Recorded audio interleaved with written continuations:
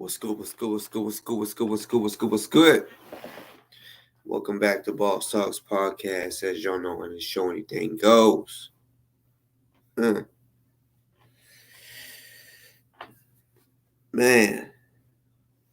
I hope y'all had a good Friday. You know what I'm saying? If it's anybody's birthday today, happy birthday. You know what I'm saying? Um,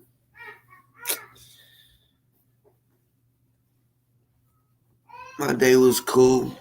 You know what I'm saying? Nothing really special. Yeah, nothing really special. But salute to the motherfucking chat. You know, salute to all y'all. It's already in. Excuse me. It's already in here. I'm not for sure. Whenever the my guest does come on, yeah, I'll just when I put the link in the chat, I don't want anybody but him to hit the link. Now later on in the show, yeah, I mean, I'll open up the platform for anybody to come in. I know some people always want to ask questions. In my opinion, I mean it's cool to ask the questions in the chat, but I mean I think it'll be a better show, better outcome if you came on to the show. You know what I mean? You don't have to turn your camera on or whatever. I prefer you to turn your camera on. You know what I'm saying? Make it a real conversation. But either way, you know what I'm saying. Like I said, I would prefer if y'all came on to ask the questions or whatever y'all have to ask or say, or shit. It don't even have to be about what me and the guest is talking about. But yeah.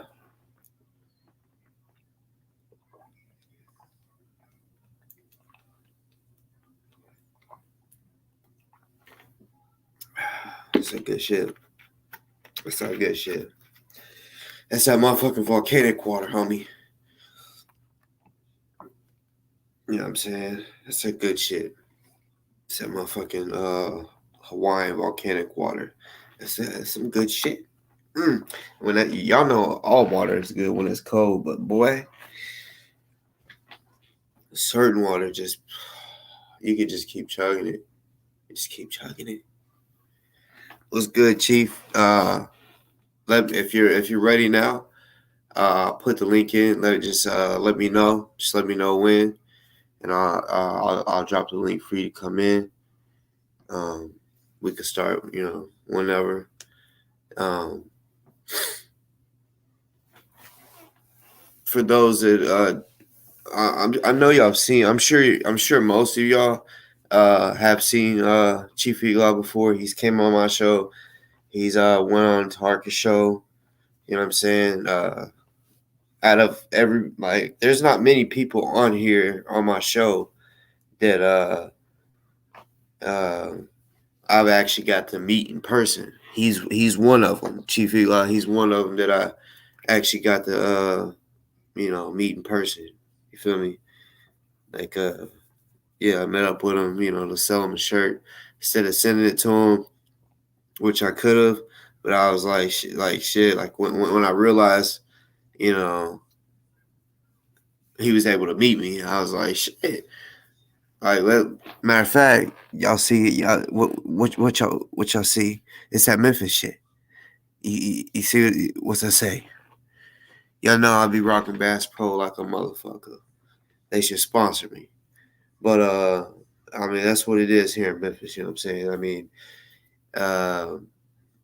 that's just I mean it's a big ass pyramid.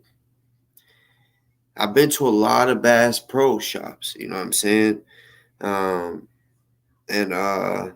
Memphis is just because Memphis wasn't built for to be a Bass Pro shop like as of others. Others, they when they build them, like I mean, I'm not gonna sit here and say it's the biggest in the country. Because honestly, I don't know, but all of them that I've been to a lot of them, and Memphis, out of all the ones I've been to, is the biggest. I mean, because you gotta understand. Matter of fact, I will say it's the biggest because um, the Bass Pro Shop has an elevator that will take you to the top of the pyramid, and while you're taking that ride, it gives you little small facts about it, and it says that the elevator you're on is the tallest standing elevator in the country. So I mean, out of all the skyscrapers that y'all see out there, apparently it's the tallest standing elevator in the country. Um, so yeah, that I thought that was pretty cool. You know what I'm saying? Which, I mean, I don't know. I thought that was odd. It's like, I mean, that's what it says. It's tallest standing elevator, but I assume that like uh what's that fucking building called uh I can't even think of the fucking name. In New York, the tallest building. I feel like that would have an elevator that was from the bottom floor all the way up, so it'd be the tallest standing. But apparently, the Bass Pro Shop. Yeah, you just Googled it. See, that's what I'm saying. See, yeah, the Empire State Building. I thought that the Empire State Building um,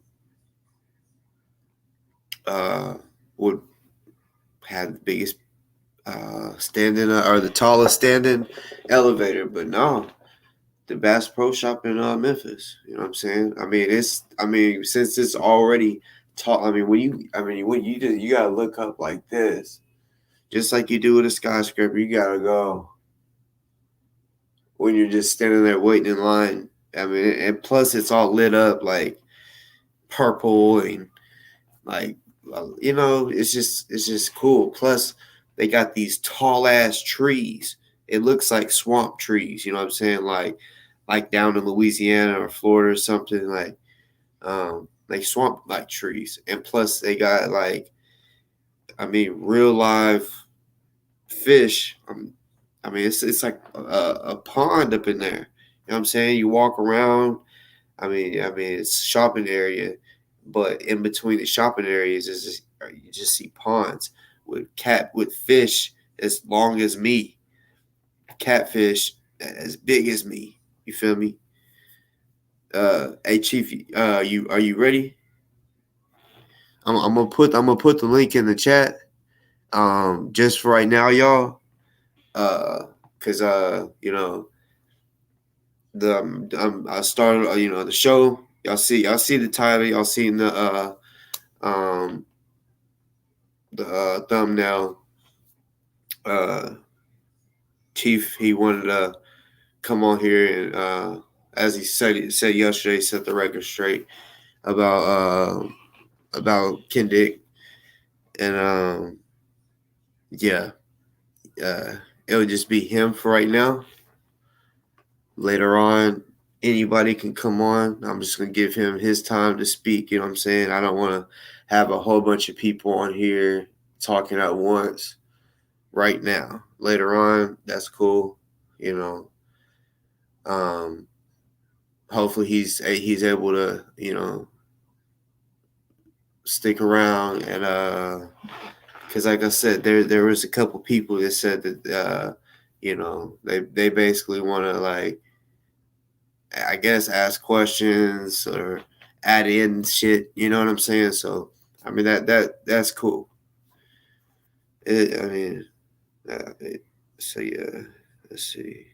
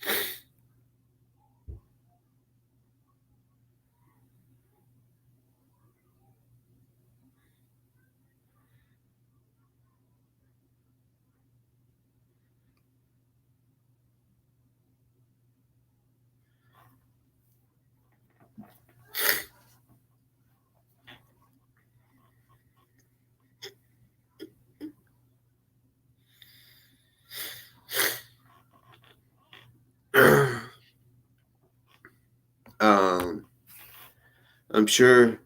I mean, because all right, so like, um, that's crazy that you said that, General 213. Also, welcome to the show. I don't know if you watch my show, but yeah, hope you subscribe, do all that. You know what I'm saying? Everybody hit the thumbs up. But I was literally about to answer your.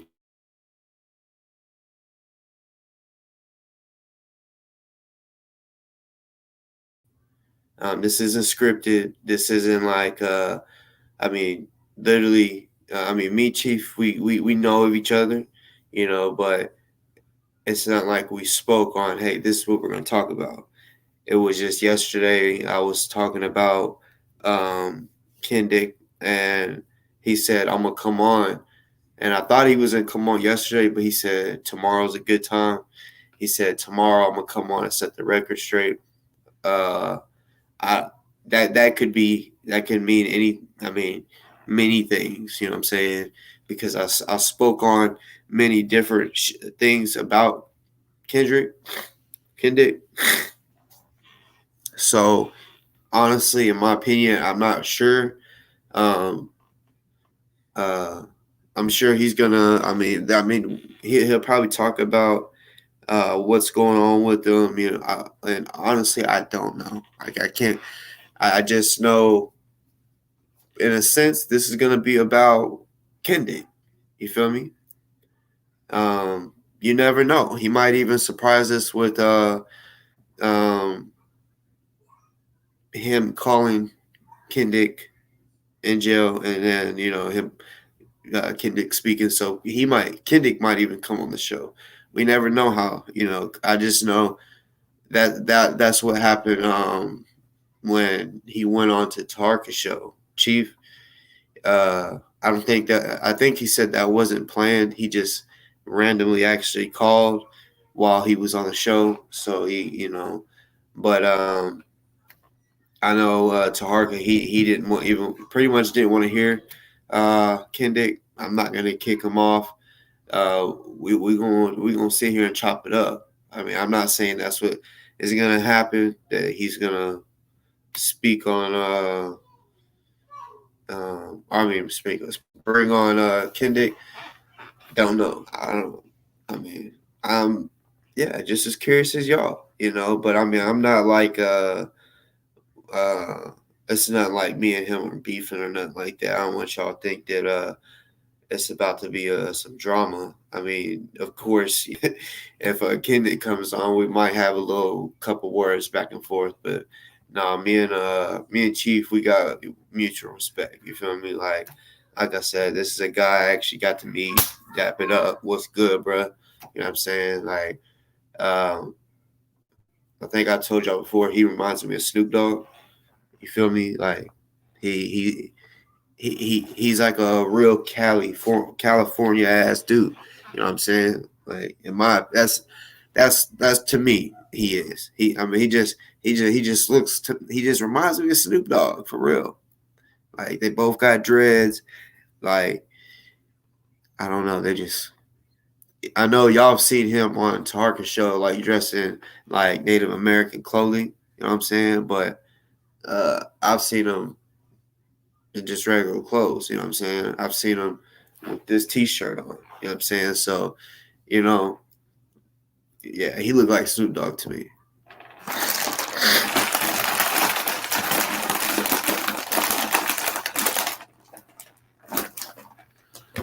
Get my snacks ready. Did y'all feel?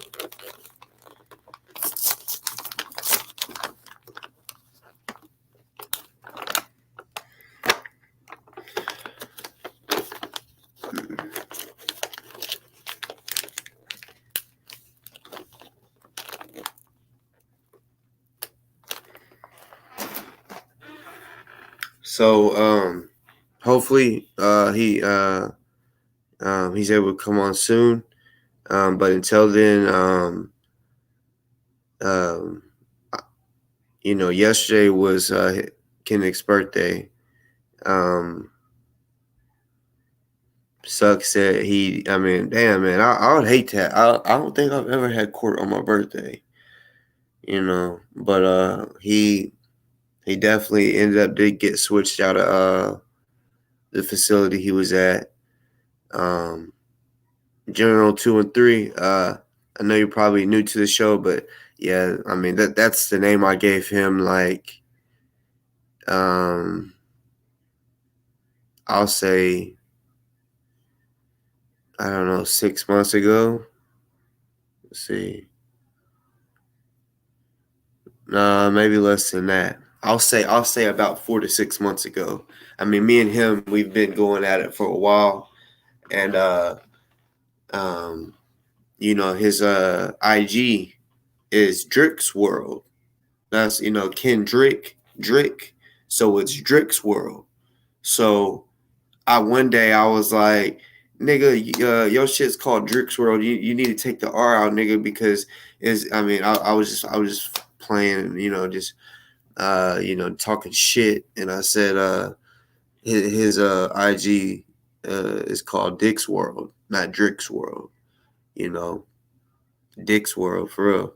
And then after that, I was like, Kendick.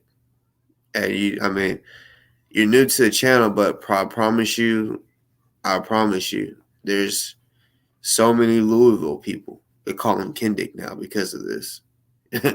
Like, yeah, like, yeah, that's what I call him. It's like, it's just, I feel weird calling him Kendrick. I just got so used to calling him Kendick.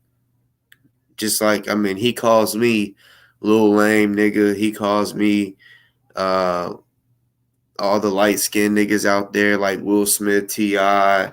He calls me all the light skinned dudes. Um, but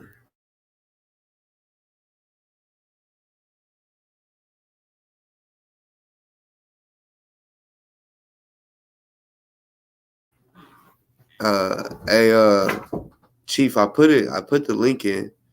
I wasn't sure if you was ready. I wasn't looking at the phone.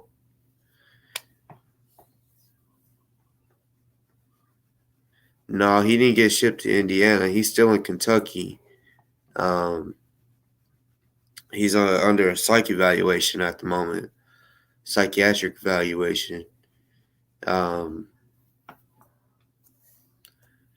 uh, this facility, like, what I'm assuming is, because I said this on yesterday, I'm assuming that Kendick is trying to defend himself in court. Like, he's not using an attorney. He's trying to fight the case himself, which he's tried to before, and that didn't go too well. He actually lost it. It was against Summer. He didn't have an attorney. He fought it himself. He said "fuck you" to the judge and got 60 days behind it. But at this little mental evaluation, they do that because they want to see if he's basically competent enough for pretrial. Um, uh, so yeah. So pretty much what it is. I don't know. Honestly, I don't know how long he has to stay. Uh, uh, Chief, do y'all see? Are y'all? I posted. I put the link in. Do y'all see the link in the chat? Because I know he was wanting me to put the link in, but I put it in a few times. I just don't know if y'all's able to see it.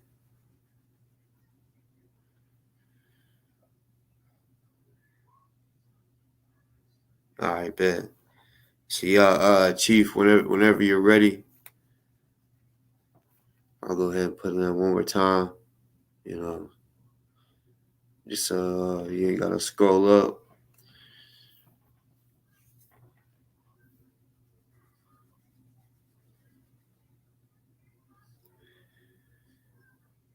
appreciate to the people that has subscribed today. And definitely all y'all that already are subscribed. If you are here new to the channel, I hope you do subscribe. You know, I know there's gonna be people on here that watch this show that don't like me, that do support Kendick. That's fine, you know what I'm saying. But like I told Kendick, um, because he's saying that I need him to get views, and when he said that, I was like, you know what, he hasn't you know he hasn't really been mentioned, but I'll go ahead and mention him since he, just randomly came on the show. So I did a show and I'm doing a back-to-back show type shit, you know what I'm saying? Because really I'm helping him out. You feel me?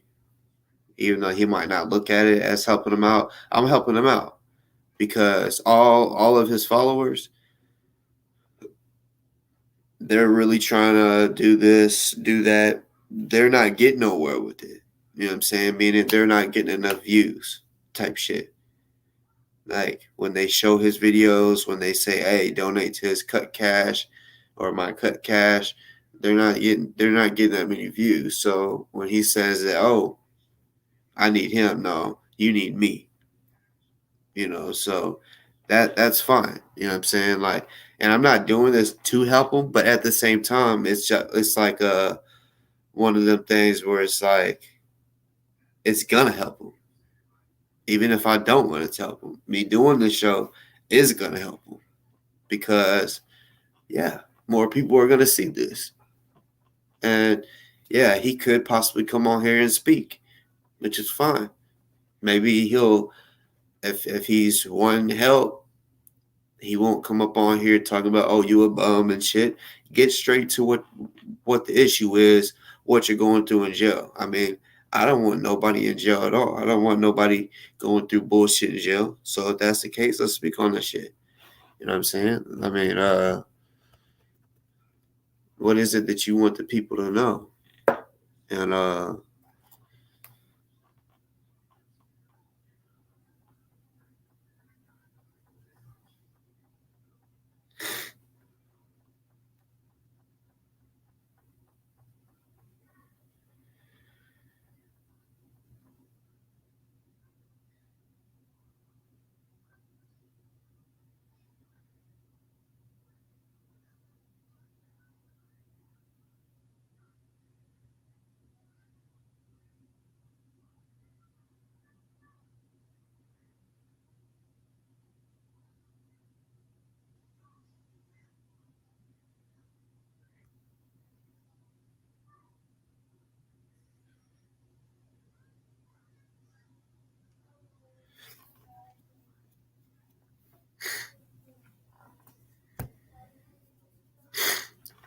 Jamie, Stevie, welcome to the show. You see, like when I do shows, I mean, it's I'm not that type of YouTuber that's like, oh, I need all these views. I come on here because, believe it or not, I got a lot of people that, I mean, when if I go a week without a show, people just hit me up. What the fuck, boss? Where you at? Like, I mean, they want shows. You know what I'm saying? So it's not like I'm doing this for myself. I'm doing this for other people too. But um, regardless if I talked about him or not, I'll get about the same amount of views. I'm not lying. Like I can just say I could put him in the title, "Hey, what's good, y'all? Let's chop it up," and get, you know what I'm saying, get the same amount of views as I would as saying, "Hey, we're talking about Kendick." Um, exactly, Mr. Black. I mean, I'm not capping. You know what I'm saying? Like I'm not bragging. I'm literally telling you that's how it is. If I only got like 300 views, I would say that's all I got. I've been there. I started from the bottom. Now I'm here. even though I'm still not even nowhere. I mean, it's not like I'm a big platform anyway, but yeah, I've started even, you know, what, like under 10 and under. I remember when I first started, my first 10 viewers live. I was like, oh shit, like I got 10 people on here. You know what I'm saying? But yeah, it's called consistency and giving people something that they're interested in. Which honestly, I don't ever really know if they're gonna be interested in it. I'm like, I'm just gonna talk about this, and it just ended up being interesting to some people, and some people not. It's just a hit and miss type of shit. But um,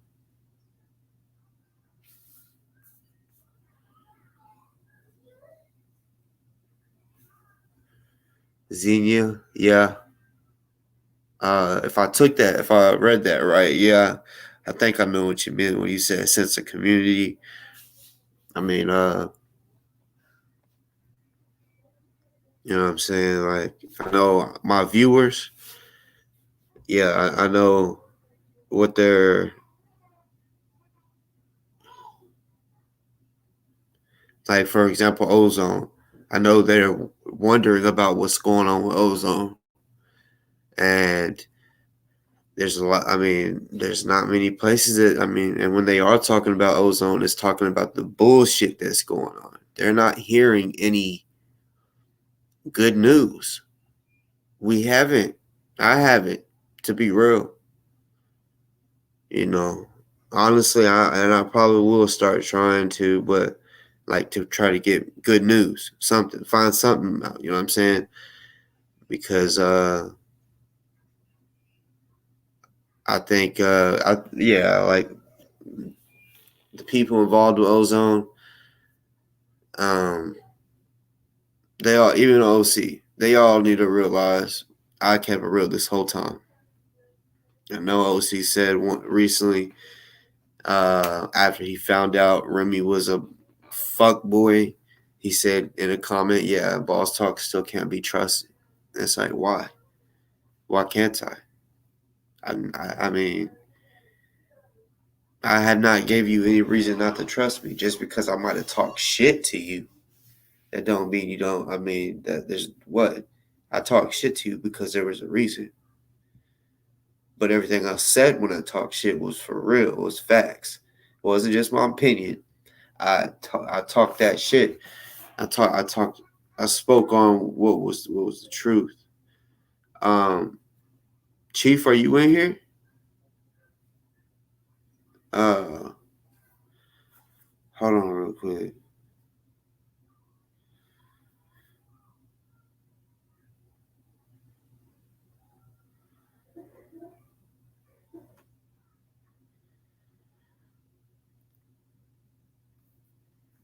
You got blocked. Hey y'all, who the hell blocked Chief? Come on, y'all.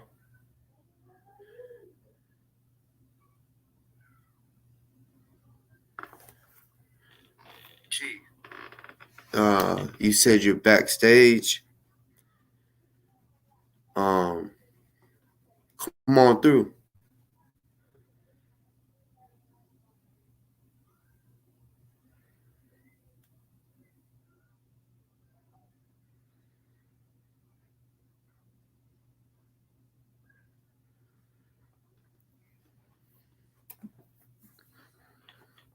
Lost Foundation of Islam. Welcome to the show.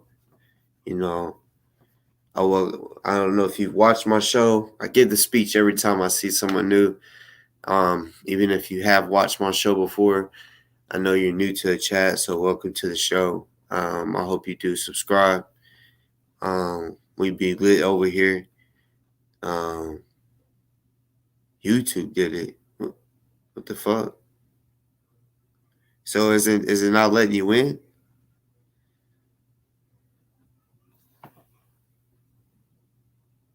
That's gonna be some bullshit if it don't let you in.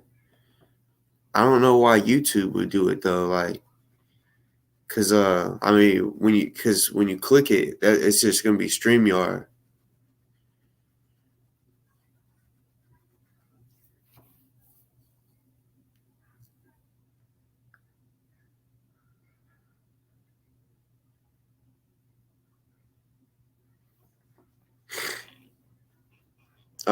I don't know if you know how it works, but like when you come through the StreamYard, because like you're on YouTube, like watching the YouTube right now.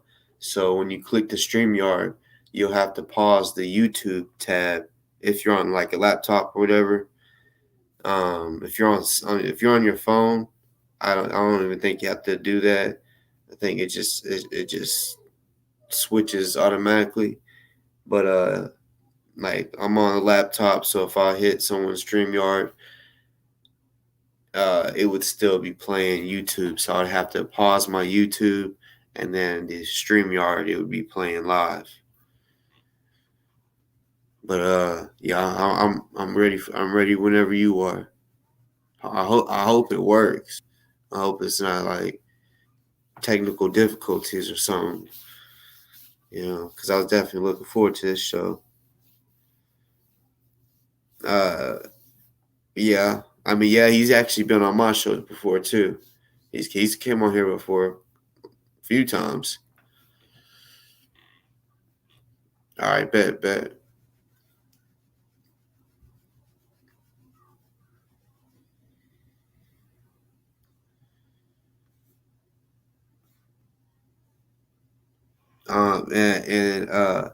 And just to put that out there, I mean, I did hear. I don't know how truthful it is. I heard that Kendick told um, his supporters not to say nothing to me. Uh, I mean, if that, because I mean, I know there's a lot of y'all that did get blocked back in the day, but put it this way: even if y'all are blocked in the comments, like after a while, I'm gonna allow people to hit the link and come on and speak about whatever. So if y'all do, y'all, I mean, if y'all are blocked and want to say something, y'all don't have to show or turn your camera on. Y'all can just come on and chop it up, um, or whatever. But I don't. I mean, besides I guess. I mean, the only thing I can think of for Kendick to tell y'all not to watch, to say anything to me is to give me views. I don't know. Uh,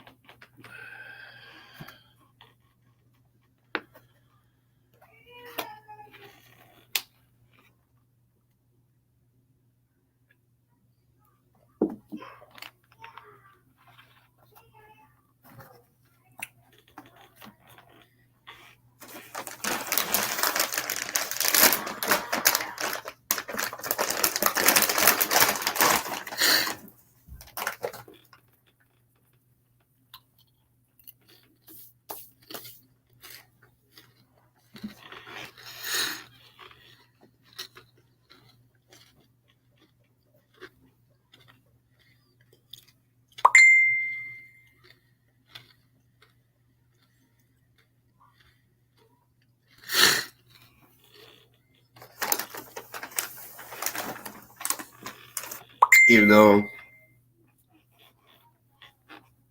there's nowhere near, there's nowhere like, there's not even half the people, maybe not even a quarter of the people in the chats that are like the amount of people that's watching. I don't even think there's a quarter amount of that in the chats. But salute to y'all for watching. I am snacking on the same shit as yesterday. It's my shit. Big bag. Big bag.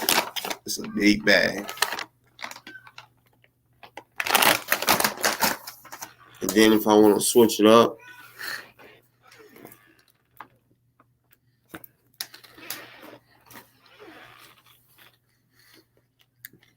ready.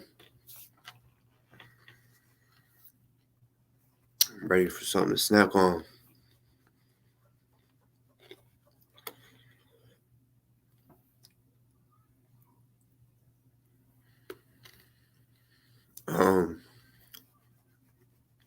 I guess one more thing while we're waiting on Chief. There's one of my viewers just lost her daughter.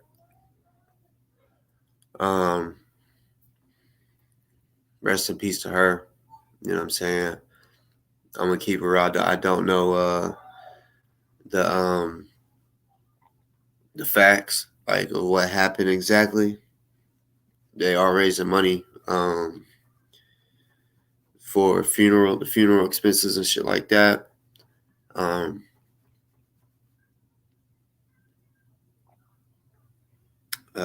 Yeah, her name is Julie, not Julia, not Kendick's ex, but Julie. One of Summer's friends. Yeah, like I said. So y'all have seen her on here before because she's a viewer, which forgive me, but if she has, but I honestly haven't seen her in a while on here, but still, you know what I'm saying? Like, uh, I gotta say something. You know what I'm saying?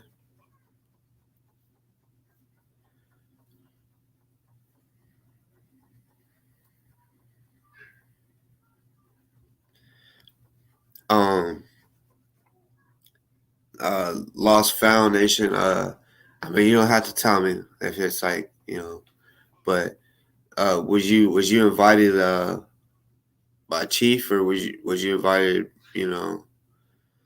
Like who recommended you? So I can shout them out for recommended you. You know,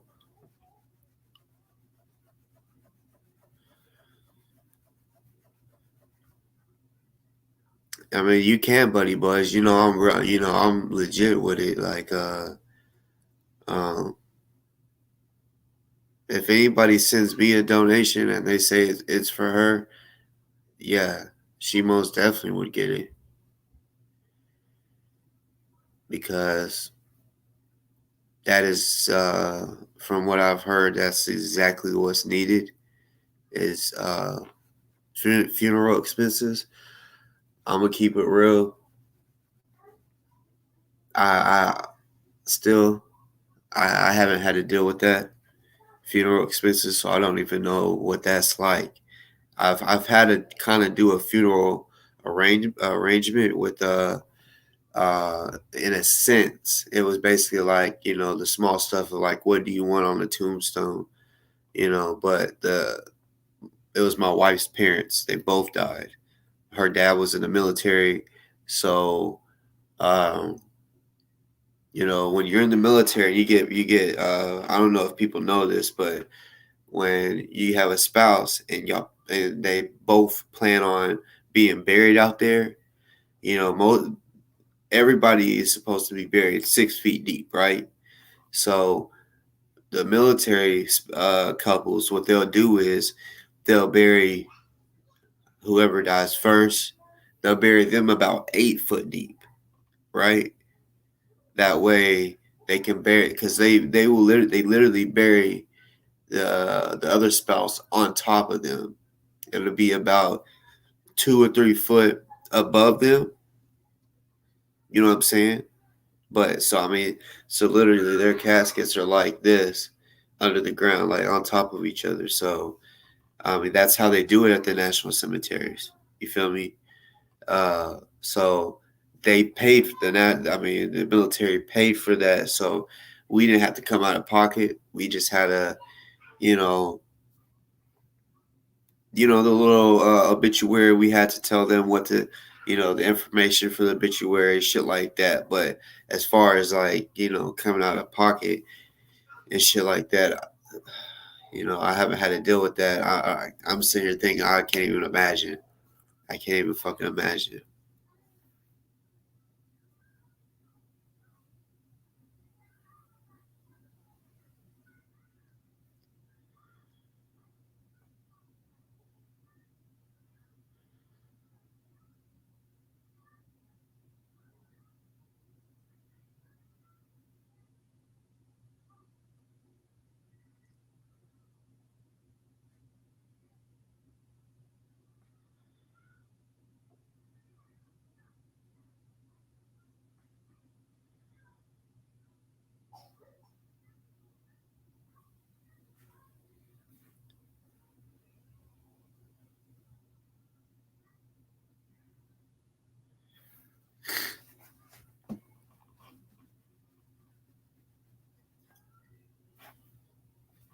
I'm not. I didn't. It didn't show I froze. If it did, uh, uh, damn. I wonder what's going on with Chief. I hope it ain't like it ain't.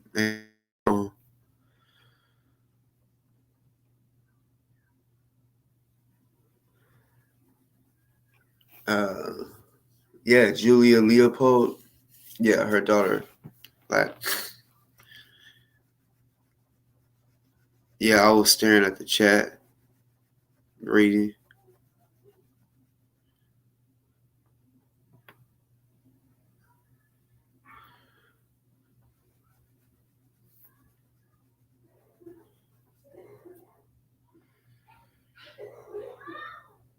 Um, well, even if he's blocked in the comments, which he's not, like put it this way, if you're blocked in the comments, you'll still be able to hit the link. You feel me? So I mean, even if he was blocked, he would still be able to hit the link. Um, but he's not blocked because he was able to, hit the link. I mean, comment.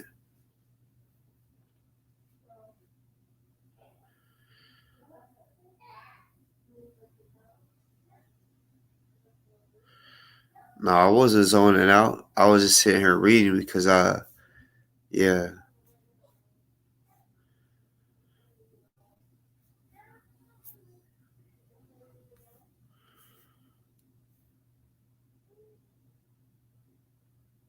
Damn, they ain't working. What the fuck? That's some bullshit. That's fucked up.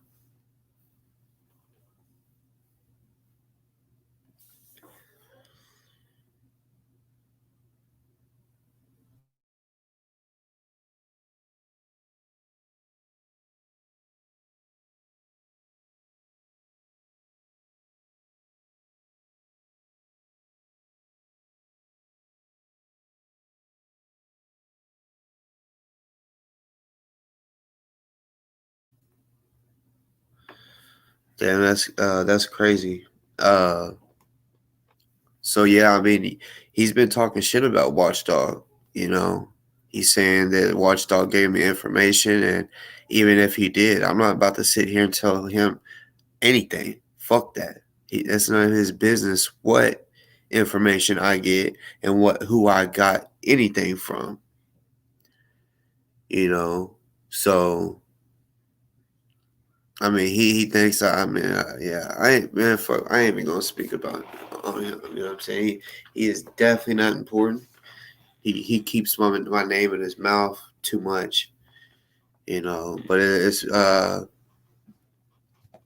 mean, yeah, it's about time that Watchdog uh started doing something to him because I already tried to tell Watchdog in the comments. I'm like, bruh, he's literally saying he's gonna kill you.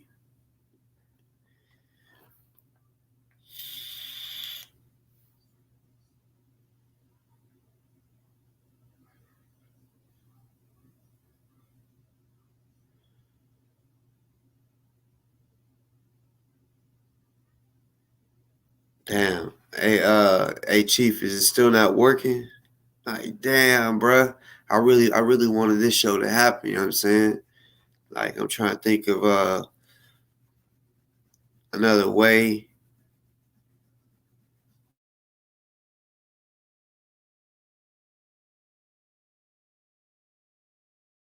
You know what I'm saying? I hope it works.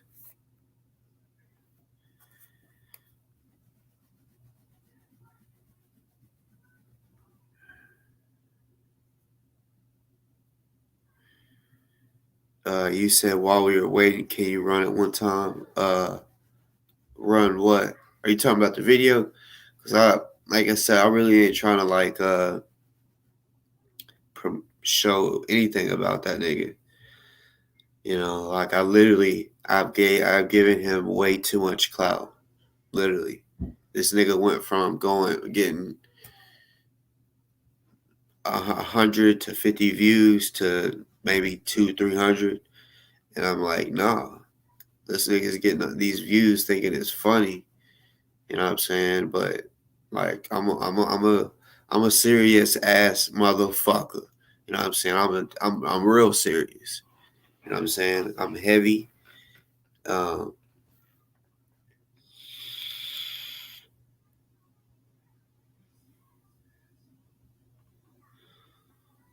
if you know what heavy means, and you know what it means, and I don't mean weight, which I am starting to get heavy in the weight. Might not look like it, but bitch, I'm almost 200 pounds. That's crazy to me because I ain't never been 200 pounds. So yeah, like I'm gonna get up there.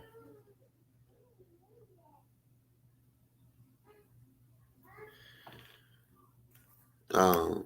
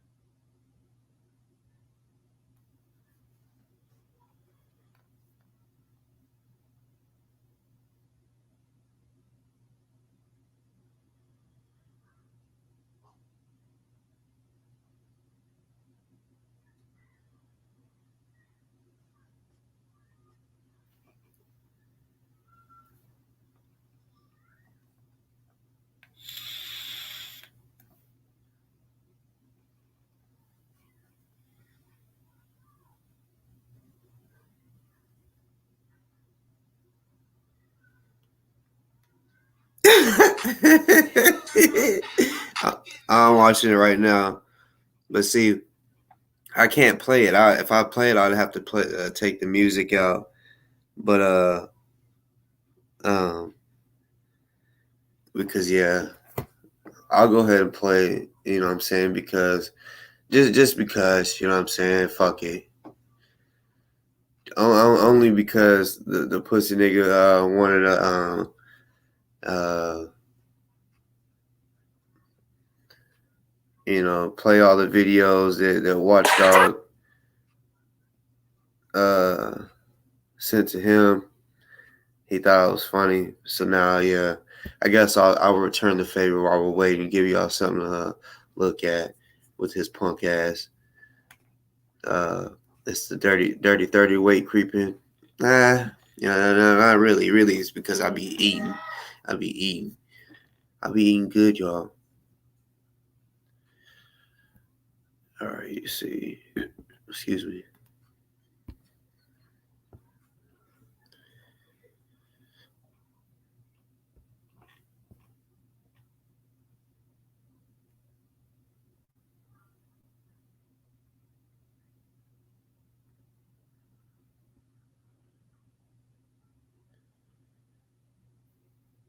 All right, sorry that I can't play the music. But y'all know the Busted Challenge. What that song is. So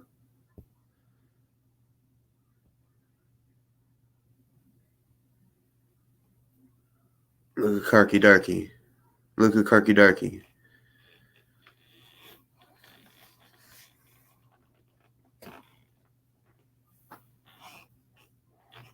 That shit look weird as hell. I'm sorry, but that shit look weird as hell. Kirky Darky would have doing that shit. Um, Chief, you'll have to try it again. It's saying device not connected, but it was doing that last night with Callie Grillo, but she was able to get it to work.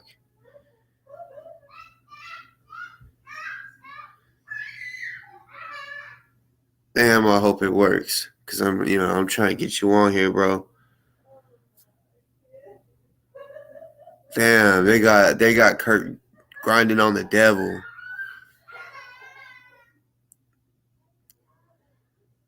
I mean, I ain't no hater. Like I've said, the nigga is good at photoshopping and shit. But yeah, I just think it's a little silly, but I mean, yeah, I had to do it for the one time because the nigga just thought it was funny.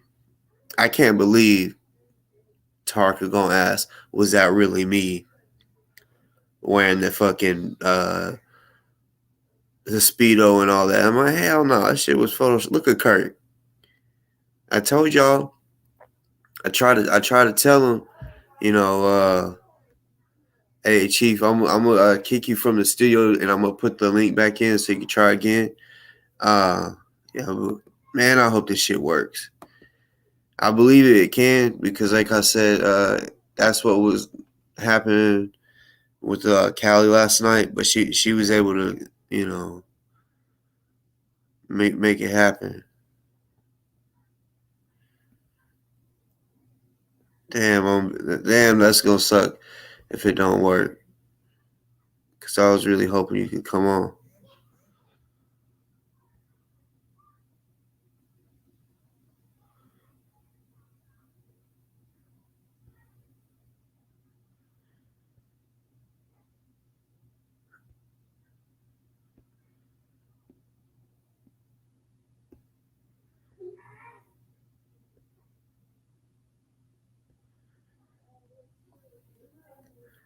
But yeah, I try to tell Kirky Durkee, you know what I'm saying? We can get this money. I told him to shave the hair off his chest and his nipples, make an OnlyFans, and because there's somebody out there that likes um double D titties. You know what I'm saying? There's somebody out there that likes double D titties, and he didn't want to believe me. He didn't want to make that bag. You know, I told him I did want that percentage, a percentage for giving him the idea. You feel what I'm saying? But you know, now I told him, I said, now don't show your ugly ass face because you ain't gonna get no bread. I said, but there's somebody out there that likes double D titties. You know what I'm saying?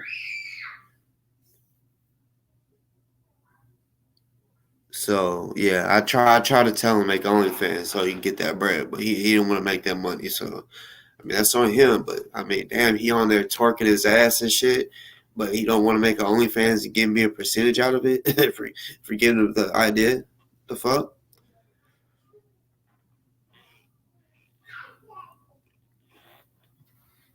Damn, man. I hope this shit works with um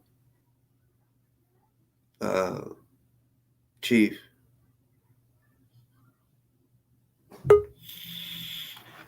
Yeah, y'all, it worked. Fuck yeah. Hell yeah. Hell yeah, like for real. What's good, bro? Bro, what's good, man? Nah, shit, man. I'm You glad you invited got me it to out work. 4 times, bro. I'm gonna tell you what they did.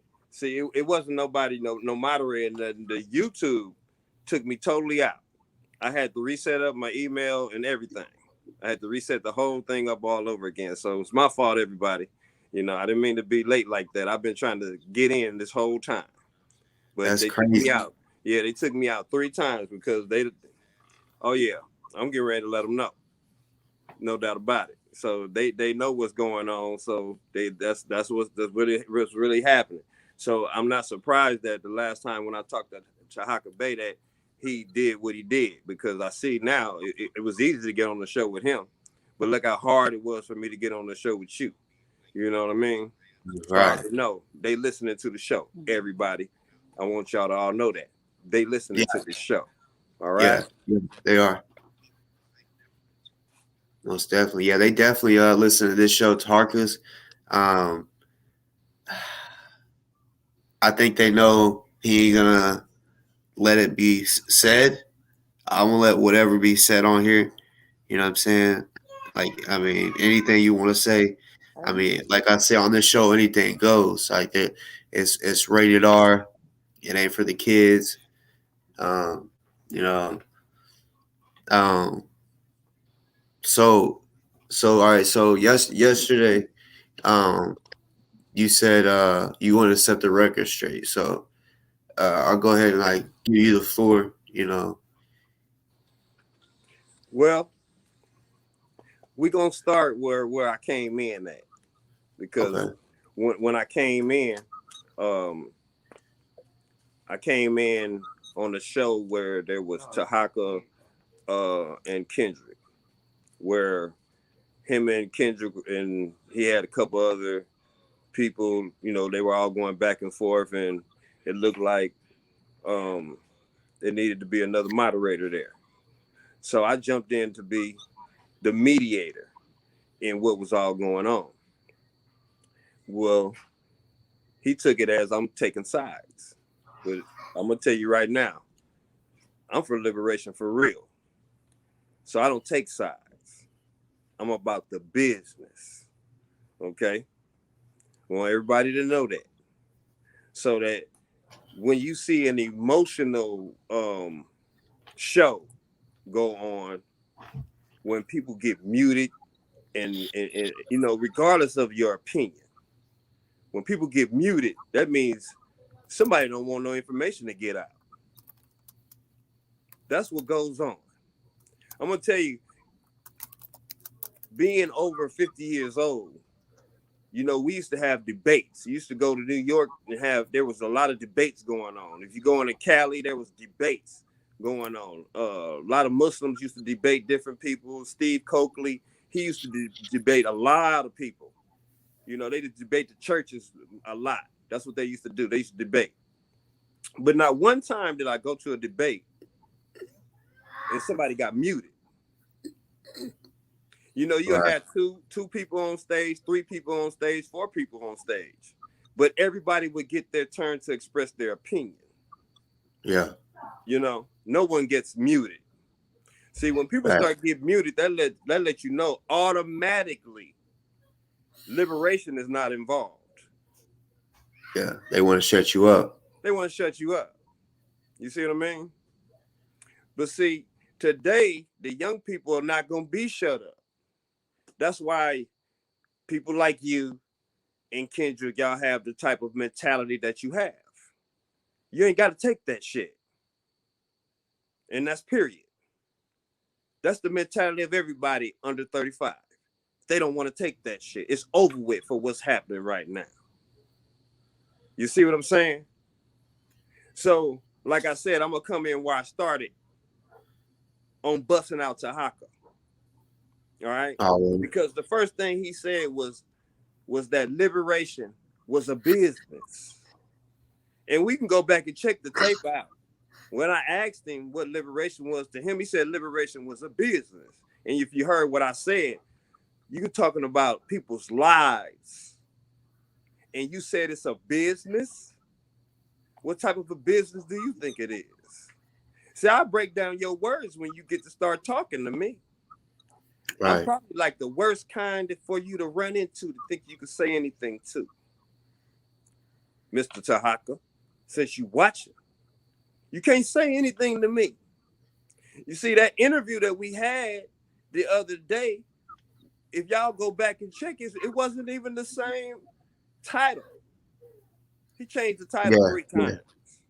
Yeah. Okay, so why anybody interested in changing the title 3 times? First of all, okay? That's like saying, why would they change the history books and tell you a lie? Why would they even take out the time to do that?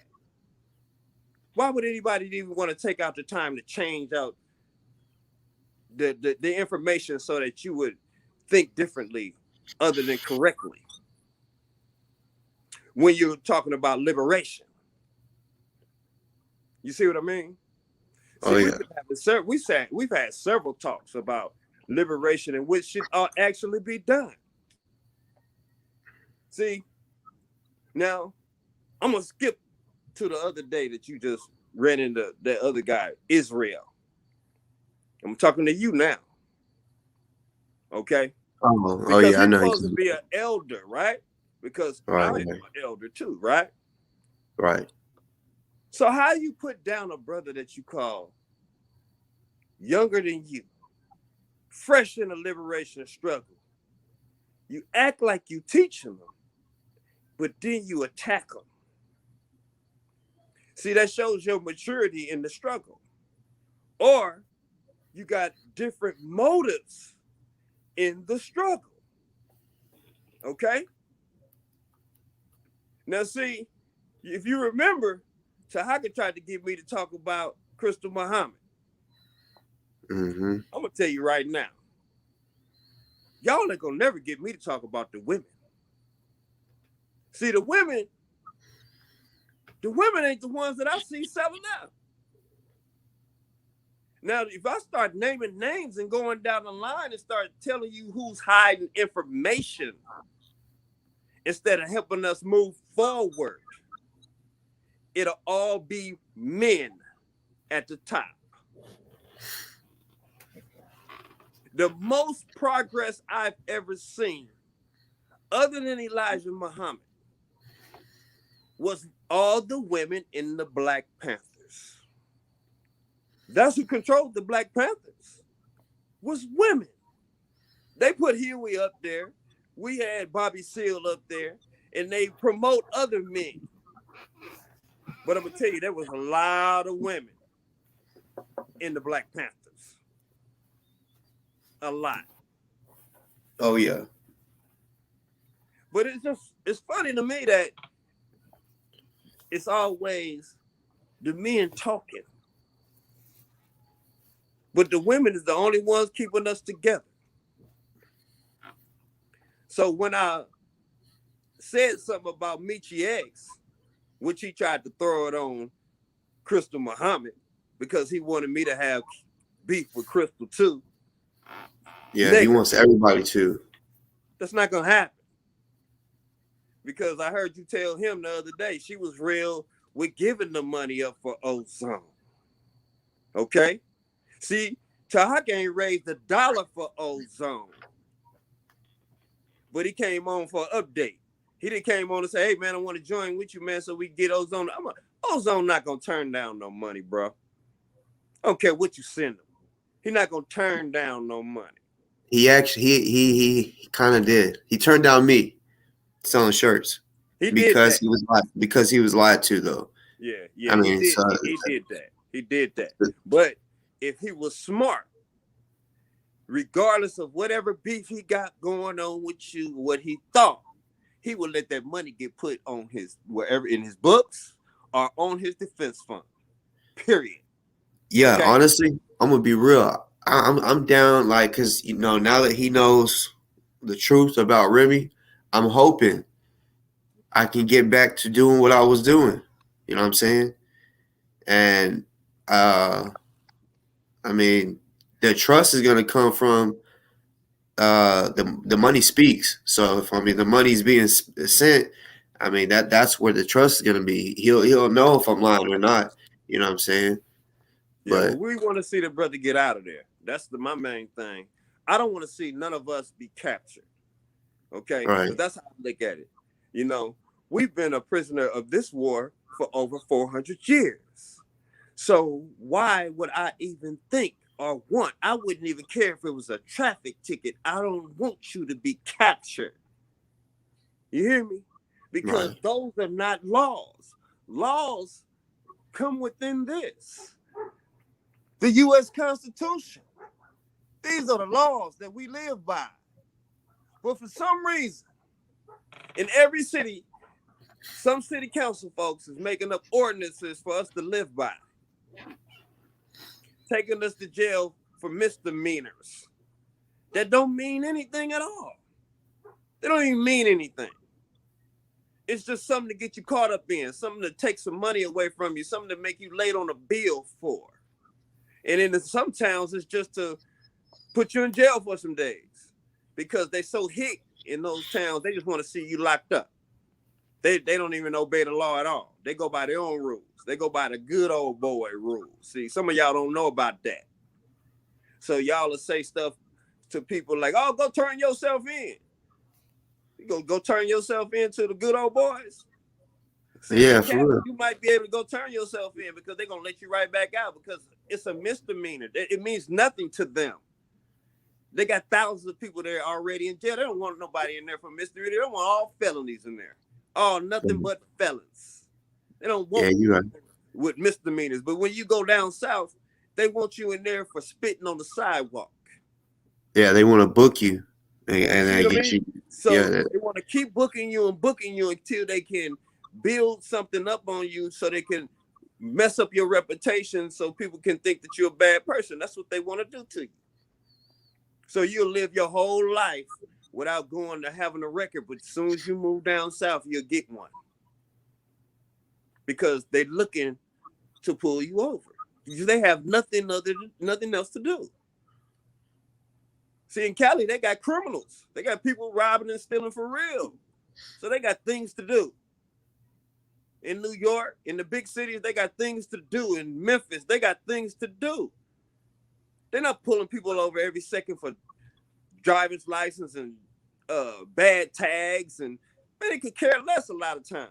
They'll pull you over for bad tags on your car and let you go in Memphis. we could speed Memphis. Hey, for real. Memphis, sometimes they'll pull you over and they'll let you go, just tell you to slow it down. You come speeding through Arkansas.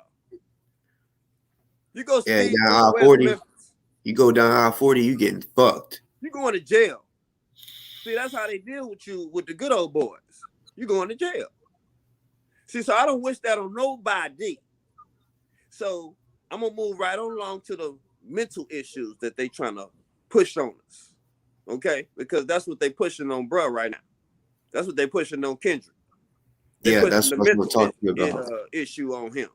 See, believe it or not, I'm gonna tell all y'all, they want all of us to be crazy. Because see, once they get us taking drugs, some type of a pill, or any type of what they claim to be a drug, then they can take your firearms away. All right.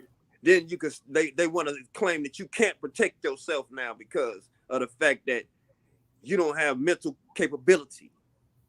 Yeah. Okay. So y'all be real careful when y'all say that people need to be evaluated, because I'm gonna tell you, they're saying that about a lot of us, not some of us.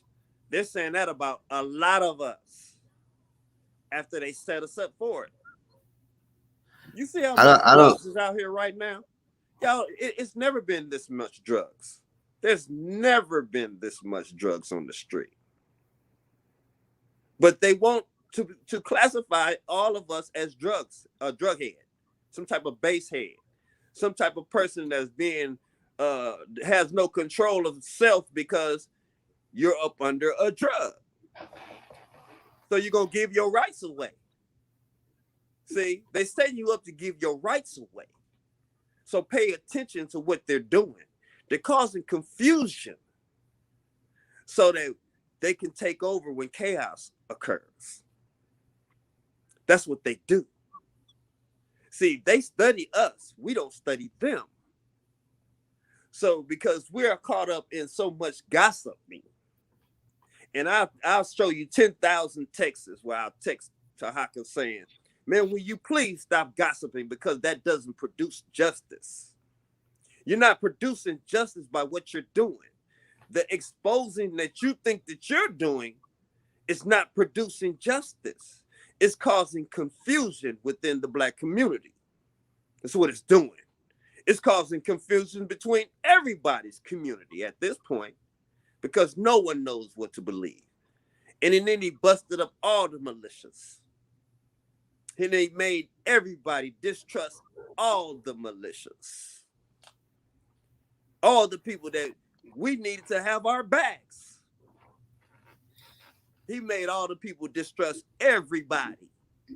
Even the people that were honest in the militias, he made people distrust them, because I'm sure they had to deal with the backlash of Grandmaster Jay. These people had to deal with that because they trusted him and they put their life on the line, even though those other people might not have. And then they had to answer for him because they thought that it was that time that he was the one. And then the next thing you know, we see him on TV with Jodeci as a background, what you call it, like Flavor Flav. He's the hype man. Man, see, stuff like that is incredible to me. Yeah, that was crazy. You're not even gonna catch me participate in nothing like that at nighttime. Because it's not, he said he was at war with these folks, right? But you're gonna be in a position like that to put yourself out there on a stage like that at nighttime in a nightclub, where somebody can come in there and put their hands on you and claim that they was drunk and it happened. It's not. I mean, not only that, he went to basically congratulate the new police chief in Louisville. He did that. Like, that shit was crazy. He did that. So those are all facts. So all we doing right now is breaking down people that are faking in the liberation struggle. Okay, because I'm not done. I got a lot. I'm telling you right now, I got a lot. I've been around for 50 years plus. So I've seen it. I've heard it. That's why I was talking about the debates. So I'm hoping Boss, when he leave tonight, he shut the rest of them down. That they stop faking on him.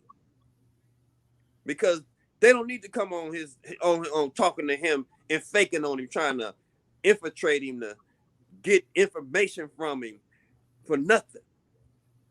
They're not going to use it to help nobody. You just want to use it to get views. So I don't care if nobody ever views me. I've been blocked off of YouTube. They won't let me make another tape. I'm just glad you was allowing me to come on your show tonight, because they won't let me get on. It was so hard for me to get. It's just like that if I try to go to my channel. It's even worse, because my thing was to talk about the hotel hustlers and everybody in each and every so-called conscious community that's acting like they doing something but not separating us from what's happening to us. You see, the U.S. Constitution reads that if something is failing you, you have the rights to change it. So we got all these scholars out here, right? All these 100,000-aires. We got all these 100,000-aires, millionaires, billionaires. We got all these people with money claim to be opinionators. That's what I call them. They can't tell us to walk away. They watched Martin Luther King tell us, don't go get on the bus. Let's all walk away and break the whole system down in a day. Where now they're asking you, okay, what do you want? Instead of what they gonna give you. See, if everybody walked away, everybody wouldn't have to take a shot. But nobody's walking away. We got people walking to take the shot. Right. So in a minute, when those that just rushed the White House get mad again, because they all said they're not taking shots. Them Trump supporters, they're not taking no shots. So when they go rush it again, what the gossipers gonna be doing?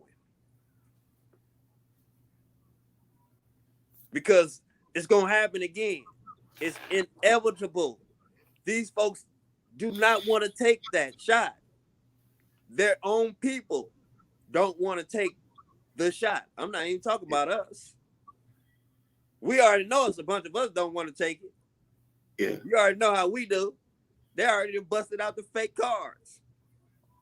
We don't get out like that.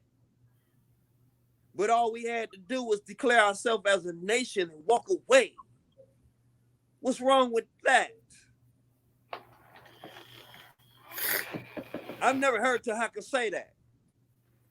I've never heard nobody on his show ever say that. Declare ourselves as a nation and walk away. Make your own decree. Declare your own independence and walk away. Start your own. Man, we got thousands people that got 10,000 acres. Didn't Dolph just buy 10,000 acres, bro? Yeah. See, I'm aware. And I really know what's going on.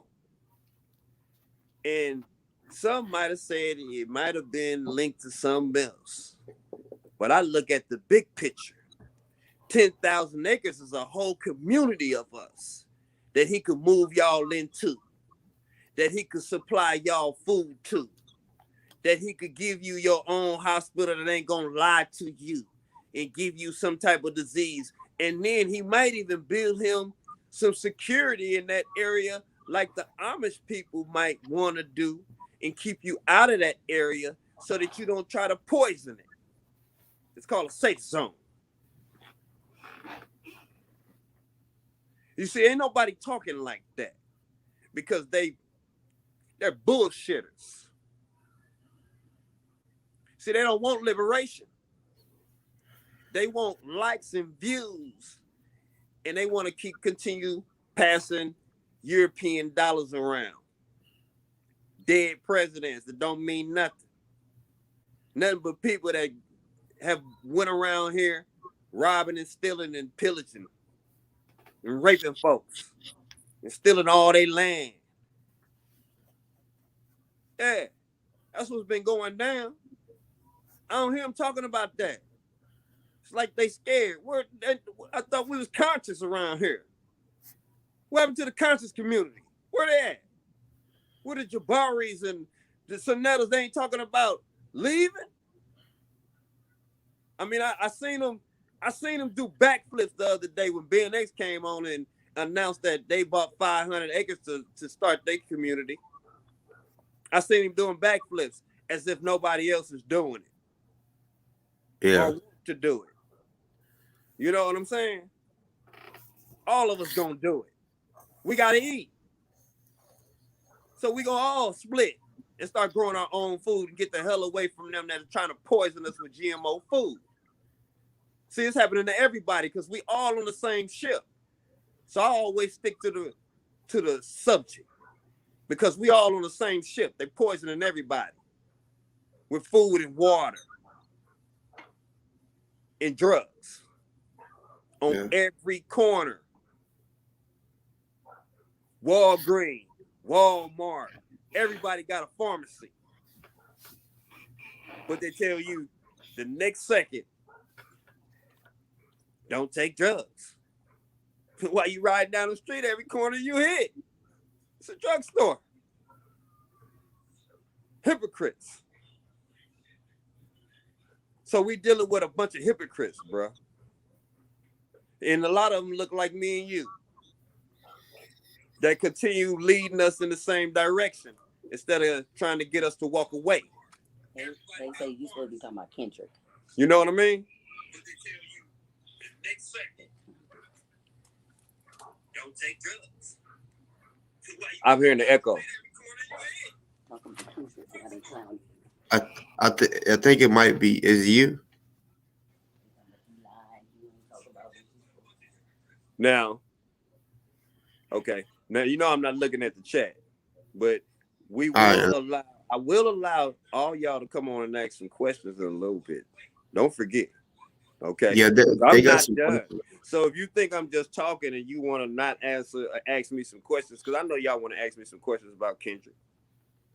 And I don't mind talking a little bit about it, but it's not my business. It's really gossip for those that want to know something about Kendrick. See, that's gossip. Are you able to bring him on? If he calls me, I'll bring him on. But he's in a situation, you know, like I said, we all on the same ship. And at any time, they can make up anything on us like they did Ozone. All right? Yeah.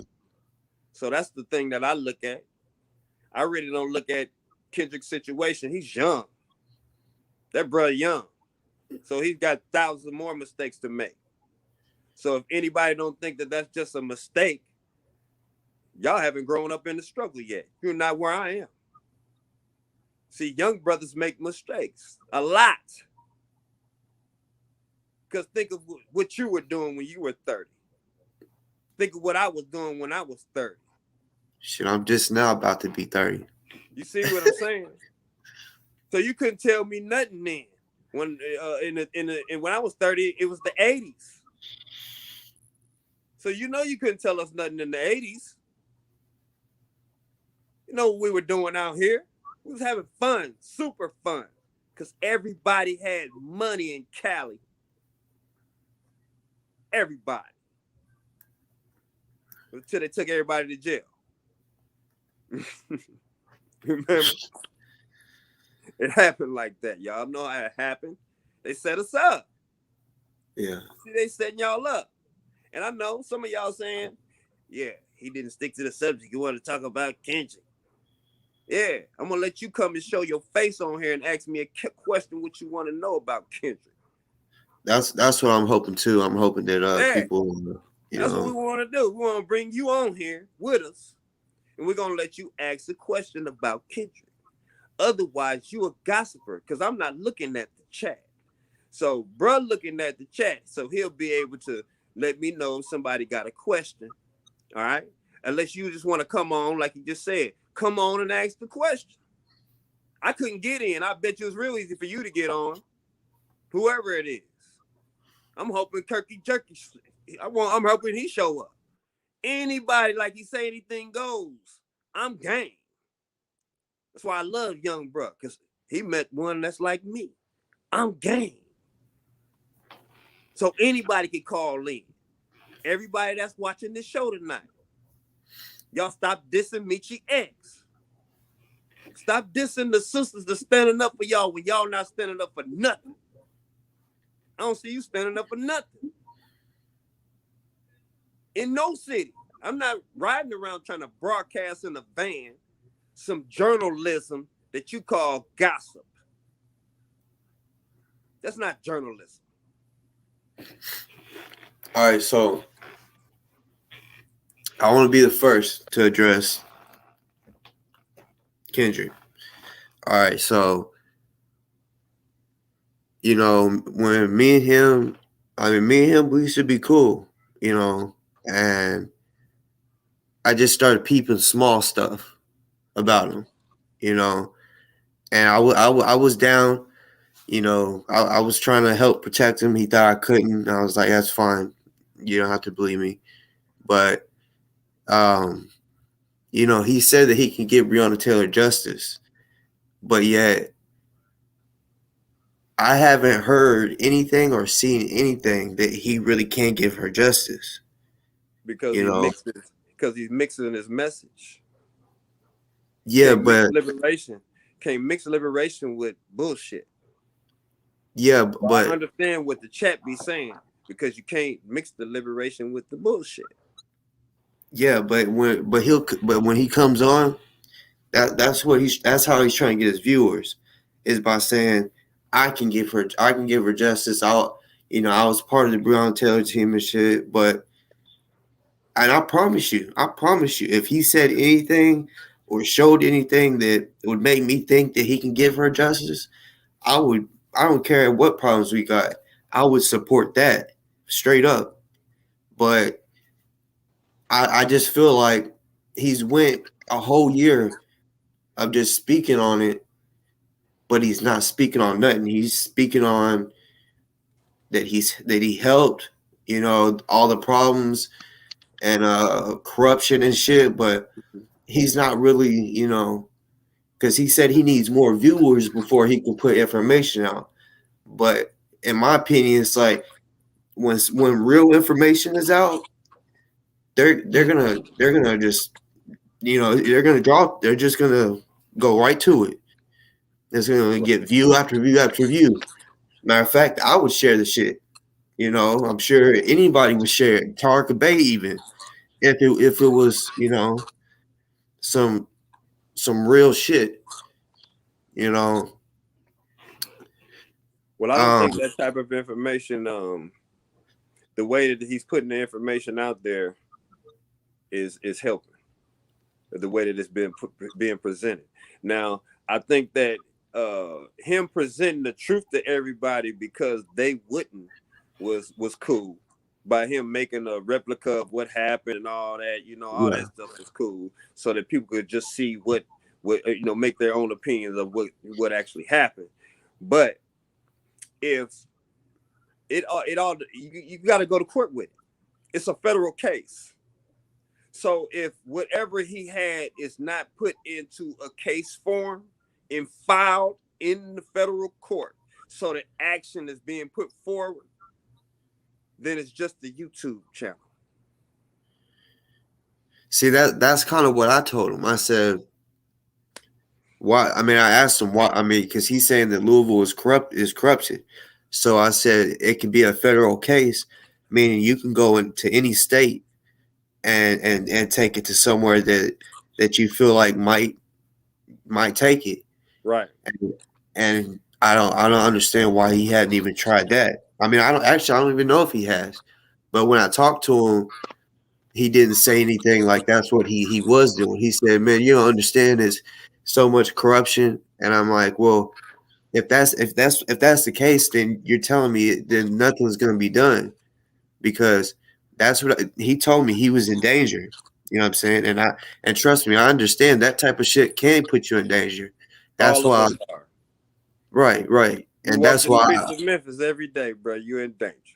Exactly. And I got motherfuckers straight on my life. You know what I'm saying? Bro, we all in danger. So, at this point, that's why I say some of the things that people are saying is just a joke to me, because we all are in danger. You know what I'm saying? Some of the things that I heard Kirk saying to you, man, and saying to Black, I'm like, come on, man. These are young brothers. We all in danger. Saying it on here. It's crazy. We all in danger with the same enemy right now. And we got him attacking you like he was doing, and then he was just rambling.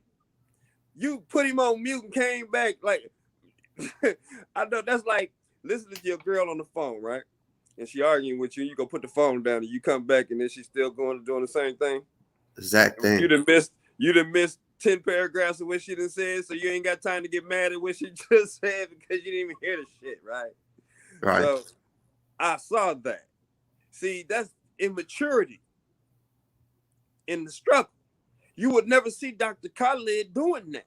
Go study that man. You'll never see a Steve Coakley doing that, Minister Farrakhan doing that. They don't do that. They're not gonna get emotional. What you seen, people been saying what Joe Brown did. When you talking about helping us get free, you're not gonna see that. You're not gonna see an old dude cuss out a young man on the media. You're not gonna see that. This is something that we supposed to be able to agree to disagree. Whatever we don't disagree in, we're supposed to go back and see who got the best idea, or what is the best idea for what is happening to us, instead of just arguing. Because then it gets to yo mama, this and all that. You know what I'm saying? And it don't go there in the liberation struggle. That's when you know the nigga fake. Soon as he go there, you know you talking to somebody that is not in the liberation for real. They trying to get views. I don't need no views. You're not even gonna see my channel, me on that sucker. I'll appear like this on whoever's channel, because we're building a nation to walk away, our own. So I ain't got time to be playing around with fake liberators.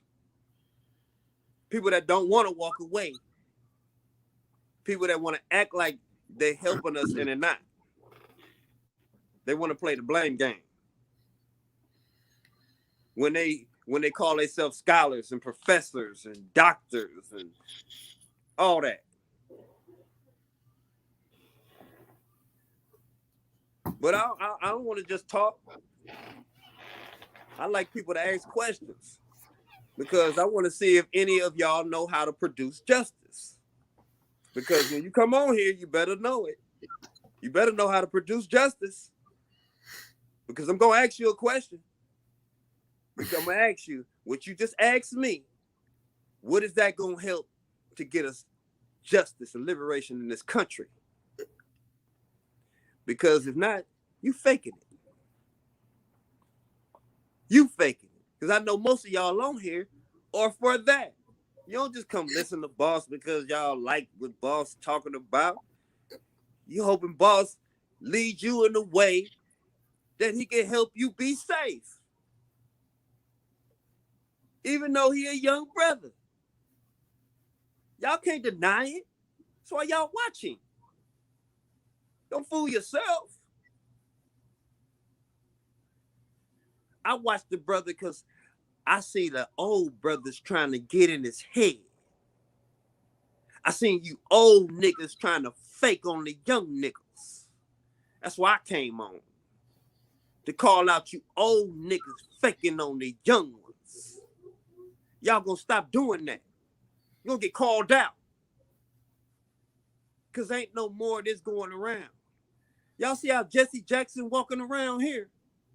You gonna be walking around here like him one day because you didn't tell the truth?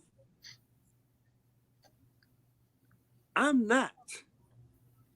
That's why I got so much energy right now. I go run 7 miles with you right now, bro. Right now. I bet you Kirk can't do it. You're gonna die the first hill we hit. They're gonna die the first hill we hit. Tiger better be in shape, bro. Yeah, that's why he didn't want to meet me in Memphis. If he can't run 7 miles, he ain't ready. Yeah. He ain't ready. They ain't in shape. They ain't training like true FOI should be training. They faking the game. They not practicing to be what they supposed to be.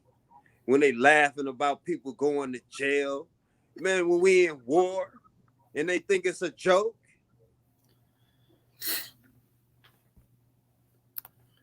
Where they at? Hey, y'all. They ain't Anybody can hit the link.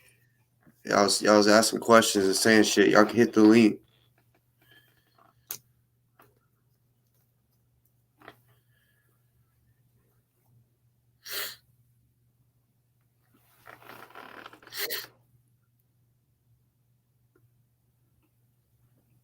Now, Tahaka, he posted that the fake Indians, right?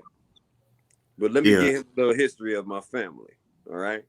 Because for some reason, my mom's birth certificate says that she's a mulatto, okay?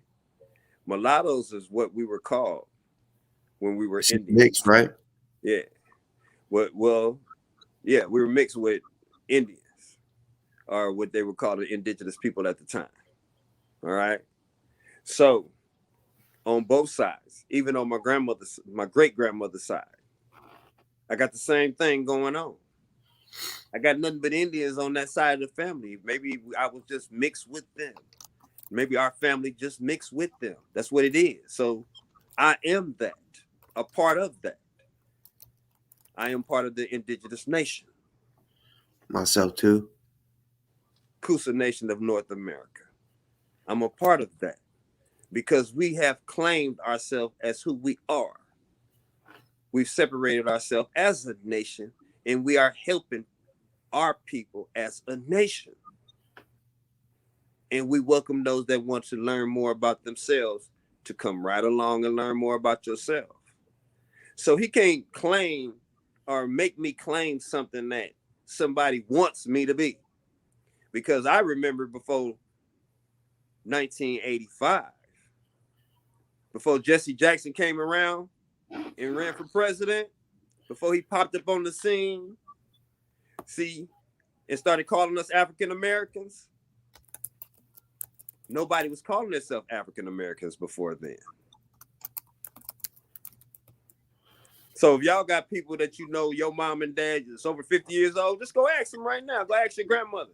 Did they call themselves African Americans? Right. Go ask them. So if they talking about somebody's fake, go check their birth certificate. Go check your grandmother's birth certificate and then come back and show it to me and then tell me how fake I'm speaking right now. Because I bet you his birth certificates don't say it's a Moor. I bet you his birth certificate from his grandmother don't say it's a Moor. If it is, show it. But see, He's claiming a religion. He's claiming something to dominate over you. He's claiming the doctrine of discovery, something to make you be a savage, to make all of us be a savage. He's going to create a religion to make you a savage so he can have power over you. See, that's what they've done. Even the government of today, they did the same. They made the people that were living here into savages.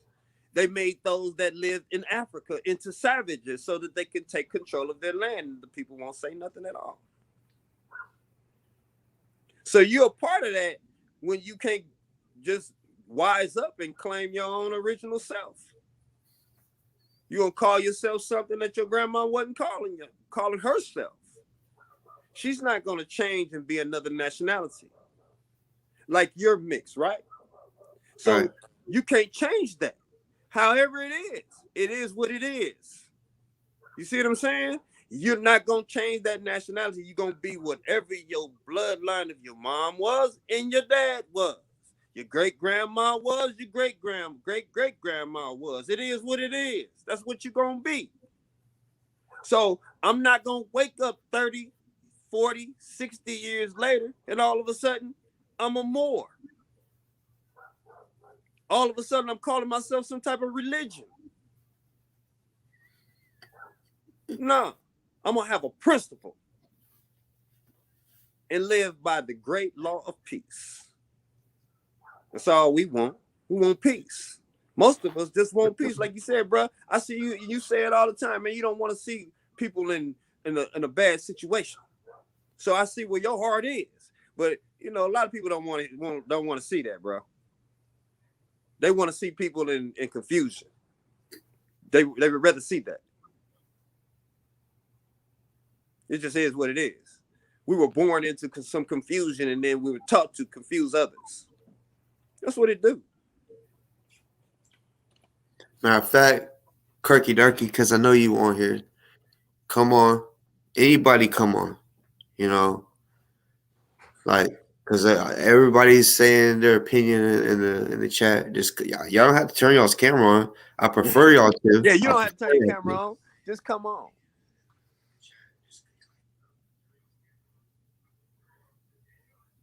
I mean, I do know, you know, they want to keep for sure want to keep talking about Kendrick, which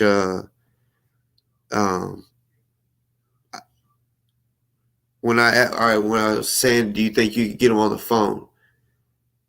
Is he even able to talk where he's at right now? I don't think so.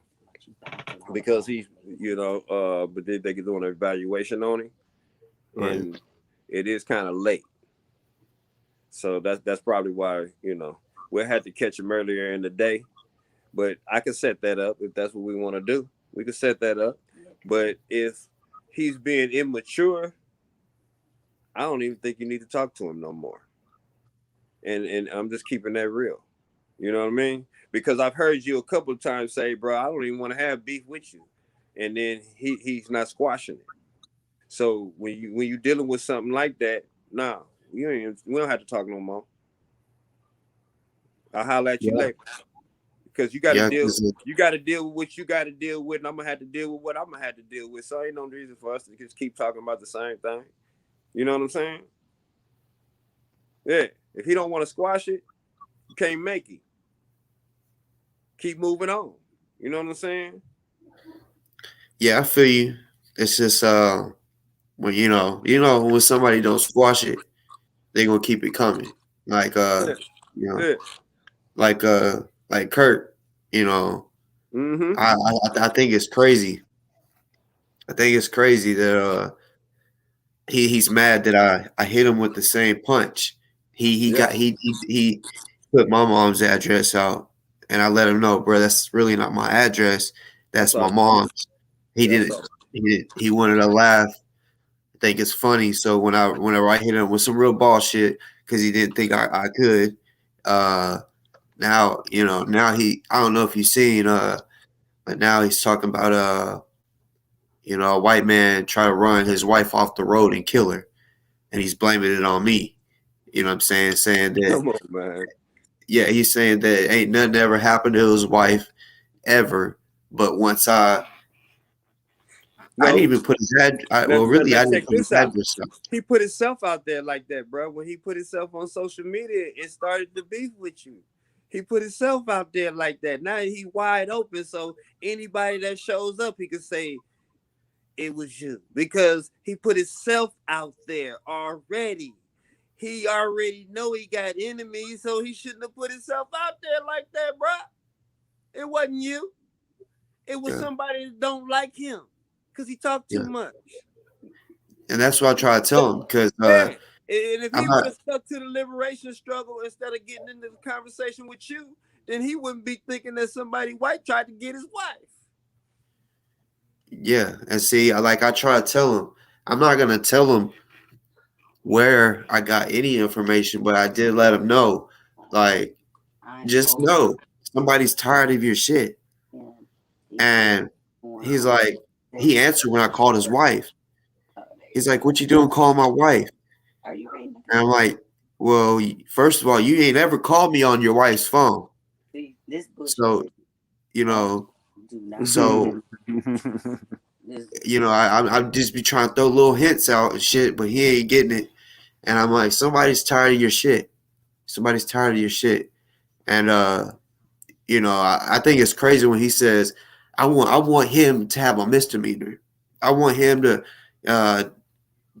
he said me have a misdemeanor. He's saying that, the watchdog whatever can get me 20 years in jail, which nobody can get me 20 years in jail because I ain't committed no crime.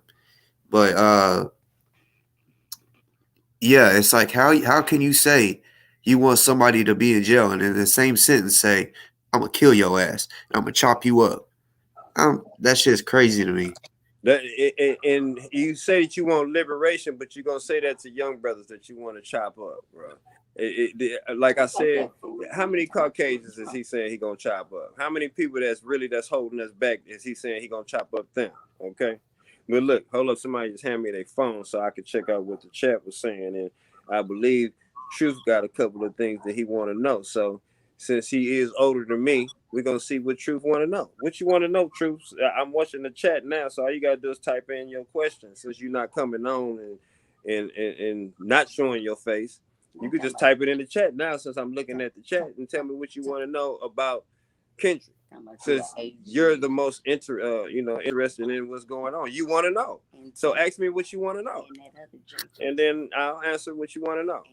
And the person that want to think that I'm an agent and drunk, prove it. And drunk. I don't drink. Exactly. So you can forget that part of the game. I don't drink. He ain't no agent. Drugs. So you can forget it.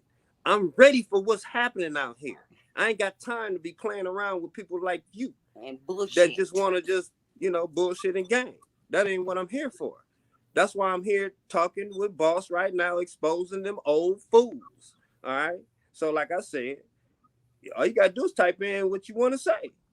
Mama, type it in. Mama, somebody was clowning. All you gotta do is type it in what you want to say. Yeah, I love them. Type it in. Type it in so I can answer your question. I'm game. Truth. I was saying, come on the show, like hit the link.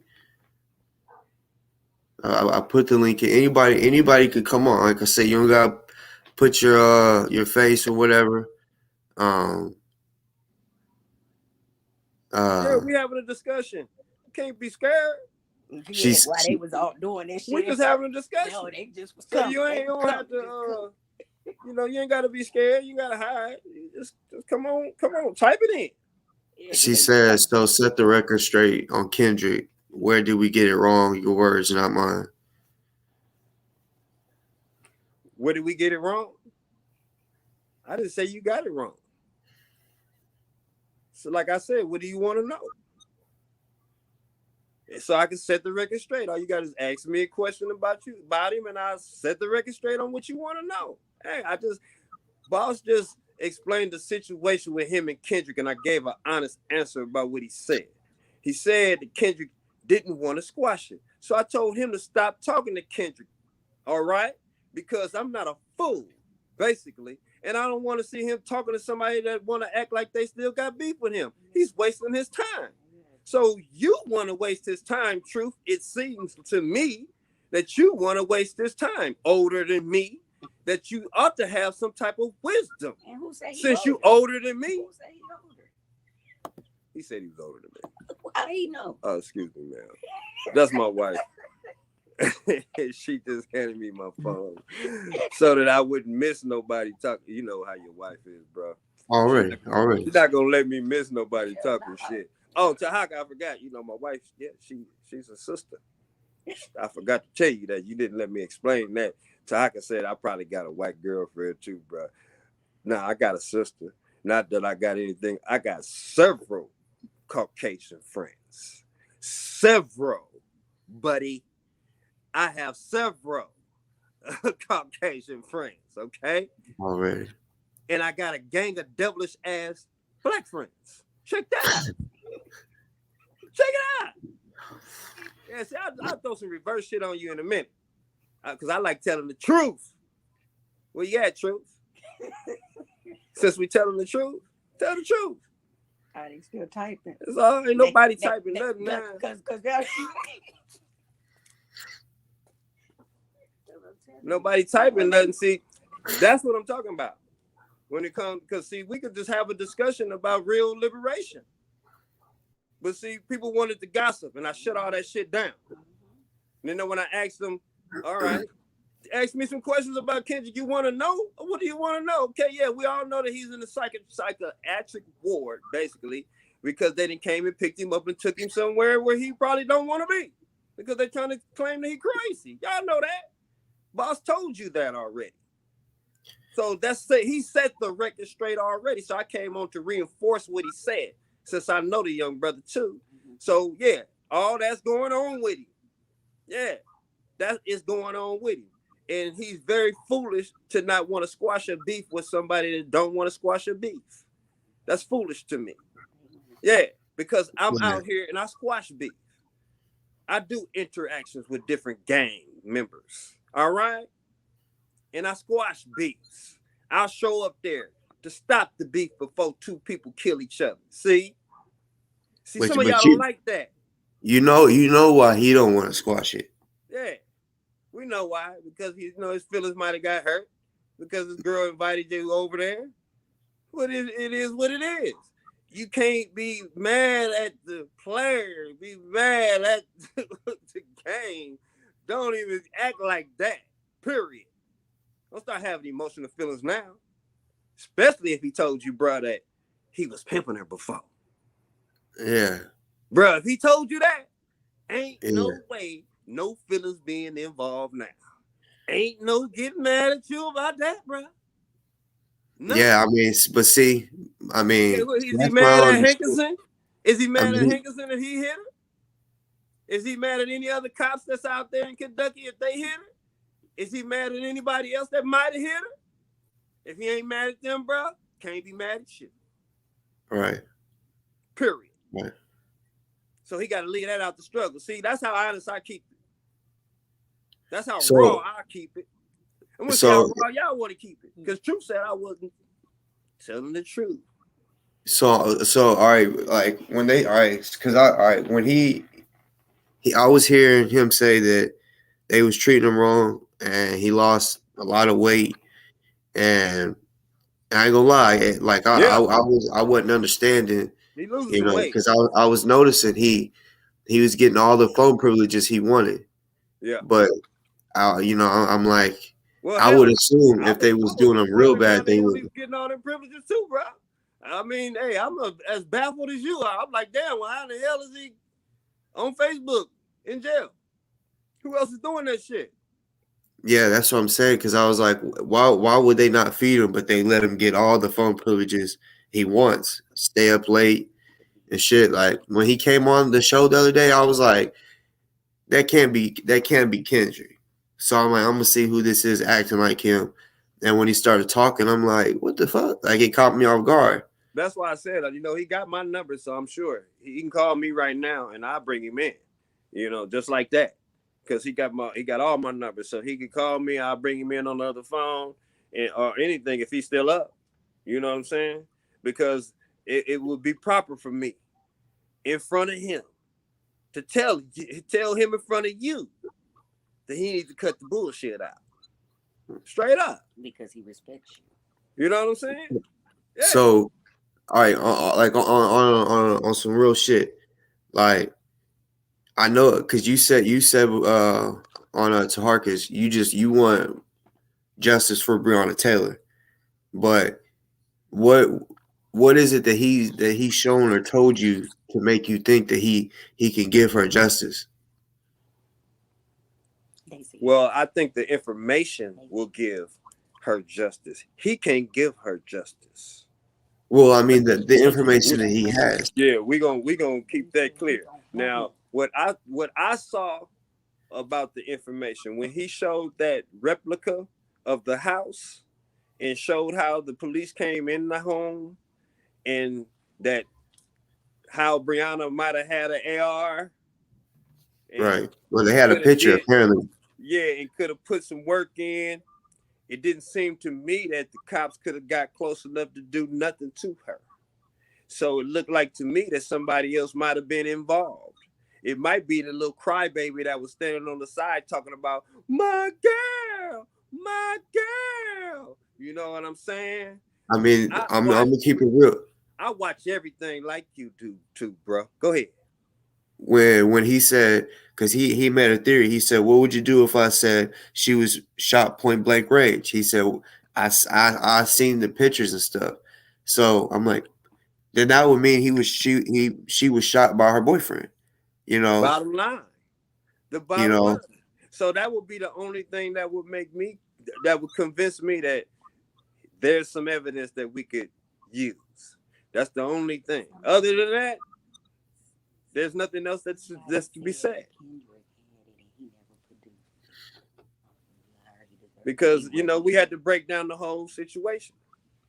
But that's the only thing that I saw that would make me and convince me that somebody else needs to be put away. I feel you. No doubt about it. Now, I just wanted to address the person that I said on Morris World TV that he was a political prisoner. Okay, I say that because any of us that go to jail is a political prisoner. Okay, y'all just look at people that speak up. Anybody, do you understand that you are in a war? That these people are making war against you? I don't care if you're standing up or not. They're still making war against you. They're still making you a political prisoner. Now, see, people are just playing with words and just saying, okay, well, no, only Huey P. Newton is a political prisoner because he spoke up for people. I'm telling you, all of us are on the same ship. So if you go to jail, you are a political prisoner. Period. Ain't no distinction between me or you. Regardless if you're speaking up for us or not. You might not know as much as I know. So that's why I said Kendrick was a political prisoner. But, I mean, you go to jail. What was that, Mr. Bud? Whoever his name was. Buddy Buds. Buddy Bud, yeah. You see what I'm saying? Buddy Bud, if you go to jail, bud, you're a political prisoner, bro. But I don't see you on YouTube every day doing a Tahaka Bay. I don't see you on there every day like Farrakhan, or doing whatever. I don't see you doing that. But if you go to jail, bro, you're a political prisoner because we at war with these folks and they probably took you to jail for some bullshit. That's why I said that. Now I'm going to try to read some more so I don't miss nobody's question.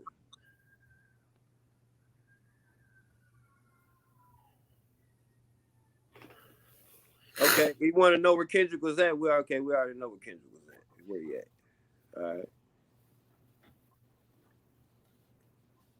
right. I didn't see your question. May the Alchemist. I'm sorry, I don't want to mispronounce your name. May the Alchemist. Alchemist, you was right first. Yeah, can you repeat your question?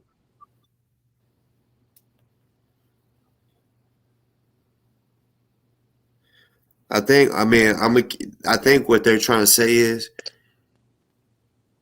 they're thinking a political prisoner would be doing something It don't matter what they think. like the Black Panthers. I agree. He's I in agree. jail, but I he's in agree jail because for that's a something that title. he did. Yeah, that's a title. Yeah, but But yeah, it's a yeah, title. yeah. It's I still feel what just a you're saying. title, y'all. But if you realize that you're part of the same war, then when you go to jail, you'll see that you're a political prisoner too, because they get ready to treat you like shit. You're not gonna have no type of rights, and you'll see that they're not gonna treat you like you think they will once you get behind them bars. You'll see that. Yeah. I've been in jail. I know how it is. I know how it is. So anybody that's on there that know that, y'all, what y'all don't know, that they gonna take all your rights away if you go in there, that they gonna treat you like shit. So what type of prisoner are you when you go? Answer that question. If you're not a political prisoner, and that means that you've separated yourself from the war that me and bruh is in right now, and everybody else that wants to be liberated. You've separated yourself. So tell me what type of prisoner you are. You're just a 55 miles an hour speed limit prisoner? Are you a spit on the sidewalk prisoner? What type of prisoner are you? I think an ordinance prisoner. I think just everybody looking at it differently. They are. I'm sure. And I would agree with the term political prisoner when it comes to Huey P. Newton. Of course. Right. Most definitely, I agree with them. And Kendrick is not a Huey P. Newton. So if you want me to compare him with that person, no, I'm not doing that. Okay? Let's be clear. I'm not comparing him to Huey P. Newton and Malcolm X or Muhammad Ali. No, I'm not comparing him to them. He got his own lane. And he ain't even got into their lane yet. He's too young to be in their lane. He don't know enough. Otherwise, well, I wouldn't say he's too young because, his wisdom is young, is what I'm saying. I'm not saying his age is young. His wisdom is just young because he's overreactive emotionally. Our children. And if you react emotionally, you still, to me, you're young. Our children are older than him. You know what I'm saying? Life ain't this life right here ain't about reacting emotionally. It's about the facts and what's real. Everything else is bullshit.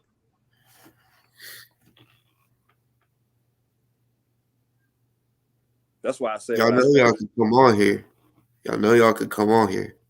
So or you could type it in. Eat, break, and breathe.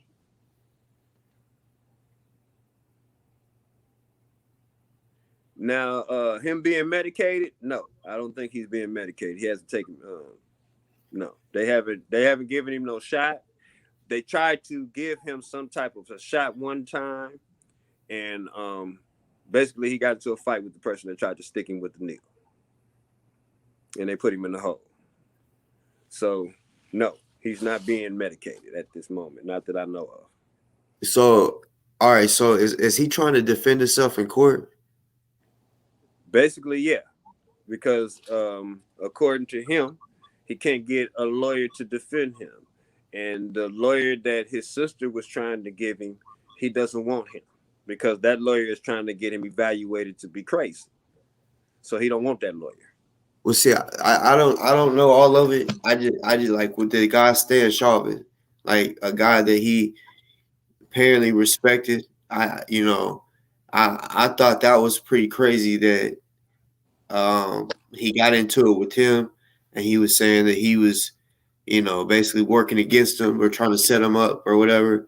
And then his sister picks an attorney, and then that happens. But I'm gonna keep it real with you. I know how Kendick is. He likes to think he's smarter than everybody. So like when he went with something, when he went against Summer, he defended himself, and then he said "fuck you" to the judge.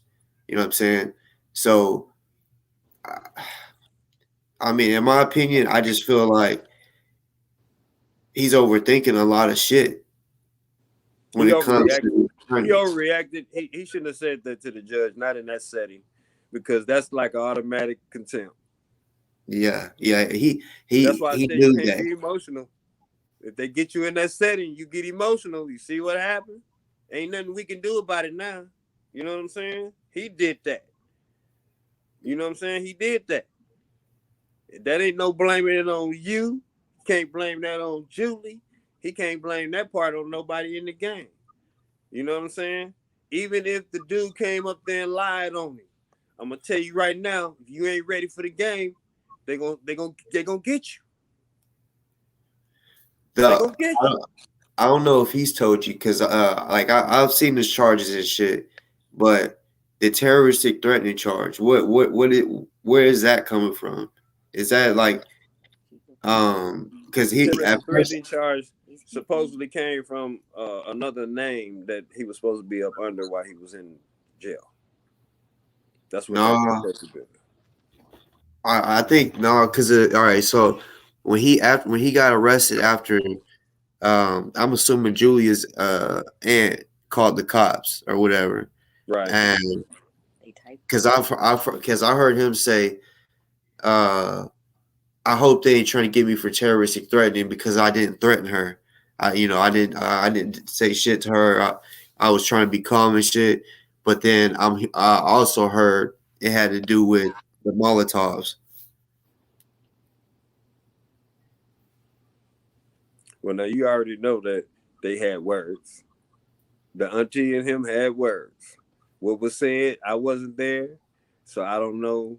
Who threatening who, Yeah, but but well, he was saying he didn't threaten her, but mm-hmm. To then my understanding, though, they both had harsh words to one another. right, and then but like because I was just trying to make it all make sense as far as his charges because I tried to ask Julia, she didn't want to talk about it. I'm like, what the fuck, like. You got to understand, y'all. Even you, Julie, y'all were just allowing him to say I had something to do with her rape. So I'm like, nah, fuck this. Like, I want to know what the fuck is going on because he's saying I had something to do with her rape because I threw I said something about her son, and Mm-hmm. because we was going back and forth or whatever. Which I didn't say nothing negative about her son. I was just saying the reason her son can't live with them is because of him, and he snitched on me. He called the cops on me. You know what I'm saying? That's what man. That's what I don't understand about these dudes. They want to try to take it there like threatening and shit, and they want to call the cops on you. It's like the fuck, like man. Some of that stuff is just a test to see where you at. So you just got to be prepared for it, bro. I don't want to see y'all, go and get into an emotional argument because of that. You know what I'm saying? Because he don't know how to handle himself at all. So that's why I always tell you, discuss the struggle. Because if you don't, then somebody's gonna try to lead you down the wrong path. And several people have led him down the wrong path because he can't control his emotions, bro. You know what I'm saying? And when you're in that situation, you can't control your emotions, you're liable to get yourself hurt Yeah. or captured. So it's time out for some of the stuff that people are doing and saying. Everybody don't want to see it, but some of us do. You know, and I believe that there's more of us that want to see it than don't want to see it. It's just a handful of us that still want to gossip. But it's all good. It is what it is. Kendrick at this point has to deal with that situation, regardless if he did it or if he didn't. The only way we gonna find out if he did it or not is to go to the courthouse. to see if he did it or not, or to hear what goes on. Because to my understanding, she said it didn't happen to her. So if it didn't happen to her, then what they going to court for? Then to my understanding, everything that happened to her supposedly had got dropped. But Yeah, it's then there's supposed to some be got other, dropped, but the there's still charges some don't other have nothing to charges do with pending. the Yeah, charges still don't some have other nothing to do with things. the rape though. Right, it's still some other things pending. But I don't believe that he has a rape charge. No, He don't have like that. there's nobody that has Yeah, nobody has a any rape charge. yeah, Nobody has nobody. that. Yeah. And I thought that was crazy. Like I mean he was literally saying that. I mean, like Yeah, whenever that I was got crazy. it You're was right. I was fucked up about that because I will fuck someone up that rapes a woman. I'll fuck them Man, up like for that's real. real, bro. That's real. That's real. That's real serious allegation, for somebody to say that happened to somebody and it didn't. I'm glad it got cleared up because I don't want that no woman to have to ever go through nothing like that, bro. That's the worst thing in the world for a woman to have to go through, man, is rape. Especially if she get raped and then she got a child by the fool that raped her. You know what I'm saying? Right. And believe me, if he had something, I'm gonna tell you this, bro. If he's that disrespectful because of who I am, if he's that disrespectful to women, bro, that's his business, his problem that he gonna have to deal with. He gonna have his own chastisement for that, bro. Because that ain't how life goes. That's just not how life goes. You know what I'm saying? I mean, we done did a lot of things in our lives, bro. I'm gonna tell you. But I'm gonna tell you this. When you do that and you boast and brag about it, see, karma will come right back at you. Everybody not happy about the things they've done. I know several, I ain't gonna say I've met people, man, that might have sold dope, man, and they regret it. You know what I'm saying? They might have hurt communities, man, and they was like, nah, man, I ain't never doing that again. They regretted it because Yeah, they me never too. had good luck. You know what I'm Me saying? too. I Something was through always that just too. happening to People them. get addicted. Yeah, and then something always just happening to them. They just keep going through having downfalls. You know what I'm saying? Or you losing people in your family and stuff like that. You know what I'm saying? Yeah. It's karma, man. Yeah. So if Kendrick don't want to change and he think that shit is still a joke, bruh, karma gonna hit dude. I can't save him. I ain't here to save him. I'm not here to save Kendrick. For those that think that I'm here to save him, I'm not here to save Kendrick, bruh. So I'm here to give my opinion on what's right and what's wrong. That's setting the truth and setting the record straight. I'm gonna give you the weight on what's right and what's wrong. So if you don't want to hear that, then that means that you fake. You don't want to hear what's right and what's wrong. You just want some bullshit talking to go on.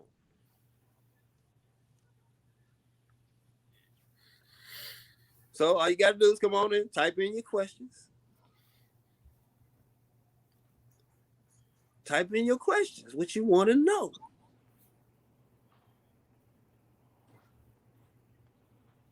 Because I want to discuss it. I want to know. You hear what I'm asking? I'm asking him questions. Hey, why was he doing that? Because the next time we see somebody else doing it, we're going to ask the same question about them. Why in the hell he doing it?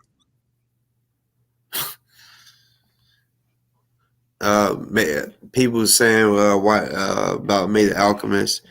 She said, "Chief, why did you decide to join Kendrick? Why did you feel compelled to help him? Like, is he a fool? What's your personal reason?" Why would I help him do what? No.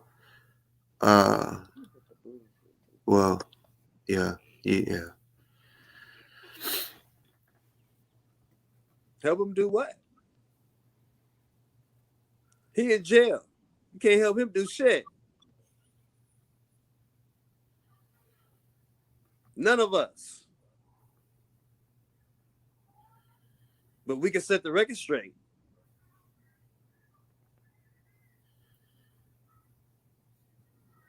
We got no problem with setting the record straight.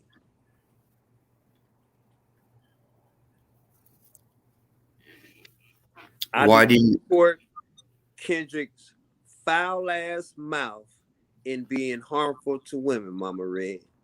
And like I said to the brother a few minutes ago, that disrespectful ass shit that he does, I don't agree with. None. You hear me? Mama Red, I don't get down like that. All right? I got daughters. And men. I pull up. And men sons. You hear me?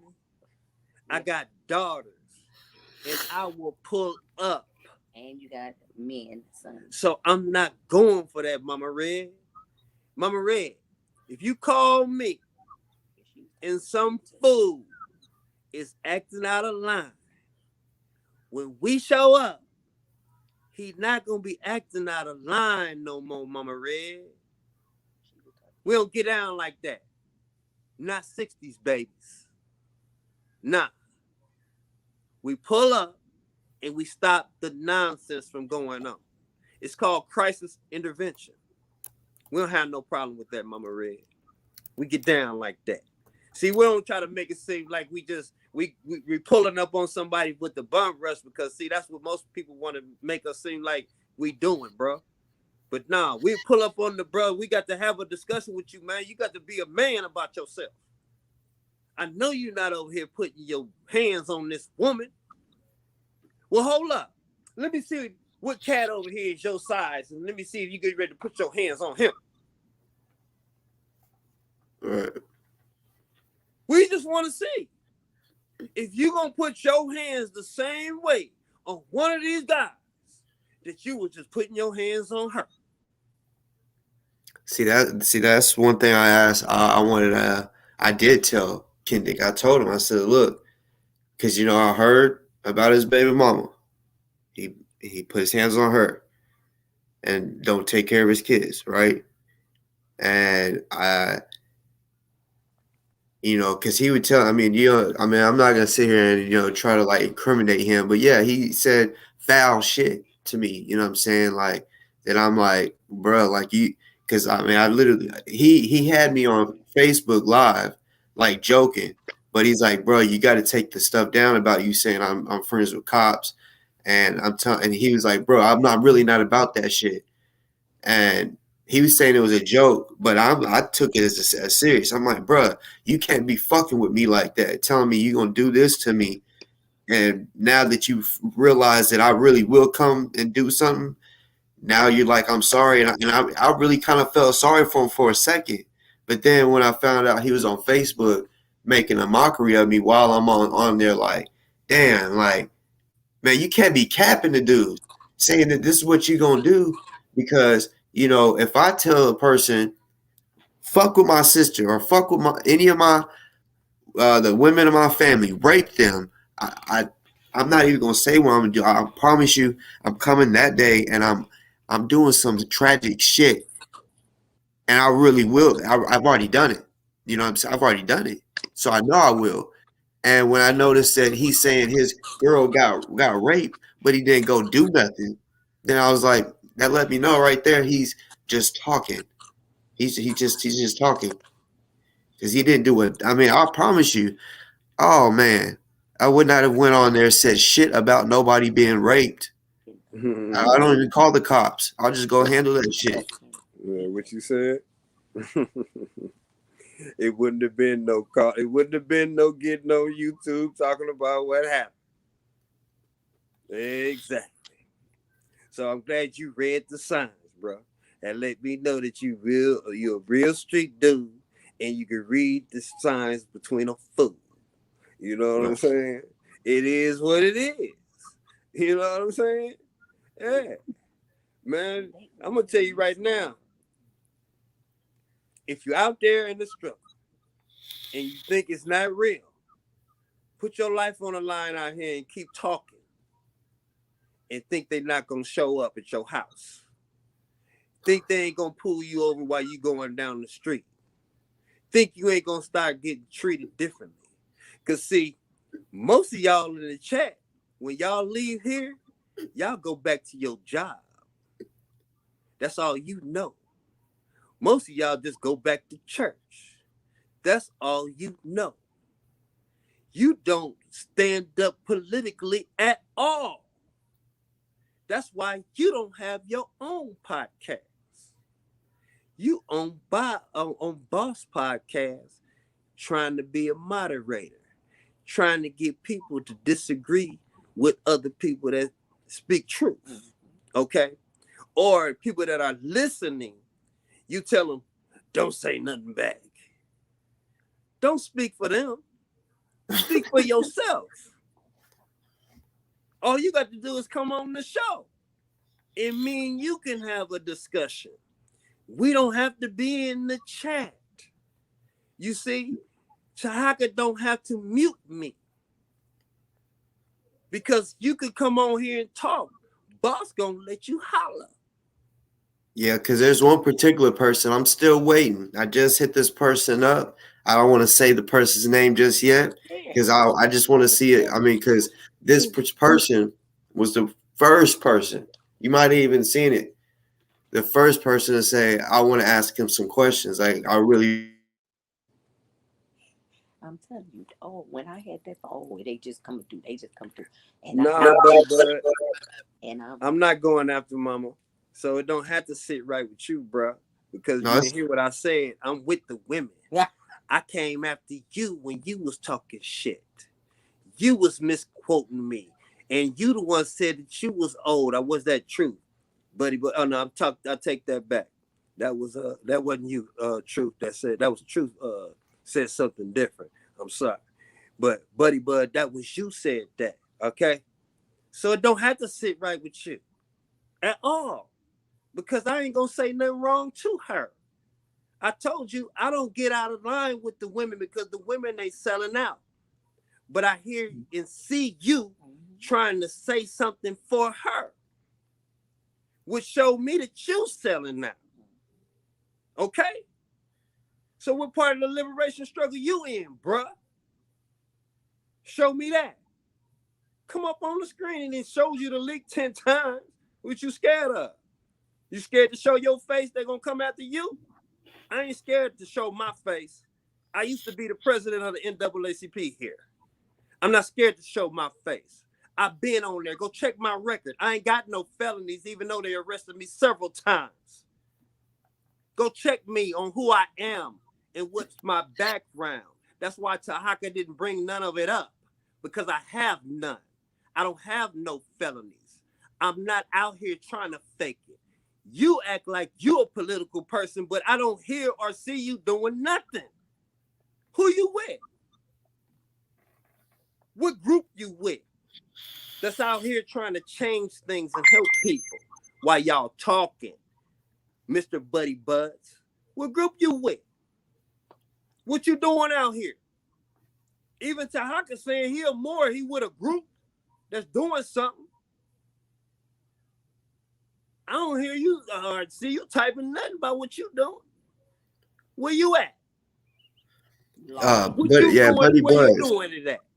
Buddy Buzz, like straight up, just come in. Like for real, we gotta be men. I mean, if Buddy, you're a I'm man, assuming. show up, dog. Yeah. That's all you gotta do. I'm assuming you are a man because he is not a fed. He is a real ass dude. Mama Red, come take up for Mama Red thing. I've actually met Chief in person. I'm good at first impressions. He's a real ass dude. He ain't no fucking fed. So stop saying it. He ain't no fucking fed. Just because you can forget that. Yeah, like I said, go check my record. If you think I'm the Fed, go check the newspaper articles they got about me. If you think I'm the Feds, because they don't speak of you and say they tried to capture you a couple of times or you escaped them. They don't put those type of language on you when you are fed. But you won't show up. So you really showing me that you might be a Fed. Exactly. So let's throw that out there. When you ain't showing up with your face, and I'll put my life on the line because I'll show it with my face because I'm not a pussy. I mean, real shit, buddy. But it's See, I'm like, from the old school, bro. And when we start getting raw about it, let's keep it raw. I'm from the old school. I'm not what y'all thought I was a punk because I'm on here talking about I'm an Indian. No, I'm from the streets like y'all from the streets. So I'm on here to show my face while I'm talking because I'm not scared of nothing but God, as they say. I ain't scared of nothing. buddy, I don't have to watch him like that, bro. Well, right now, actually, my numbers changed. Nobody has it just because when a motherfucker threaten my life, I take real precautions. You know what I'm saying? Buddy Bud, his troll. But I mean, for real though, like he has had Baby Buddy Bud is just a troll. He actually has one of my personal numbers. Buddy You know Bud? what I'm saying?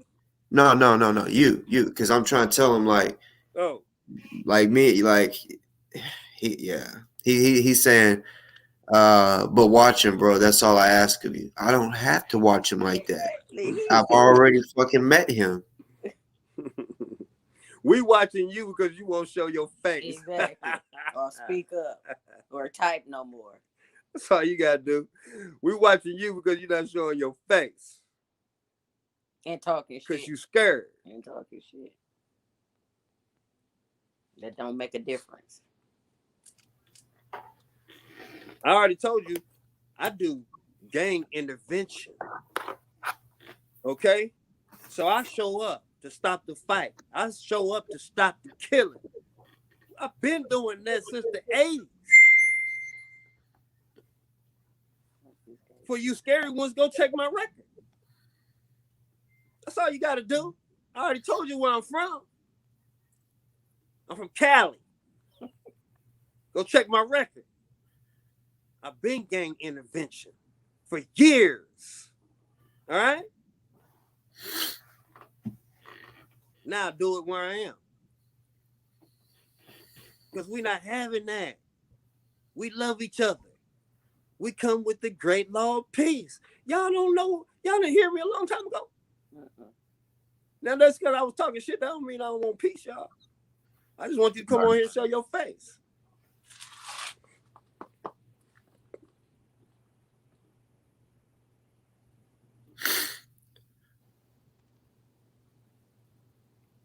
No, I mean, as far as like Warren, what you just said, it's just, I mean, like I said, you don't gotta show your face, but I mean, if you can type it, you can come on too. You know what I'm saying? Like, cause like I mean, me personally, I prefer that one-on-one. Like, you can see my facial expression, you can hear how the words come out of my mouth. We would like to hear genuine shit. You know what I'm saying? Yeah. And I don't look like I got a whole lot of Indians on here tonight like I had with Tabaka, because see, the indigenous community knew I was coming on there with the Moors. So they was ready for his audience because he knew all his audience was going to be Moors, and he was going to be deleting everybody's comments and leave only his comments on the comment section. And he would be the only. It looked like he was winning the conversation when he wasn't winning the conversation, because that's what Tahaka do. It's all for views, y'all. Y'all better check it out. Because see, Tahaka been blocked me. I got on his show that day, but I bet you won't see me in this chat. Right. Truth is power. You won't see me in his chat because everybody that's in his chat blocks me. Because when he be on there lying to everybody, that's why he's back to Sinetta. Y'all still watching him, and he back to Sinetta because he ain't got nothing else to talk about. He came to you, bro, because he trying to get your subjects. He want to know what's in your mind because he ain't got nothing to talk about. He's a sucker. Honestly, that it let me know a little more about him when he said, "Tell me like update me on the ozone situation." And I'm like, "You don't care, do you? He don't." That let me know, because like I even told him, I said, I even wanted you. You have now, because you talked about Inky and Polite, you gained a lot of subscribers, and I'm like, you could have helped Ozone bring in some type of money, You know what I'm saying? And that's why I said I was like, I even was wanting you to help, Michi X to help, anybody. I went on Kwame show. Uh, I tried. I was just desperate, trying to get anybody that had a platform Same time. to help. And when he asked me what was the update, that I was like, damn, that's crazy. You ain't even paying attention. You don't care. You Mm-mm, know what I'm saying? Like it's mm-mm. fucked up. Nah, he don't care. He's just here to try to get some views, bro. And when the sheep find out, they're leaving. It's just for a moment. Like everybody left Grandmaster Jay, they're gonna lead to Haka. You know what I'm saying? It's inevitable. It is what it is, bro.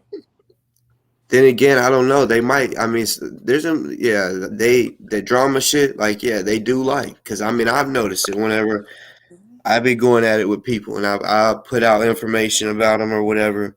Mm-hmm. Yeah, they like that shit, and that's Yeah. all that he does is that type of shit. Like, for example, like he came on. I could have cussed him out. You know what I'm saying? Because he took something that was off of Kirky Durkey's page about they said I had a warrant. I didn't have no warrant, but it was about. I mean, he's making fun of me getting tased at a George Floyd protest.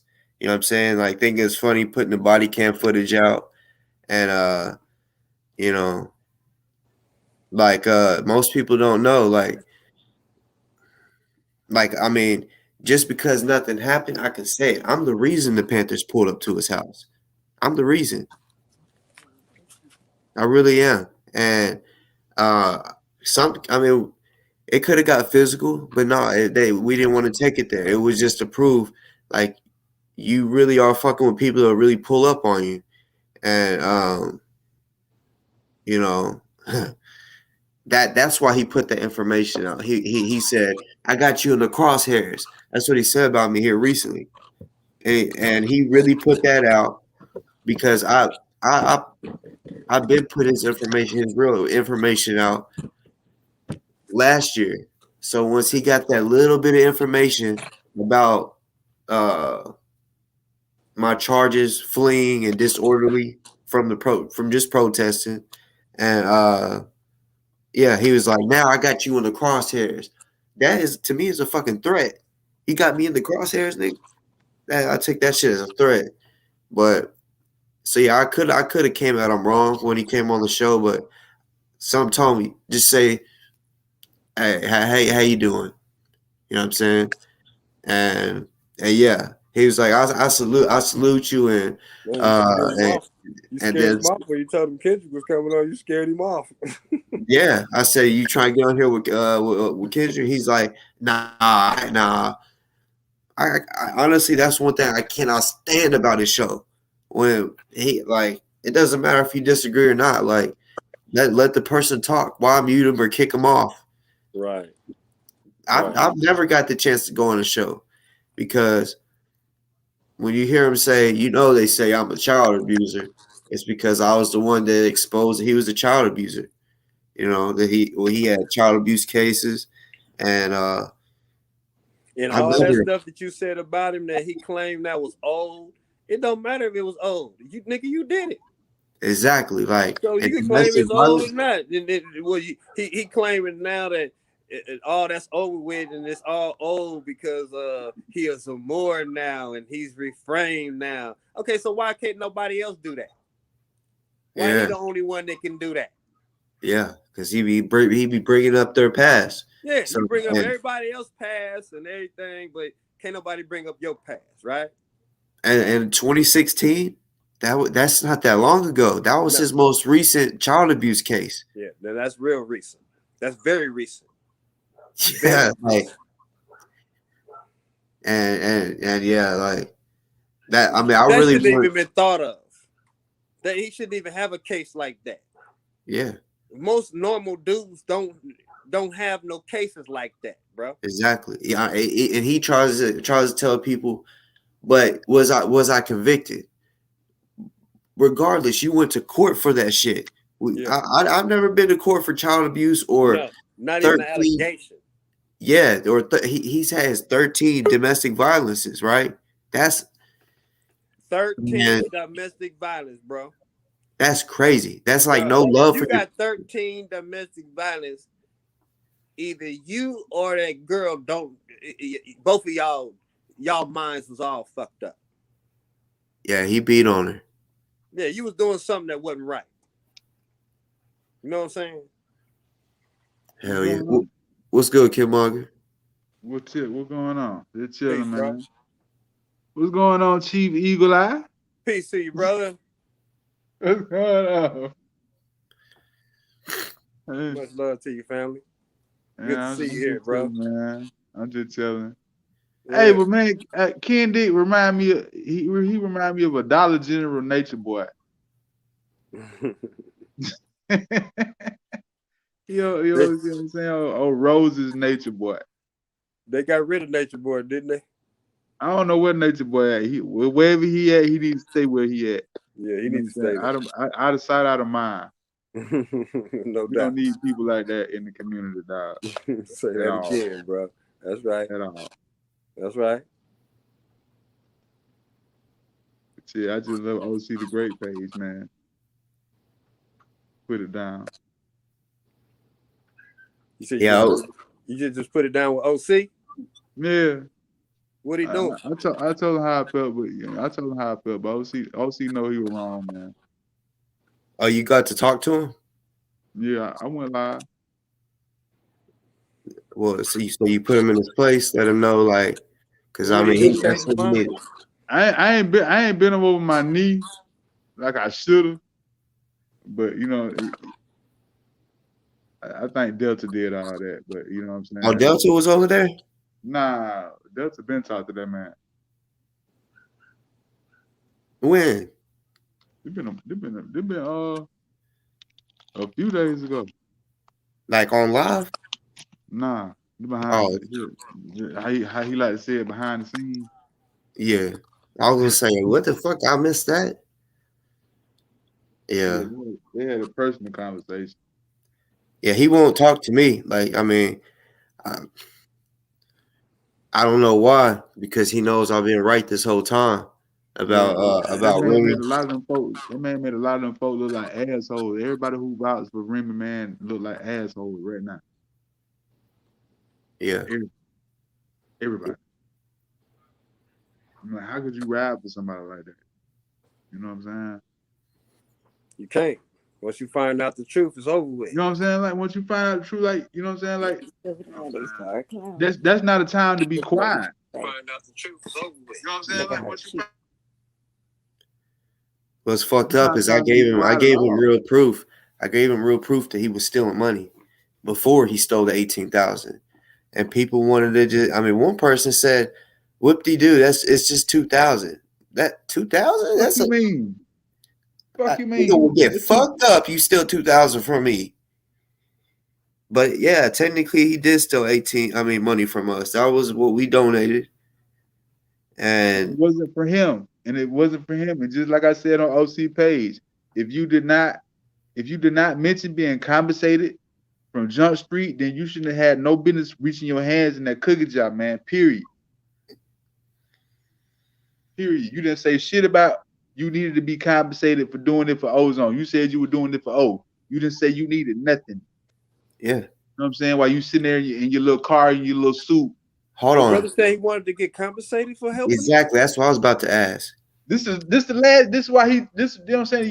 Y'all remember when Delta said this, when he said, I don't know, he probably told the POA this, but he said he wanted to be compensated for his efforts for Ozone, but this was like the last minute. This was like when Michi made the threats about going to the police and all that shit. I want to be compensated for my efforts. You know what I'm saying? Yeah, he did all this so he could get his hands on the money. If he would have put it in a GoFundMe and had to turn it over, he couldn't put his hands on none of it. Man, he's about to be able to draw taxes off he this could shit. have his. Yeah, man, I'm talking about, man, that nigga's a snake. Period. He's a snake. He a whole snake. Go say you a whole fucking snake. Buddy Buds. He's still trying Real to talk. And I see people on his pages and I see people on their page that cheering them on. Like, why are you cheering on a snake? These must be bots or something. These got to be bots. Check this out, bro. We got people among us, bro, that don't want to get that shit up. That will keep rah-rahing on that man. That with pom-poms on, man. Sickening. I'm telling you, they love it. They That's will the most just keep on doing it. Look how many followers dude got. You know what I mean? Look how many followers Tahaka got, man, for the rah-rah, for all that bullshit, man. You know what I'm saying? Just think about it. Because if he got 24,000 followers right now, and he can't get a grocery store started right now, so he can feed them 24,000 people, bruh, he faking it to everybody. Bro, he raised money. Young Pharaoh had what before his page got shut down. Young Pharaoh had 500,000 followers. If he would have got $1 from every last one of his subscribers, that was your bank. He could feed them all. If he got $1 from all, he could feed everybody. But they don't even try to collectively even talk about nothing like that when they on the show. See, Taharka, he a lot of people think that I just went to Louisville to hang out with Julie and Tiffany. No. That was just a idea literally while I was there, right? I was there to see Taharka. You know what I'm saying? Like he raised money. He raised money to go and record GMJ's court date. And then didn't go. I fucking showed up on the courthouse. I'm like, where the fuck is everybody at? Where's all the NFAC shirts? And I honestly missed GMJ barely. But Taharka, he wasn't there. You know what I'm saying? He wasn't there. GMJ, he was in and out. Like when he walked out the courthouse, he pretty much got in the car and left. But I was around at that time, and when I seen that Taharka was live in his city, I was like, damn, he literally received money to go record, and he didn't do it. I was so ready to see him. So everybody should have walked away in. So they're gonna still continue to give him a chance, and he just showed them that he's not real. So ain't no need to keep following dude. But I mean, hey, to each his own. To each his own. We can't stop him from doing that. All we can do is keep speaking the truth and run those off that don't want to hear it. You know what I'm saying? But the rest of them, man, let them go. Tahaka gonna be who he gonna be, and the fools that want to follow him, let them go. That is dangerous. That is so dangerous. That is so dangerous, dog. Y'all that's like Donald Trump and what happened at the Capitol, man. That's dangerous, man. They're trying to say that ain't dangerous. I don't know if you heard that. They said they're fathers. They got sons. These are good people. But if we would have did it, we would have been terrorists. We know that. But real quick, May, I'm not understanding. What have we lied about? Everything that we've been talking about is real shit. It's truthful. Exactly. She said, Chief, how many dollars have you raised on Kendra's name that he ain't seen yet? I haven't raised any dollars on Kendrick's name. 0. And then Mama Red gonna say, right, May. I'm not gonna raise money on somebody else's name. He had his own people designated to. He has his own Cashapp. So what I need to raise some money for him for? If you want to send some money to him, send it to where you gonna send it. To his Cashapp. So you're saying that I lied about the Morris Road TV van money? That was the truth. That's what I'm saying. He what I'm talking about. The van. He didn't lie. I'm about for boss on that. He didn't lie. Tahaka been getting money like that, and he always brag about buying that van with the people's money. He's always said that. Now he done bought a big microphone with the people's money. Nobody care about you buying a microphone in a van for the people's money so you can go talk some more. The people got to eat.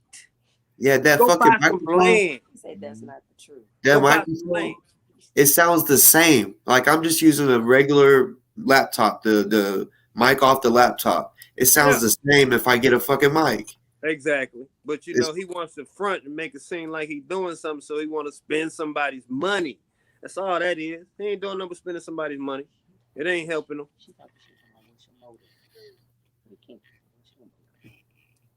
And this is why the conscious community gets blamed for so much shit. Yeah. The conscious community is through because they're not talking about nothing conscious. It's Nothing. all about a dollar now. It's all about the dollar. Oh, so that's why now I'm understanding why you're talking like that, man. Because you support the whole Morse World TV shit. How can you support that shit? That's a question for me to you. How can you support that? Oh, so yeah. Can we get that answer, May? Me? Why? No, May. We asking May because I'm looking at the same thing, you know, bro. Looking at. Well. We want to know why they even support him.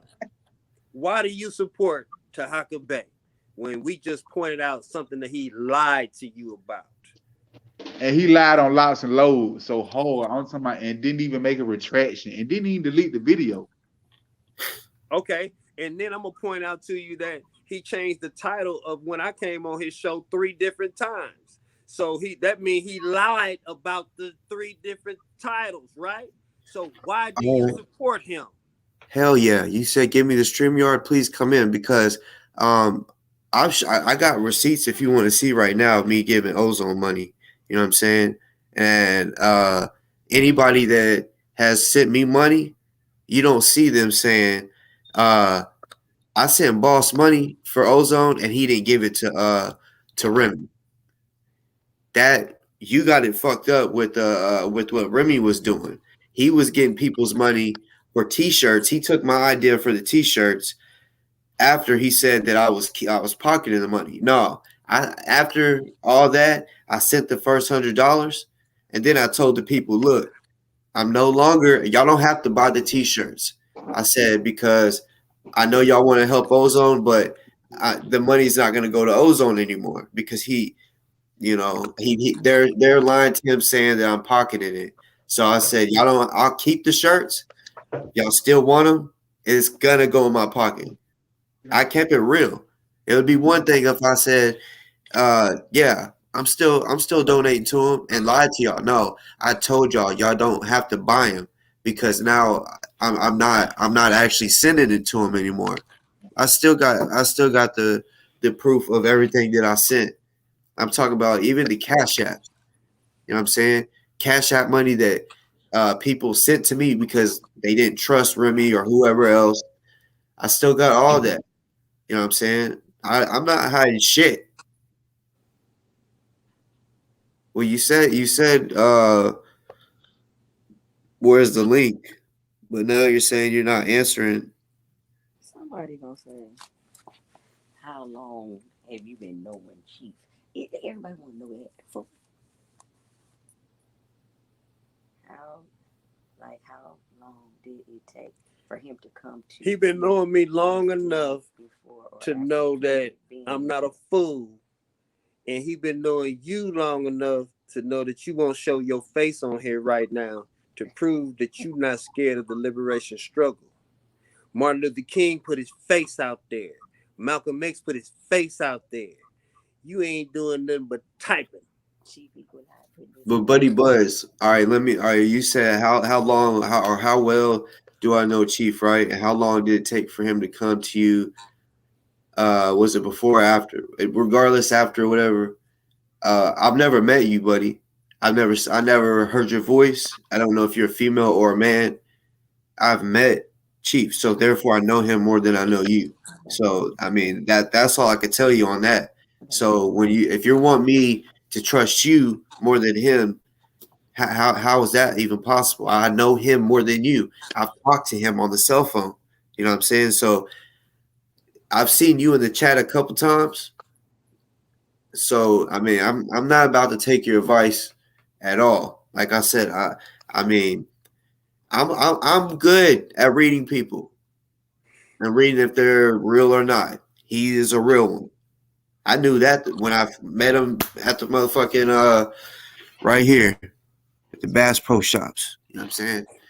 And yeah. So I mean, honestly, out of this whole conversation, to be real, I mean, he's told y'all that he's not putting up with Kendrick's bullshit. So I I don't even know. I mean, and May, it's not jealousy at all. You said, I mean, you could come in. You're a woman. It's not like we're about to just straight disrespect you, but We won't. We be gentle.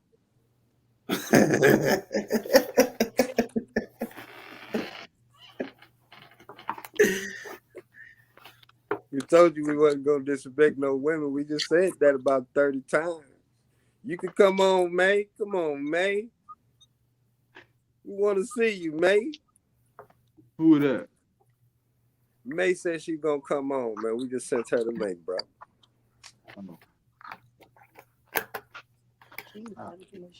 Mr. Black, hey, it do look a little suspect, you know. We trying to bring them on, and they ain't showing their face. Brother had no problem with coming on. The brother that's on here with us right now, he on here. Yeah, He showing his face. It ain't like you know he acting like he the political Huey P. Newton or nothing. But bro came on here and showed his face. He ain't scared. He's a real person. He a real dude. We can right now vouch that he a real man because he came on here and showed up. Y'all not even showing up. Y'all typing. Like Boss said, ain't no trust in nothing y'all doing because y'all type it. You won't show up. Yeah. Yeah, and honestly, we even said y'all don't have to show y'all's face, but I mean, no, that's crazy, bro. We'll hear it in your voice. voice. You got to show their face and just put their voice out there, and they won't show up. Yeah, you know what I'm saying? Cowards, all of them, cowards, straight cowards. I see it, bro. They think we young. See, when they don't have nothing to really come at you with, it's shut down. They ain't gonna show up. See, you ain't gonna get no flat back from Sahaka from this show, bro. At all. Because he ain't gonna want to come on your show and face us. Because we ain't going on his. So he can mute us. I've asked him straight up. I've asked him, I said, hey, like, and I told him I ain't trying to get clout at all. I said, it's not what's about.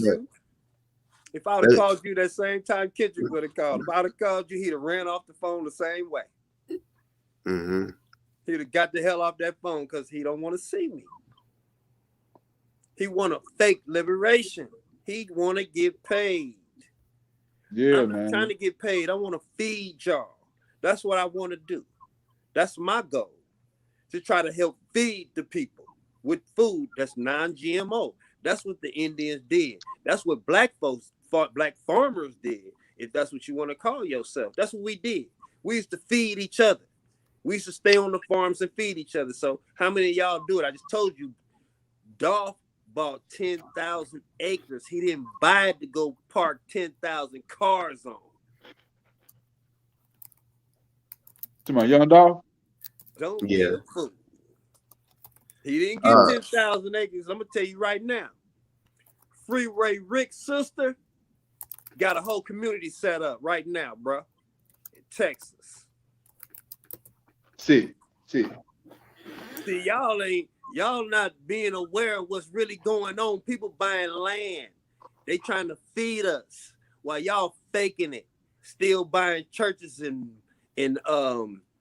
synagogues and whatever y'all having your temples, and y'all still buying that, trying to get government 501c3s from it. While people buying land to feed folks. Y'all know all the millionaires out there. Like he said, 1.4 million followers, and y'all couldn't go open up a grocery store? You let Boss get 100,000 followers, and I know he gonna do the right thing. Because he did it when he had a little bit of money. See, when people do the right thing with a little bit of money, when they get a lot of money, they'll do the right thing. But people that got a lot of money won't do shit. because they heart ain't in this. That's why we got all these entertainers and that are millionaires in no grocery stores that we can go to that don't have poisonous food. These armchair revolutionaries. There it is. So call it what you want. See, bruh been here before. He know what I'm talking about because it sounds like he around my age. He know what I'm talking about. The ones that's commenting all that bullshit in the back, man, we ain't listening to nothing. That's why we ain't paying attention to y'all. Yeah, I don't know why someone would ask for the link. Because it's not revolutionary comments. So they don't mean nothing to people. You got 3 brothers on here talking about political revolution, about getting us free. None of your comments will even come up, period. You're not talking about nothing. So you want us to talk about Kendrick. Kendrick is not talking about the revolution. That's why we ain't talking about it. I know you want to. Just like Soulja Boy and all the rest of them niggas, man. It's a whole bunch of attention-seeking shit going on, man. Everybody want to be seen. Everybody want to be seen. Everybody want to be flashy and shit. Yes, sir. Didn't all the rappers just came out and said all the rap was demonic and they getting ready to start getting out the game? I heard dudes say that. Dudes said they finna start getting out the game because it's so demonic and they got us now with money and now they making us kill us off in the rap game instead of the dope game. Yeah. Figure that out, y'all. They got us killing ourselves now in the rap game with money instead of the dope game with money. Yeah. I've never seen it. And well, I know the East Coast, West Coast back when Pac was going was crazy, but there's a lot of rappers. And Biggie had ended that beef. You wouldn't see the violence that you see the damn rap. Yeah, it's crazy. Memphis is crazy. I'm talking about a real war. Yes, I got shot at the fucking memorial. Well, they didn't shoot at me, but they just was shooting. So right. Of course I dropped.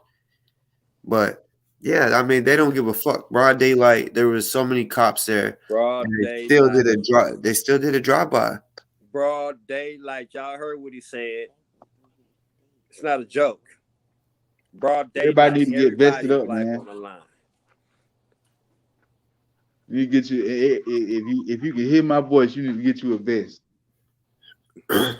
That's what time it is out here. And keep your head on the swivel, because that's what it is. That's why we at war, because that's the mentality that you gotta have when you leave your house every day. Yeah. You got to be watching out for somebody that might kill you. And now we got a gang of people that then took shots that may flip at any time. Y'all ain't noticed the different attitudes of everybody? Everybody got attitudes. Yeah.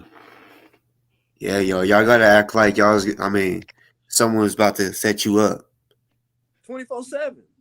If you in this, if you really realize where you are and what's going on around you, other than that, you ain't gotta do it. We know you with the La La gang. You just rock around la la la la, singing and skipping, because you're not in this. You got a 9 to 5. You don't say shit when you go home, and you don't raise your kids to say nothing. Y'all all go along to get along. You don't want nothing different. See, when we go to school, we learn nothing but them. All of us don't want to learn that. All of us don't want to learn that all they did was kill. All of us don't want to learn that. Some of us want to learn that we did good things to uplift. We don't want to keep hearing that we the first such and such.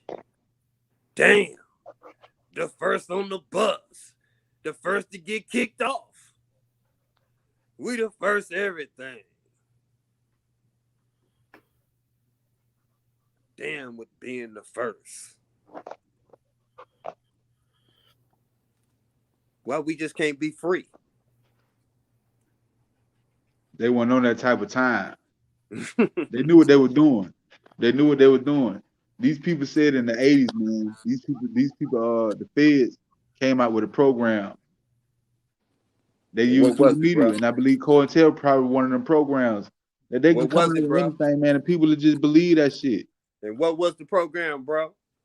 I can't remember it, but I'm gonna look for it again, man. But I was I'm doing a gonna lot of refresh your reading. memory. The program was Ronald Reagan. Yeah, his name was in there Drug too. gang, bro. That was the program. That's when Ronald Reagan and all them trains start stopping on the tracks and they start giving out guns in the hood. Everybody Yeah, all of a sudden had AKs. That was the program, bro. that's And it was but it Operation sounds Bust so. Your But people Dorian don't believe it because it Batarang. sounds so far fetched. Yes, It sir. sounds so far fetched. People don't believe shit like that Man, actually happened, but they it didn't did. experience it. They didn't It did. experience it. They didn't see the Batarang. They didn't listen to the song, bro. Remember that song, bro? The Batarang. Y'all remember that song? They never heard that before. Maybe we ought to play it. Was that the East Coast? That was on the West Coast. West Coast. I think I seen that video where they left the train. Where they left the train on train tracks. Oh yeah. It was full of guns. In Compton. Yeah, I saw that video. Yeah, I'm in that Compton, old, bro. And then everybody in Compton sold guns to everybody. Yeah, that's what they that's did. how it started. It was 3 train loads of guns, bro. Full. They unloaded them in the hoods. And drugs. Military grade shit. Nobody had guns like that before then. Everybody had a knife. Before Reagan came out with the drug war. Okay, because that's what it was. It was war on drugs. Put you in a cage. When they came out with the war on drugs, that's when they began warring on us. Hey, I don't mean to switch it up real quick. Maymuna, the alchemist, made the alchemist. She's in the building. Can y'all hear me? Welcome. Yeah. Okay. Well, thank you. What's going on, sis? Nothing at all. I had to come on here because you trying to act like people ain't real because they won't come on YouTube like that's like revolutionary or something. It's not. No, we just want you to come on. Damn, sis sound hit. No, because Huh? we're conversating with each other, but while we're talking, it is kind of hard at the same time to read the comments while we're talking, and it's just easier for people to come on and we discuss, because you know when you type something like a text, you could send it thinking this is how I'm saying it, but someone take it totally different. But when you hear it from out of their mouth or when you see it off their face, you can hear the genuine. You can see a person being genuine. That's all why I'd rather people come on. You know what I'm saying? You could. I mean, I don't know. Okay. But I'm glad you're on. You know what I'm saying? Real shit. You basically got 3 generations on the live right now. You got the 70s, you got the 80s, and what you is 90s. Boss, you a 90s baby? Yeah. I'm an 80s You got baby. 3 generations on him, man. I'm in the 60s. 60s? Okay, you 60s. I'm 80s. I'm born I'm in 80s too. All right, so this is the thing. All right, Mr. Chief Eagle Eye. The thing is this. Sit. I want to understand why you assume that. I heard you talking about armchair revolutionaries and all of this type of stuff. I want to understand why you assume that about people. Why are you assuming that? I said some of these armchair revolutionaries. I didn't say all people. But the ones that's out here getting paid, these are your armchair revolutionaries. Look at young Pharaoh. Look at young Pharaoh right now, man. But the question is, who's actually looking at somebody on YouTube as the revolutionary? Who's doing that? Like that's our own fault if we looking at social media and thinking because that's where the people at. Nah, I disagree. Nah, ain't no I disagree nothing because that's where the information is. That's the what the information people is on social media. I think they're real people in the real world who have. You can reach a lot more people on social media because a lot more people are on social media. That's where everybody got their head in their phone. You can reach fine. everybody. It's about around. what it's about what you. It ain't about being on social media all the time. It's about what you intaking. It's about what you taking in. Right. You can reach everybody across the country for real. I got people literally on here from south, east, west, up, north. You know, that's the good thing about social media. This right here. What I'm saying to y'all is this, and hear me. Let me finish my statement, please. What I'm saying to you is, if you believe and you choose to believe that everybody who is doing something is on YouTube, that's the only valid place where anything is happening, then that's your own fault. Yes, But it's those true you type of can have people ain't getting the let me finish, buzz. brother. Let me finish. But what I'm saying is that you can have a platform out here, no doubt about it. Yeah, a lot of people are paying attention to social media, but don't make the mistake and think that everything that's going to happen is happening right here on YouTube. That's not real. That's not reality. That's true. That's true. We know that. I doubt that because see, look what Brunswick, Georgia did. You doubt what? You doubt what? So the NFAC didn't get a lot of shit talked Okay, so about. that's where we coming from. See, you are the one who likes the armchair revolutionaries. You the one following No, people no, no, on no, Facebook and no, social media no. thinking they're gonna No, save you. That's you, no, brother. no, That's you. no. Blame yourself. Blame No, yourself. why are you getting emotional? I'm not getting emotional. I'm just telling you, Yes, you you are is. projecting what you believe on I'm not everybody projecting else. nothing. I'm listening to you. I'm I telling ain't you that there's projecting people in the nothing. real I'm world listening who to are out you here doing talk. real work and ain't got nothing to do with YouTube. Is all I'm telling you. Now, Miss May, I would agree with you that there are people that are armchair revolutionaries, but I agree with you too. By no, it is not all on media. On the media, no, that's not true. You're right, but there are some people that are actively doing things that are not, basically on the media. It is what it is. You're right. It's a straight underground Those off the people aren't grid, doing that. We got a brother right now in Jacksonville, But Florida. but what he's speaking of is those people that are coming on social media acting like they're revolutionary. Okay, Tariq Nasheed, some of number us are one on there I motherfucking can't have that. example. acting I like can't they're have that Tariq conversation revolutionary, because motherfucking and you see Nasheed. straight through them. I can't have that conversation because that's not to me. I'm not focused on that for revolution. That's me personally. I'm not focused on who I see. Because what's the little light skinned guy? Hassan, what's his name? Hassan Campbell. Hassan Campbell. I don't look at him and be like, that's my Martin Luther King. I gotta follow him. I don't look at Omar Johnson and say, oh yeah, he gonna build schools across America. See, you gotta They realize conceded now. that But if you you got a are lot of people putting your believing in them, eyes, though, right? let me finish now. If you are putting your eyes and you are gazing upon people who are unworthy, that's your fault. You got to know how to recognize a leader. See, if you don't know how to recognize leaders and then you blaming people for not being leaders, that's your fault. I don't think so. Yeah, Because if I you don't don't know how to even recognize a we've because leader, a been lot of that's your misled. people. fault. No, we've been Man, misled by people that look like oh my us. God, And man. And I think exactly, that and that, that you is know the what, and that's problem. why I love Moorish World TV, because all the people who are out here faking the fronting, and the people who are out here fundraising and not giving none of the money to where it belongs, those people are being called out. And Why that So you needs it, to put so happen. much it's, That emphasis needs on to that? What you happen. it, trying to say? is That needs Taharka to a happen. leader? Is Taharka? What do you call That needs Taharka to a leader? happen. He's not a leader. Let me tell you what he is. He is a person who does research. He's a person who is he's a journalist. I guess you would say a social media journalist. People He just does sit on stuff. research. There's nobody else on Okay, does he YouTube. say Let me that? finish. You asked me a Does he question. say that Let me though? finish, please. You asked me, is he a leader? In a Does he sense, to think some that? of, okay, can I? To some people, he is a leader. But for the most part, he is a researcher. He's somebody who knows how to go deep and find facts and information and provide receipts. And his job and his goal and his whole platform is set up to uncover fraud. And let me tell Get you the why. fuck out of Let me here. tell you why. Let me tell you why there's a demand for that. I'm gonna tell you right here. I'm from Atlanta. I live in Atlanta, okay? See. Let me speak. I live here in Atlanta. Before there was ever even a YouTube community or anything like that back in 1996, I was here in Atlanta. Do you know how many groups I came across? I had come from a white suburb coming to a black city, happy as hell, looking for black liberation, black movement, black this, black that, right? Do you know how many times I came across frauds? Those frauds that were there back there in 1996 when I came here, they're still out here doing the same shit. Let me tell you why it's wrong. Because they're dream killers. They turn off people who have good energy and good intentions and want to do things for their community. They collect your money for so-called causes and they spend it on their personal selves. They stick you up a tree. I had came across some Moors like that when I first got here. Hey, you need to be liberated, sister.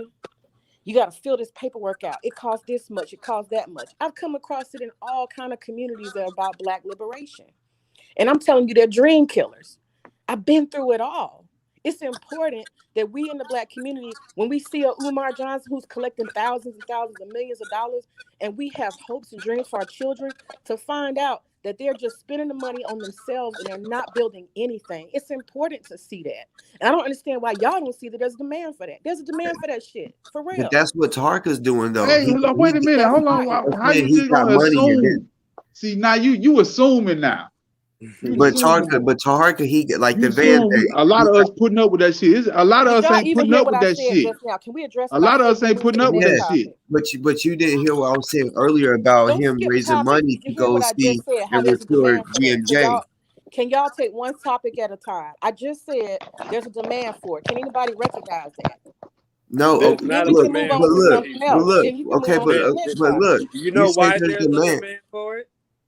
Do you know why there's a demand for it, though? Because there's people out here dream killing. I'm trying to tell you. I've been through it myself. The dream killing started back in 1988. It's when the dream killing started. The dream killing actually started with Martin Luther King, when those that were amongst him killed him or helped him be assassinated is when it started. Okay, so dream killing didn't start with us. I'm not talking about that. I'm talking about people who are taking advantage of the fact that when it comes to people like when it comes to people like Tahaka Bay and those that think that they're spreading liberation. He's not saying he's spreading liberation. He didn't say he was spreading liberation. Yes, he has. He said that. We got that on tape. He didn't say he was spreading liberation. He said that he's in the liberation struggle to make a profit. That's what he said. He did not say that. No, he did not say that. Yes, he did. Yeah, no. He said he's trying to listen to Morris World TV all the time. He did not say that. Now, he always is clear about his goal. Let's be clear about his goal. He said his goal is to make sure that these frauds are exposed. We're not worried about that. People have good intentions. Because if he's a fraud also, why should we believe him? Well. If he's a fraud also, why should we believe him? That's your opinion. So that's not my opinion. When somebody changes that's why I said I can't come in here and argue with jealousy. You heard me? Y'all, it's not jealousy. If we give you a receipt, you ain't got none. That somebody stated something wrong about us. Show if somebody gave you misinformation about anybody that was on this panel right now. Where's your receipt, brother? Where's the receipt? Go look at the no. Title. Where's your receipt?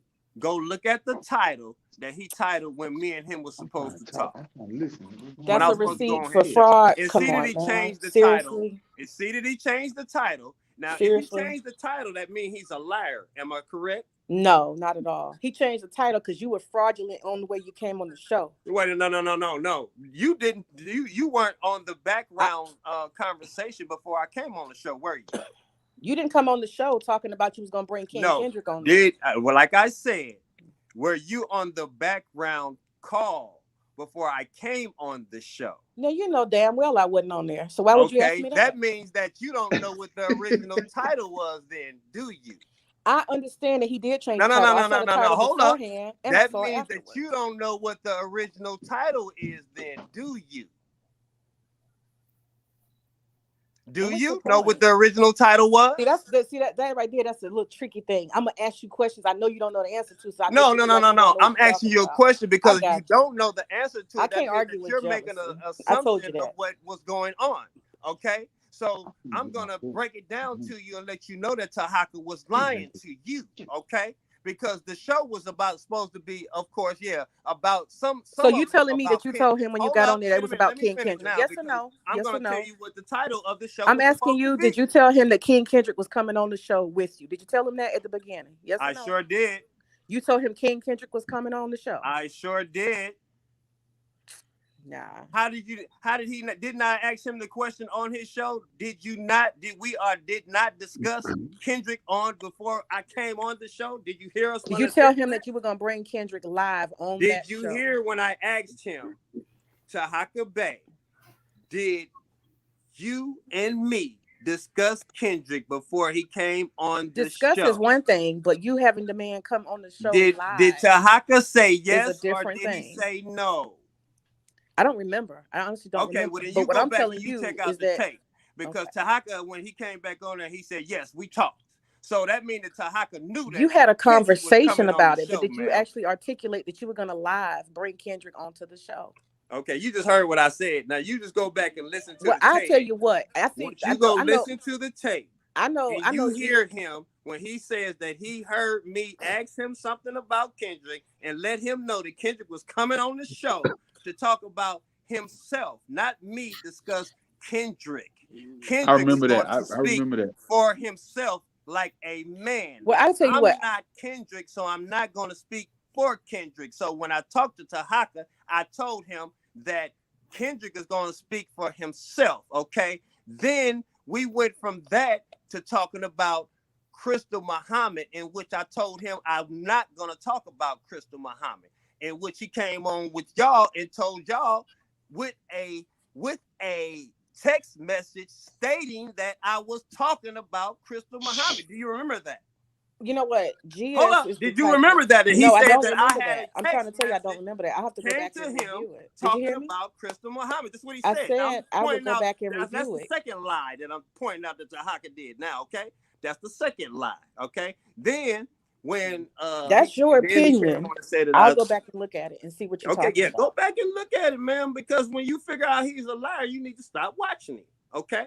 Okay, and let me say one thing about Crystal Muhammad. He was so cool with her, but then he stopped being cool with her because she didn't want to say, I have a problem with Ali Muhammad.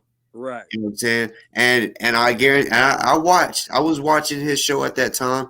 Everybody in the comment section, and maybe even including you, I don't know for sure, but nobody had a problem with Crystal Muhammad until he turned y'all against everybody that he brings on, and he makes y'all pretty much turn. Nah, that's just not like what happens. I want all the smoke, just like King T. They respected him, did all types of shit for him. You know what I'm saying? He disrespected him, and then he was like, "Y'all got to pick a side." He had a show on King T. And, okay, let me explain. Can I say something? Right? Can I explain something, please? But hold up 1 second, sis. Before you go on, I'm gonna let you speak, okay? And then one more thing that I wanted to respond to what the brother just said. Go ahead. Go ahead. I'm gonna let you respond. I would like to respond. Go ahead. Okay. So to answer what you're saying, I've been following for a good while. I'm a major supporter of Moorish World TV because I see a demand for it locally in Atlanta and across the country. People don't want to spend their money or think they're supporting things and to find out that people are just hustling and lying, like Polite, like so many other people, right? Like Narca, right? No, I disagree with that. Because they money what to are you getting out of the information that let me address what Boss Talk said though. But he raised money to go and record GMJ. Remember that. What are you getting out of the information? Hold on, let me answer his response. So to answer what you said, why did he turn against Crystal Muhammad? Why did he turn against so and so? What happens is, like he said before, he's explained it. He is open to people to come on the show, right? And once they come on the show, they come on the show, what happens is a lot of other people start bringing information. A lot of people start bringing receipts. Why you got that fraud on your show? Why do you not realize this person is X, Y, and Z? He said he does not necessarily go and do a thorough research of that person. He's open to people to come on the show. And so what happens is when you come on the show, I remember specifically, this sister was doing, again, a fundraiser for a brother who is so-called died, right? Do y'all remember that? Do y'all remember that? I know what you're talking about. That. Okay, she raised money and she was going on and on and on about how this brother was killed and he was assassinated. He was a Panther. She had a whole narrative. They collected all this money on behalf of that man for his family, for his funeral. Do you know they did not show up at the funeral? They did not give that woman $1. I agree with all that. So that's how he ended up, from my recollection, that's how he ended up saying, wait a minute now, she's a fraud. Because people brought him receipts. So a lot of times when that happens, like for example, let me finish. Let me say this one more thing. Let me say one more thing.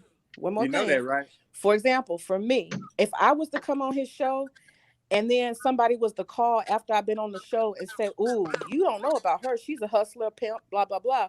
Guess what? My ass would be on the chopping block because you can't come on Morris World TV being a fraud. That's the bottom line. I'm done. Okay, but all right, tell me if I'm lying. Did he not ask for money because he was trying to get a van so that he could go and record GMJ's court date in Louisville? Did he not raise money? How many times has he explained this example? I don't watch him like that, but I know Well, I'm telling you, he's gone over it, so I can repeat you to what he said. Man, he was supposed to be there though. I didn't hear what he said. Repeat what he said. Yeah, sure, I can repeat what he said. First of all, as far as the van is concerned, he has, and I want y'all to understand this, he has a solid group of followers. I don't know if other platforms have that. Okay, so he has like a solid group. I can't tell you exactly how many per se, but because there's people who donate on Cashapp and there's people who donate publicly. Like I always donate publicly. And so this core group of people are diehard supporters of the Morris World TV mission, okay? And so that means when you give the money, you're giving it to the platform for whatever equipment, for whatever, for the time, the energy, all of that. It is not necessarily for a van. That's what he wanted, though. He asked for that. He wanted to go and record. And what I'm trying to tell you is a lot of his major supporters, they were giving money anyway, consistently. Yeah, I know that. But he was giving money for the van. And you all decided to focus on the van. He said no. I'm just saying because I was wanting to meet him in person. I wanted to meet him in person. Okay, well then that's a different thing. You're disappointed because you didn't get to meet him in person. No. I'm just saying he stole y'all's money. He didn't use it for what it was supposed to be. He didn't use it for what it was supposed to be. So he's back to the question of asking you, sis, what did you get out of y'all that are supporting him as if you are supporting a church? What are you getting back out of what you're supporting Morris World TV? Great question. What's the impact? Great question. What is the impact? Great question. So to answer that question, I started out when I first started saying to you guys that I have been a victim in my own local community of people who actually fundraise and they're pulling on your heartstrings. Oh, this is Black liberation. There's this movement. There's there's that. If you just give $5, everybody give $5. That type. But what that got to do with Dr. Claude? Let me finish. What that got to do with Dr. Claude? What that got to do with Dr. B? Okay, you're not gonna let me talk. Okay. No, I'm just saying you making a whole lot of excuses based off your. You asked the question and I'm answering it. Like seriously, if you're gonna let me talk. He just asked me, "What am I benefiting?" Did you not hear him ask me that? Yes, I did. As a collective group, and I'm you trying just to tell you that about 100 people that are given as a collective group, and I was trying to find out what are y'all getting out of as a collective group. And I'm trying to answer you. I'm trying to answer you. And the direct answer is this. As I said when I first started, I have been a victim many times in Atlanta, locally, of. You think Umar Johnson don't come through my community? You think he don't come? Guess what? I used to go and I used to give. I don't do that anymore because the exposure. If I want to spend my money, I have found local ways to put my money to work because I realize a lot of these people out here, if it wasn't for Morris World TV, I would be one of them fools. You know how I also found Morris World TV? Because GMJ, he came to Stone Mountain. I'm an activist here, a real person, a revolutionary on the ground. I'm not one of these fake armchair. You can look my name up. Look up Maymuna Freeman. Google it. I'm an ass kicker in the South. Right down here, I kick ass. Look me up. You will see all kinds of shit. I fuck up the KKK. I fuck up the 3%. I run shit. And I don't allow them, these Confederates, these Southern crackers, I do not allow them to run rampant down here, down South. I'm in Atlanta and I'm standing up. Okay.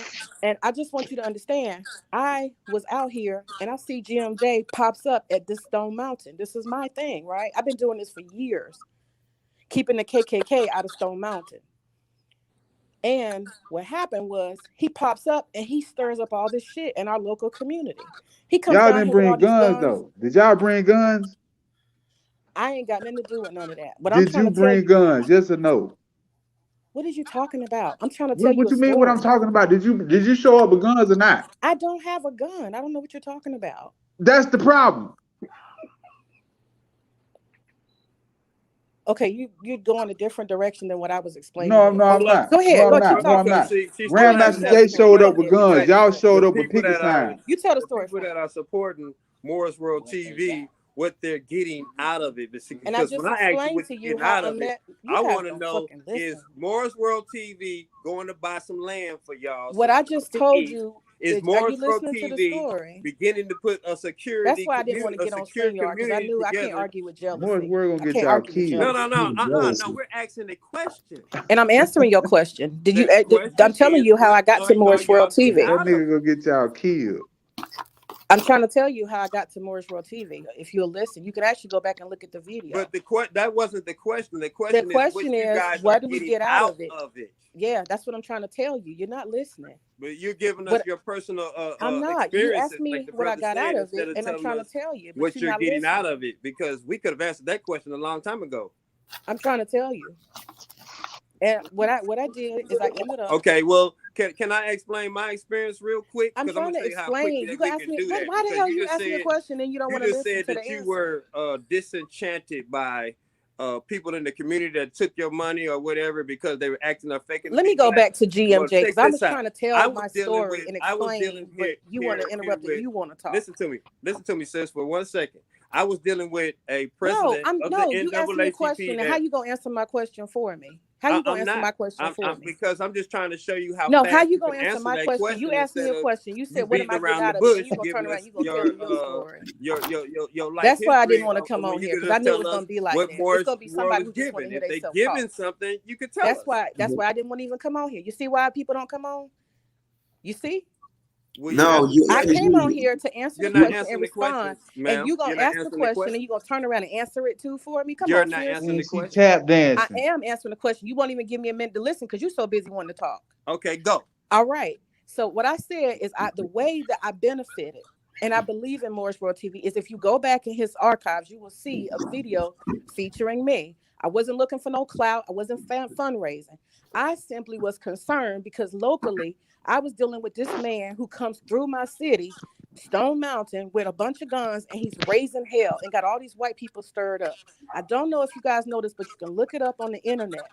Go to August 15th, 2020, and you will see that they brought the National Guard here because all these crackers come from Kentucky, Tennessee, Louisville. They showed up. Wait a minute. Hold on. Wait a minute. They showed up. No, they were supposed to show up on the 4th, right? No, they showed up. That's not what happened. No. And they started shooting each other and shit. No. Let me tell you what happened. No. Let me tell you. I'm here on the ground. I know what happened. July the 4th. I saw the news. You know what happened too. Let me tell you. I'm here, so I know because I go to the mountain. It's like 2 miles from me. Okay, so July the 4th, GMJ. He's not a local activist. Nobody heard of him. Nobody knows him. All of us activists looking around like, who the fuck is this man walking through our park in our community with guns talking about he wanted to shoot crackers? Who is this? Who is this? And I started doing research and I was like, this is fucking crazy. Who is this man? And not only do I find out he came to my city and stirred up the people.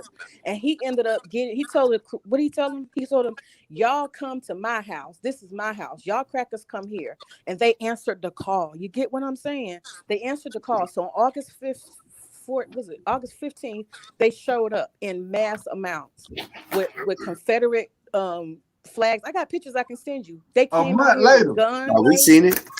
They came out here with guns. They was ready for war.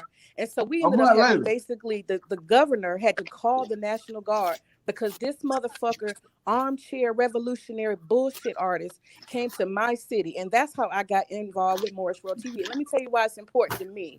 Because as an activist who's been working on Stone Mountain legislatively, I've been working real hard. I don't need no motherfucker like that coming up here with no guns and he's talking shit and he ain't gonna back it up. I did not need him to come here and do that.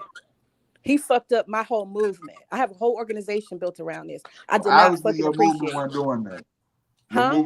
Your movement wasn't talking no shit. What do you mean? You don't even know what my name of organization is. Your movement was stagnant. You ignorant. You don't even know what my name of my organization is. Your movement was stagnant. You don't know what my organization is. Do you even know the name of it? So how you gonna say that? No, I don't. Talk facts That's and probably receipts. the problem. Okay? That's probably Talk the problem. facts I don't and know receipts. about your organization because nobody Exactly, was because you So talking ain't what about looking you your up. Look saying my is organization. name that up and what you'll you got find out of out. Morris Road TV was him exposing Jam Master Jay.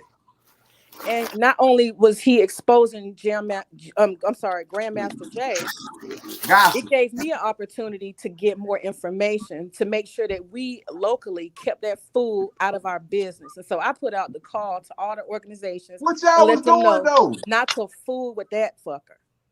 What y'all was doing though? For I don't real. have Like time to for talk to real. you. Ain't What on my y'all was level, doing though? How bro. I many can't people get talk to hung up you. there You don't still? talk in facts. I can't talk to you.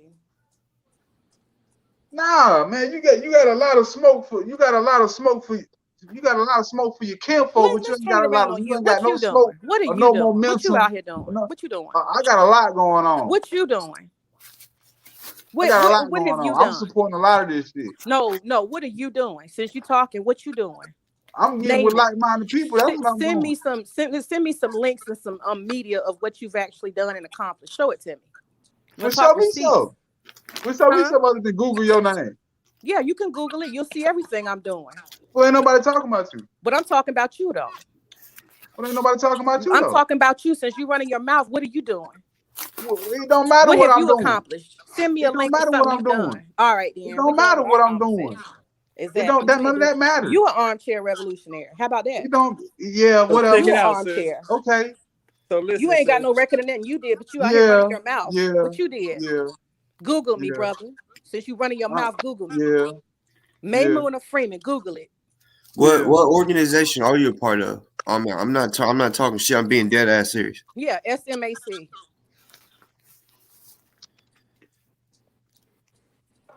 I'm the founder. You know what I did? Look it up. I removed the Decatur monument. Decatur, Georgia. We had a monument for the Confederacy. I got that shit removed. It took 4 years. I'm working on Stone Mountain. I'm gonna get them to move this shit. All this Confederate stuff. It's got to go. Them Confederate flags. This shit's gonna come down. Watch Well, it this. seems like to me you're doing more than Morris Road TV doing. Thank you. I was gonna say why can't you get him on onto that shit? Because he the don't question is, do you even know what he's doing? See, y'all didn't know me. You didn't know what I was doing. You can Google it, but do you even know what he's doing? Y'all got all this judgment, but you don't really know what people are doing locally. No, we know what he's doing. You think if it ain't on YouTube, it ain't real, right? Okay. No, that's not what we saying. That's not what we saying. He asked you like, and she know that too, and she know that. Money. I know what. And you know that ain't what we saying. For people that's giving that type of amount of money, okay. What type of amount of money? What? How much? What's your receipt? To what me, your receipts? What money? I don't how think much? y'all getting nothing out of it. I mean, honestly, I just told you what I get out of it. I told you getting frauds. Morris but you already got your own organization. Getting frauds out of my community. But he helped me to get he clear. A fraud himself. You would have ran him out of your community if he'd came in your community, sis. Because after a while, you decided he just was there to get your money. He wasn't actually asking for money at that time. He was just out here stirring up shit. But at this point, he's asking for nothing but money. Let me tell you what I did, actually. I reached out to GMJ when I first heard about him. This is after July the 4th. I said, hey, brother, I got the text messages and stuff still. I said, hey, I reached out to him on Messenger, and I said, hey, brother, I said, I'm a local activist, and you're coming in my space doing X, Y, Z, and I'm trying to understand where you're going with this. You calling the Klan. What you going to do about it when they show up? X, Y, and Z. I kept asking all these questions. Do you know that motherfucker to this day did not ever respond? I sent him multiple messages. And that's when I started doing research. I said, because if you're an activist and I'm an activist and we're working on the same thing, I may disagree with your guns and what you're doing, but I think you should at least respond to that's your problem because you disagree with guns. These white people got guns. Okay, you're talking about something different than what the fuck is you talking about, man? No, this silly ass, this sedity bro, man. No, I'm you want that silly no, shit. I'm not talking about that. I'm saying that everybody had that same opinion about Grandmaster Jay. That he came in. I said I have a different. It ain't even about Grandmaster Jay. Yeah, we it ain't even about Grandmaster Jay. These white people got guns. Okay, that's fine. They'll Kyle Rittenhouse your ass. You talking about going out here with picket signs and shit. But what I'm going asking, out here you don't know to talk how some I shit over with people with guns and itchy ass trigger fingers. Get the fuck out of my face, man. You don't even deal with facts. You just make up stuff as you go. Like seriously, come on. Picket sign days is over with. Who's doing picket signs? Did you see? You didn't even Google me yet, so you don't even know I was what the fuck I letting do. the brother know. And what the fuck is removing monuments gonna do too? Brother know, the picket it's sign not about the monuments. I would hope ain't nobody. Then what it's about then? Yeah, I would hope ain't Tell me nobody what we doing going that. with. Who else is that Because talking? we don't agree with no Black Lives Matter, none of that. I'm not in We part ain't of Black doing none Lives of that. Matter. I'm not part of that either. Yeah, we I'm ain't doing none of that. You know I'm what I'm not part saying? of that. So Okay, let me address this brother because he really think he a revolutionary. Let me explain to you a couple more I things. don't Then think I know. since you think it's just about, let me finish. Morris World TV. Let me finish. Separating you from the government of the Since you United think States. it's not about let me finish. Since you think it's only about monuments, let me show you how deep it is. So when in the process of me doing my work at Stone Mountain Park, right? It's the Confederate Memorial. I don't know if you guys have heard of it. It's got a whole bunch of carvings and Confederate flags and got plantation and slave cabins. They are celebrating slavery over at this park, okay? And it's state sponsored. I got a problem with that. That's taxpayer money. Let me get to the point. In the process of me going and trying to do the work I'm doing to remove these monuments and stuff, and I've made a lot of progress now. Let me tell you what I come across. Stone Mountain City has a mayor. Guess what? She's a Republican, 20 years, white lady, never challenged. Do you know what? I got sick of seeing her at the meetings. So I put a target on her back. I said, why is the damn mayor of a 75% Black community got her ass over here trying to promote the Confederacy? What the fuck is wrong with this picture? So at that point, I said, oh, it's time for revolution. We got to change power. We got to change power. So when I started seeing her keep coming, I started talking to her and I realized she actually supports the Confederacy. So you know what I did? I went out in these streets and I helped to raise up a Black mayor to replace her ass. Do you know, as of November the 4th, when we had elections, I worked my ass off to replace that white woman. And guess what? The Black candidate whooped her ass. I designed her campaign and everything. She whipped her ass. That white woman is gone. That pro-Confederate is gone. We got an all-Black city council except one person. But that was other people's votes though, not just. It is. It's not. I'm not saying I'm taking credit for it. What I'm telling you is that woman has been unchallenged. She had been unchallenged all this time. She had been white, running over a whole Black community, doing whatever she wanted to do. And I took initiative because I saw who she was, and I helped to raise candidates to go against and change the power structure. So please don't tell me. My point is, please don't tell me that this is about only Confederate monuments. No, it's not. It's about changing. It's about changing the power structure. So you can Google her. She is now the Black mayor after 20 years of having a white Confederate Republican mayor. She is now the mayor of Stone Mountain. That happened on November the 4th. Historical. First Black woman. That's a mere pawn on the chessboard. First Black woman. But it's more than what you're doing. But it's more than what you're doing. Man, whatever, man. Whatever. You can sit up here and say you that an armchair revolutionary. These little symbolic ass victories you talk about, man. You an armchair These symbolic victories. I can't talk to you. Symbolic. I changed symbolic. They mean nothing in the end, man. I changed white power to Black power. How about that? How about that? For real? Have you for real? People still get hung. White power to Black power. How about that? It was symbolic though. People still get hung though. You say it's symbolic, but what you doing? People still get hung though, right? Let me let you understand. Fuck out of here with that shit, man. You mad? Why you mad? Why you mad? No, you came out here mad. You don't want to got emotional. Armchair. The reason why I say that it's a symbolic system because you're still participating in the same system that got you. Well, you got to get up and get on a boat and leave then if you don't want to participate. No. What you could do is you walk paying away taxes, from you the participate. boat. You can walk How about off that? of the boat. No, sis. We did that already. I'm older than you. We could walk away from the ship now. We ain't got to keep voting. You still here though. You still in America. As long as you here, you doing commerce. You contributing to it. And that does not mean that you got to do commerce with the same. You are though. You paying rent. No, exactly. Right now. Ask her how much designer shit she got in her closet right now. Sis, Ask her how much designer shit she got in her closet right now. He's not on the level. Please, he's not on the level. Yeah, whatever, man. I'm not on the level. He's not on the level. Yeah, whatever. You're not. You can walk away from this if you want to. I'm listening to you, Chief. Go ahead. What you saying, brother? Yeah, you can walk away from this if you want to, and the people that you're organized with, we can all walk away. We can all walk away if we think in the same way. But I'm gonna tell you right now, if we thinking about voting something into their system, it's not gonna work because their system is totally failing us. Their system is straight up lying to us right now with a disease that's trying to kill us all. So we can't go vote for that when the people that are out there not even standing up for what's going on to us. So what's the answer then? So what's the answer? The answer is we gotta walk up. We gotta walk away, sis. And go where? Go where, brother? We got to walk away, sis. We gotta start our own nation. And go where? We don't have to go nowhere. We can start our own nation right here. Damn, you looking for guidance? No, I'm asking to get clarity. I'm getting clarity on what his vision is. That's what I'm doing. Get our clarity. vision Somebody is else's our vision, own not your nation vision. right here. I'm listening to him. That's That's what people do. They listen to people when they ask a question, okay? My vision is the same vision Martin Luther King had, getting our check and staying right here where we are on our own land, not leaving, going somewhere that we don't know nothing about. We ain't never been before. That ain't nobody never told you and your family that you've been somewhere before, that you want to just go somewhere, that everybody in every country is trying to come here and they want to send you up out of here. So just think, if they trying to send you up out of here, all the gold and silver and jewels is right here where they trying to get rid of you from. So don't be a fool to think that when you say, where we going? No, we ain't going nowhere. We're going to take back this that's ours. So believe me, it was you stolen, don't consider having local people. So listen, instead of your fight in voting, won't you put your fight into getting some of the land back that was stolen? It still was stolen from you. You still got a right to claim what was stolen from you. So instead of voting for something, why don't you go after? Well, I was saying we voting for a black mayor over a whole black city, which is black land. Listen to me, because the people in California just got a whole black. Let me clarify. He just asked me a black mayor. Not only that, black mayor, black city council over a We've been had that. Let me finish. 75% black community who aren't black homeowners. So what you're talking about is actually what you're talking about is actually what's manifesting. What we just talked about is black people having their own land. And that's what's happening there. They have their own land and they are collectively living together with a white person running it. And I changed that. I helped to change that. That's what you had.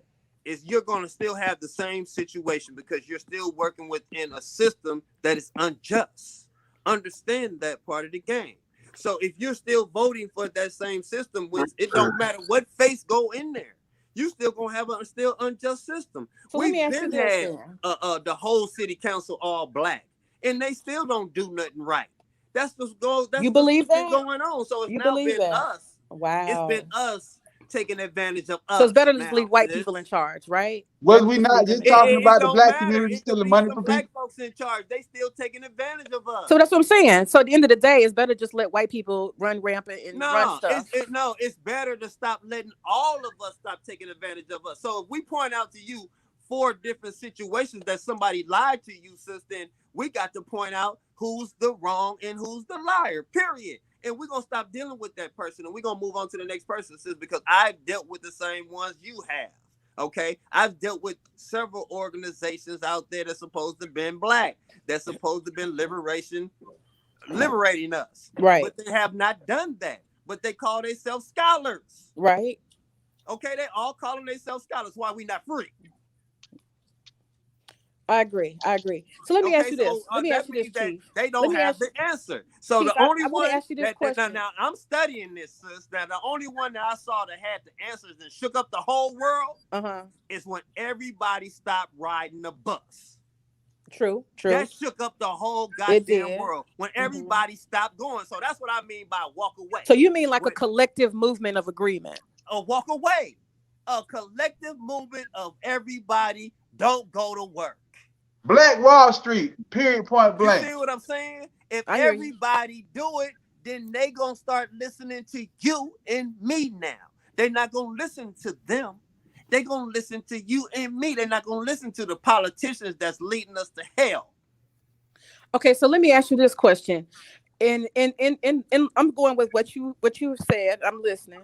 So you said this idea of collective land. Have you established, how far have you gotten in your vision? Have you established land? Have you bought land? Tell me more about it. Sis, we got land. She trying to nitpick. I'm just listening. I'm asking. She trying to nitpick some shit, man. Get the fuck out of here, man. And we're far I'm asking to listen. now. What is wrong with him? We can feed ourselves. What is she cussing for? What is wrong with you? Boss talk. What is wrong with you? Boss talk. Yeah. Let's all be respectful. Let's be respectful. I'll be respectful. I ain't calling out her name. Check it out. Sis, now, we're far enough right now where we can feed ourselves. But we need more people like me that want to feed themselves. So now we're collectively coming together with people in different states that want to do this. Okay, that's not true. so it don't That's take not true. me to go get a van. All it takes is for me to get some people that want to grow, and then collectively get together and say, okay, how many acres you got? How many acres you got? How many acres you got? That's what I'm saying. Okay, What do you? so check this I'm out, asking y'all. you Let's get together and specifically. put these food boxes together and start feeding people in our towns. Okay, it don't Yeah. take. It's not hard to do that. Okay, but that's what the social media part needs to be. No. Hold on, brother. I want to talk about your vision. I'm asking you, what specifically have you done, or what are you doing right now in line with what your vision is? That's what I'm asking. I've separated myself as a nation. Do you have a collective group? Coosa Nation of North America. Ah, Coosa. Yeah, I'm familiar with Coosa. Okay. Where's y'all land located? We got land all over. Wherever our feet stand on soil is our land. You know that. If you know about Coosa, you know that where our feet stand in the soil. Well, I didn't know if you guys meant you guys were collectively. We got these people in Atlanta. Well, not Atlanta, but Georgia. They bought 100 acres. It's like 10 black folks. They bought 100 acres of land, and they're just regular, everyday black people. And so I didn't know if you guys have some vision like that to buy a large. Are you talking about the ones that made their city? Yeah. Yes, yeah, but a lot of us are farmers, so we got our own land already. So that's the advantage that we already have, because we got farmers that have their own land. But of course, yeah, we want to buy more land because it's a lot of us that need to feed a lot of people. So of course, yeah, we need more people to buy more land. Do y'all have like a website so y'all can be connected, or how does it work? Go right on there and check it out. Coosa, go check it out. It's right there right now. Go check it out. You'll see me on there. I'm on the Council of 9. I have seen you on there. You're right. I have seen you on there. Maymuda, I got a question. Have you ever been on my show before? Not speaking, no, absolutely not. Okay, because there's this other woman that. So now that you know, what you say, brother? So now that you know that I am on the Boss Council Talk, of 9, that I'm not just out here faking Indian. You see what I'm saying? That I am making moves. Yes, we are. We have made that decree in our independence to the United States that we are a sovereign state of our own. Okay, so what's the vision for people who are not Coosa? And those of us that are scholars should have already done that already. Okay. So what is the vision for people who are not Coosa? Sis, they got to get in line. They need to start seeing the vision. They need to stop chasing people like Chahaka Bay that does not have that vision of separating you from something that's oppressing you. Thank you. And see, that's why I'm saying it's not jealousy on mine. I'm out here trying to make it happen. I'm talking about you. And I'm not talking about anybody when else. I see people talking about making it happen, but they ain't trying to feed nobody, I got a problem with that. Well, see, that's the thing. We have a lot of different sects of people. We got all kind of different. You got the Nation of Islam. You got the Hebrews. Everybody got their own plan. Right. That's one of the issues. And then some you got people who are Kusa, and they have their own plan. So there's no solidarity among all people of color, you know? So look at that, sis. So those that are out there trying to do just that, buying land to help sustain us, those are the lights that we should be gravitating to. You see what I'm saying? And we should be gravitating to the lights that's going to buy vans.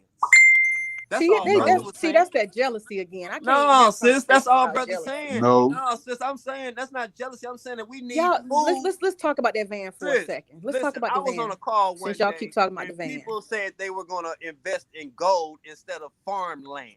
I'm not investing in no gold before I invest in farmland because I can't eat gold, sis. I understand. So I'm not jealous of somebody that wants a van. I want land. But I'm saying you keep bringing it up though. I bring it up because I want land. I don't want a van. But why are you bringing up the van? That's already because I want land. Okay. That's all. And I say that because the brother changed my title 3 times and said that I was the Feds. Well, you know what? If you got an issue with that, don't say Feds. somebody's a fraud because they changed the title from what it was. Don't say somebody's a fraud. That's not a fraud. You saw me on the council. Morris TV is a fraud. I'm not the you Feds. A fraud. You an armchair revolutionary. So did you defend me? Morris TV is a fraud. And you're a liar. You ain't did nothing. You couldn't even point to anything you ever accomplished. You are. You a whole liar. You don't have room to talk about anybody. You mad because I'm talking about your daddy. At least Mr. You mad because I'm talking about your daddy. He a liar. Chief Eagle Eye can actually point to something that he's a part of and he's organizing. You can't. So you really don't need to say and judge anybody. He a whole liar. I'm talking about you. You haven't done anything. You mad That's the about thing. I'm talking about your daddy. No, I'm not mad. I'm just saying that you over mad here 'cause I'm talking passing about your daddy. judgment, He a talking whole about liar. who's a revolutionary, who's not, and you ain't did He a nothing. whole liar. You ain't did nothing. We talking You about just your running your daddy being mouth a on liar. YouTube. That's all. You just running your mouth The on show YouTube. ain't about me. The show about your daddy being a liar. Well, the show it shouldn't be about somebody who's talking about somebody who's not a revolutionary. They not one themselves. The show is about your daddy being a I liar. got a question, Maymoon. Sure. All right, so because I know I've seen you like in the comments. Actually, I know you're a mod. Yeah, mod for Tarka. So do you know the real reason why really multiple people in the comment section have talked down about me?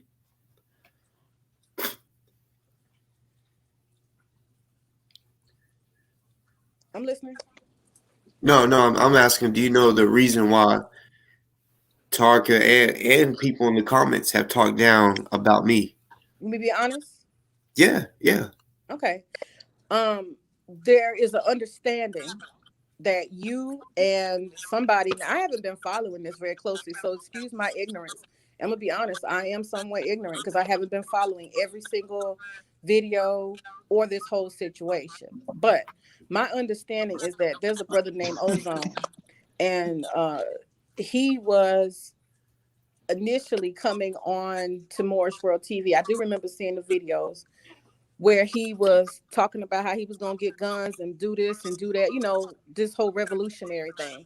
And I remember Brother Tahaka Bey saying to him, hey, you know what, brother, you need to put that down and come together collectively on something else, something more productive, something you can measure and make real change. Don't go that direction. And Brother Ozone did not listen. He was telling him, GMJ is going to get you in trouble. That whole thing is just like some kind of COINTELPRO. He's been trying to warn people. That Don't throw man left yourself under the GMJ. bus. That man left the NFAC, man. Y'all be talking to them. Y'all don't even know what y'all be talking about, man. No, but So I'm trying to get back does to that have to you. do to me, though? I'm getting back to you. Okay. So I'm telling you that's how it started. As far as I understand, is that Ozone, he was trying to tell the brother to be positive and do something in a different way. And Ozone did not listen. And it's so sad that we all saw him end up getting in trouble in Florida. It looked to me like he was attacked by the police and he defended himself. That's my perspective, but nobody knows, right? So no, but how do I come in? That's where you come in next. And so when the brother went to jail, there was this whole big fundraiser thing. Now, like I said, I don't have all the facts. I don't know everything, but I'm telling you my perspective. I could tell you after you tell me. Okay, sure. And so from my understanding, you and somebody named Remy, who I have no idea what he looks like, who he is, and Crystal Muhammad, and maybe even some other people. I think somebody said Michi X too. But it's a group of y'all, either collectively or individually, who have been collecting money on behalf of this brother because his family and his legal services that are needed. And then at the end of the day, all this money has been collected and that brother doesn't have any money. And you guys look like y'all have stolen money. Look like y'all have stolen the money. That's it. All right. So secondhand information. See what I'm talking about, man? Morris TV done sent her over here for information. He didn't send me anywhere. I'm gonna explain. So we rate everybody. I'm not even gonna say me or this person. No, it was the people that raised $60,000. And right now, were you among them? Yeah. Okay, gotcha. So all right, I'll check it out. So we all anything that we sent in was sent to Remy, to the website We Stand With Ozone, or to his Cashapp. It was all sent there. Even if I did the most fundraising or the most videos talking about Ozone to get people to donate, but it was all getting sent to Remy. Well, recently, meaning real recent, Remy gave about $40,000 over to the POA of Ozone, which is his baby mom, and kept $18,000. So she did get $40,000. Yeah, but still, she was supposed to get 60, and all of it. Yeah, she didn't get all of it. So you see these T-shirts behind me, right? Yeah. So I was coming out. I'm talking about. I've came out of pocket at least $1,000. I'm gonna say at least 1,000 for Ozone out of my own pocket, right? And you talking about to make T-shirts or donation? No, just donations. And the t-shirts probably about 150 that I came out of my own pocket. You know what I'm saying? And because I make my own t-shirts, like I press this, I just had to buy the t-shirts in bulk. So I was thinking, how can I stop coming out of my own pocket? You know what I'm saying? And I was like, fuck it, I'll just invest into shirts, and after that, I won't basically have to keep coming out of my pocket. All the money will come from selling t-shirts. So what I was gonna do was put a portion over here for re-up for more shirts, and then the portion over for commissary, because I knew everybody was saying donate to his legal funds. Well, I knew he was in jail. He's still in jail right now. He needs commissary and shit. So not many people was talking about that. I was. So that's what I did. Well, Remy, okay, so I don't know if you heard of Sisters of the Underground, so too. They said that they were gonna pay the rest of the legal funds. So we was like, oh my God, like an angel came. You know what I'm saying? That's what we was thinking. We thought it was all gonna get paid for. Remy was on my show, and we're like, okay, everything is good. So since he's gonna have an attorney, this is what I was telling people. Since we have the money, we're gonna have the money. I said, look, if y'all still want to donate, I asked that y'all donate to his commissary. I gave them, it wasn't like I said, don't give me the money and I'll give it to them. I gave them the website to go and do it themselves. You know what I'm saying? And Remy hit me up saying, hey, don't be telling the people to stop donating to the legal fund. And I'm like, why? If you say you need 400,000, yeah, if you're saying you need 400,000 and we got it, because So2 said that they had it, but they never came through. But at that time, we thought they were going to pay for it. So we was like, it's paid for pretty much. So I'm like, we're good. I felt like I was happy for him. We didn't have to put in so much work anymore, because I was doing 12-hour shows a lot, 8-hour shows, 9-hour shows. The only one doing it too. And genuinely still don't care that I wasted, time. And look what's going on. They basically, Remy went to Ozone and said that I was pocketing money off these t-shirts because he seen that I was about to take money out of his pocket, pretty much. I didn't know he was pretty much pocketing money till later on. I'm like, why would we keep donating to the legal fund if we're gonna have it paid for? Can I ask you a question? Yeah. Who is Remy? Like is Remy, is he related to Ozone? Like, why is he involved? So they basically apparently marched in the NFAC and another group. I fucking forgot what it's called now.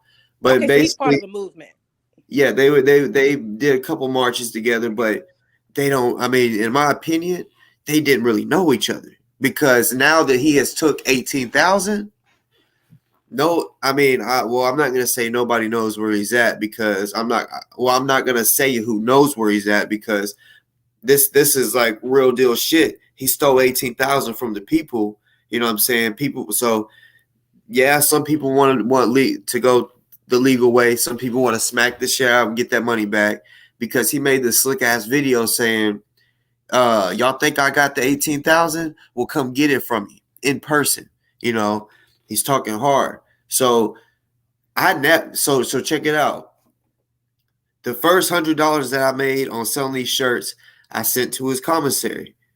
Hold on, y'all. I'm gonna show. While we're on here, I just want to show y'all the receipt, because a lot of people, they be thinking I'm just capping or whatever.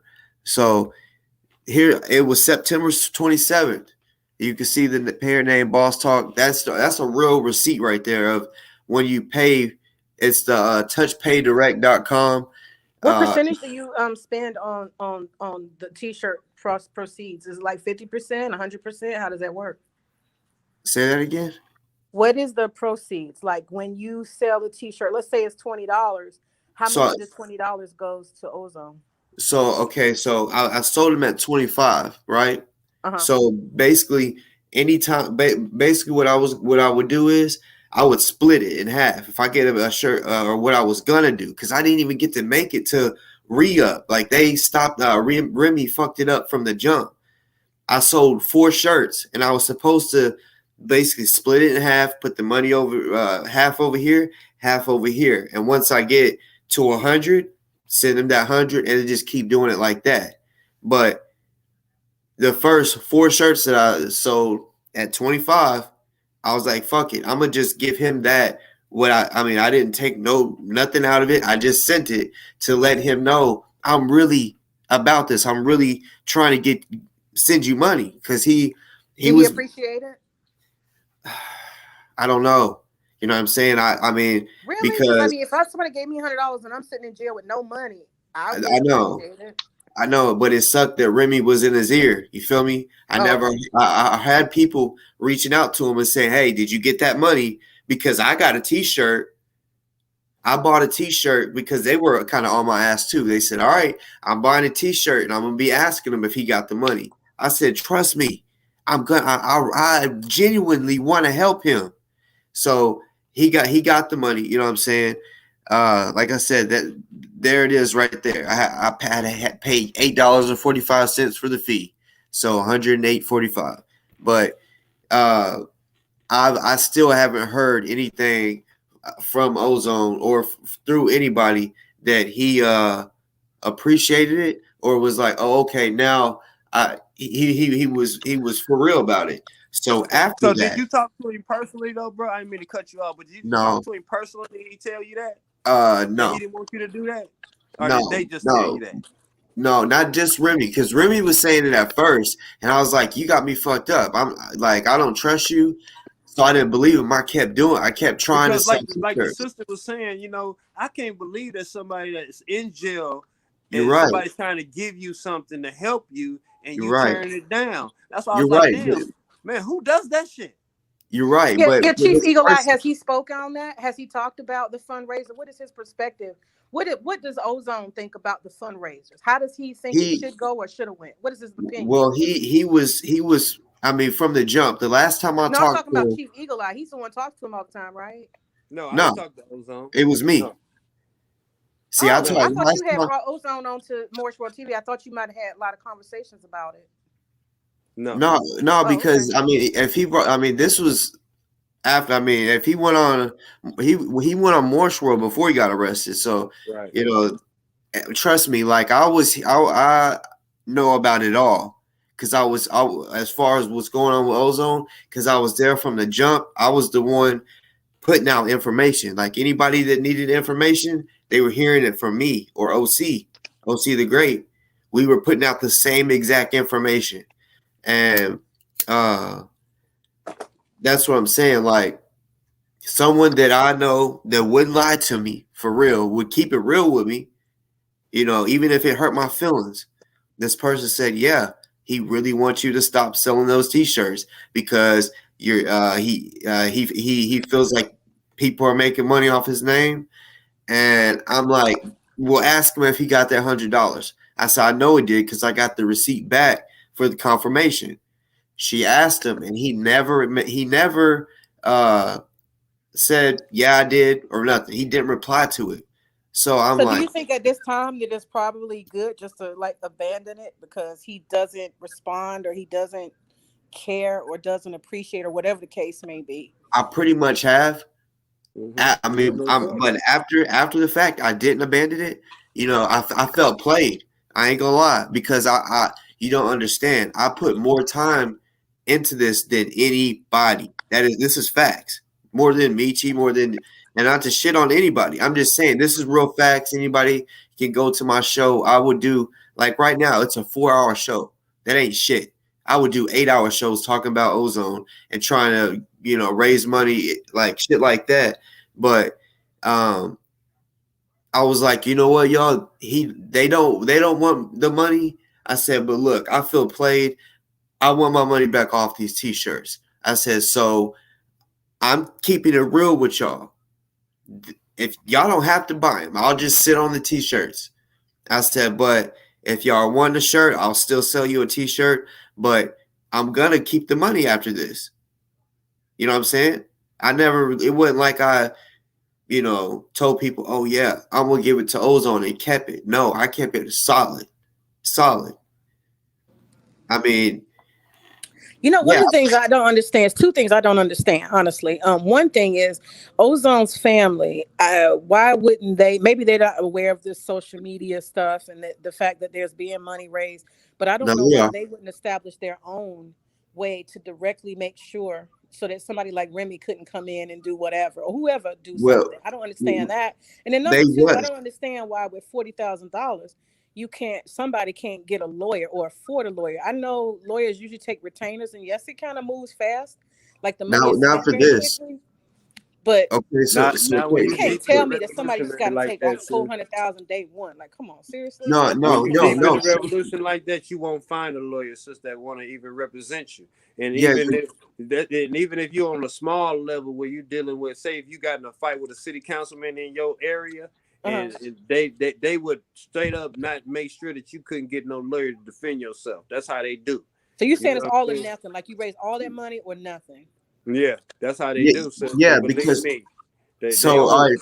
so first it was attempted murder. It wasn't murder at first. It was attempted murder, and they wanted $150,000. They were gonna take a portion. They were gonna take $30,000, but you have a certain amount of time to get the rest of it. Or they can leave, and now you just lost $30,000. So there was that dang, and they chose not to. And honestly, this is what pissed me off and I checked everybody behind the scenes because we told the people we were raising the money, and once we get $30,000, we're gonna fucking pay an attorney, and they didn't. So I checked everybody, and everybody got a little upset with me, and I didn't give a fuck, but I really. Because Ozone, I talked to him the last I talked to him was August 1st through email. And he was happy that I went on Kwame Brown's show to bring his name up to try to raise money and shit. And so I thought everything was good between me and him. But yeah, Remy, Ozone was vouching for Remy. He was like, yeah, I know Remy, I trust him. So that, and also Remy was able to raise it was between 5,000 and 10,000 pretty quick. And that was the most that we had at the time.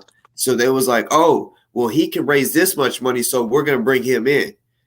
So but I didn't know that at that time. The whole time, I ain't gonna lie, I thought Crystal Muhammad was the one hold on to the money because she was the one. How much money did she raise? I don't know. I don't even know how much money I raised. I'm gonna keep it real. You know what I'm saying? It was just flowing. You know what I'm saying? And the most money we raised in one day was $10,000, and that was the first 24-hour live, and or not live. It was live, but 24-hour fundraiser. But let me ask you something. I'm not trying to put you on the spot, but did you trust her or do you trust her? Yeah, I trust her. Okay. Because this whole thing, she was genuine. That she was the first one that kind of got pushed out the way because they stopped answering her calls. I'm like, what is going on? Who is that? You mean Remy? Remy, OC, because all right, this is the people that's behind the scenes. It was that guy too. Yeah, it was me, OC, and Crystal. That was really because the POA, which is the baby mom of Ozone, she was the one talking to the attorneys. So the information would come from her to Crystal and then to me. And me and OC, because me and OC was the ones that was putting out information, updates on Ozone. Like every update was coming from us. So at this point, who all is communicating with him at this point directly? Who's communicating with him? At the beginning, we all was. But now, who's communicating? Now I think it's just maybe OC might still be, but I know for sure his baby mom, the POA. So none of y'all really have connection to him to talk to him. No, because directly. Remy fucked it up. Now I'm hoping since they see that Remy took off for 18,000 and that I've been trying to tell the people that he was on bullshit because me and him got in an argument on the phone on IG and he called Ozone's mom a crackhead. He called her a crackhead. And I said, how can you be for this man and you disrespect his mom like that? So I'm telling everybody on here, like I literally exposed his ass. I showed that he for sure there was 2,000 missing. You know, I'm showing all this shit. Nobody wanted to believe me. Now that he stole 18,000, you might even see randomly one day in a comment on a video someone say Boss Talk was right. Because yeah, you might even when you hear people say, "Oh yeah, Michi was right about him." I was right first.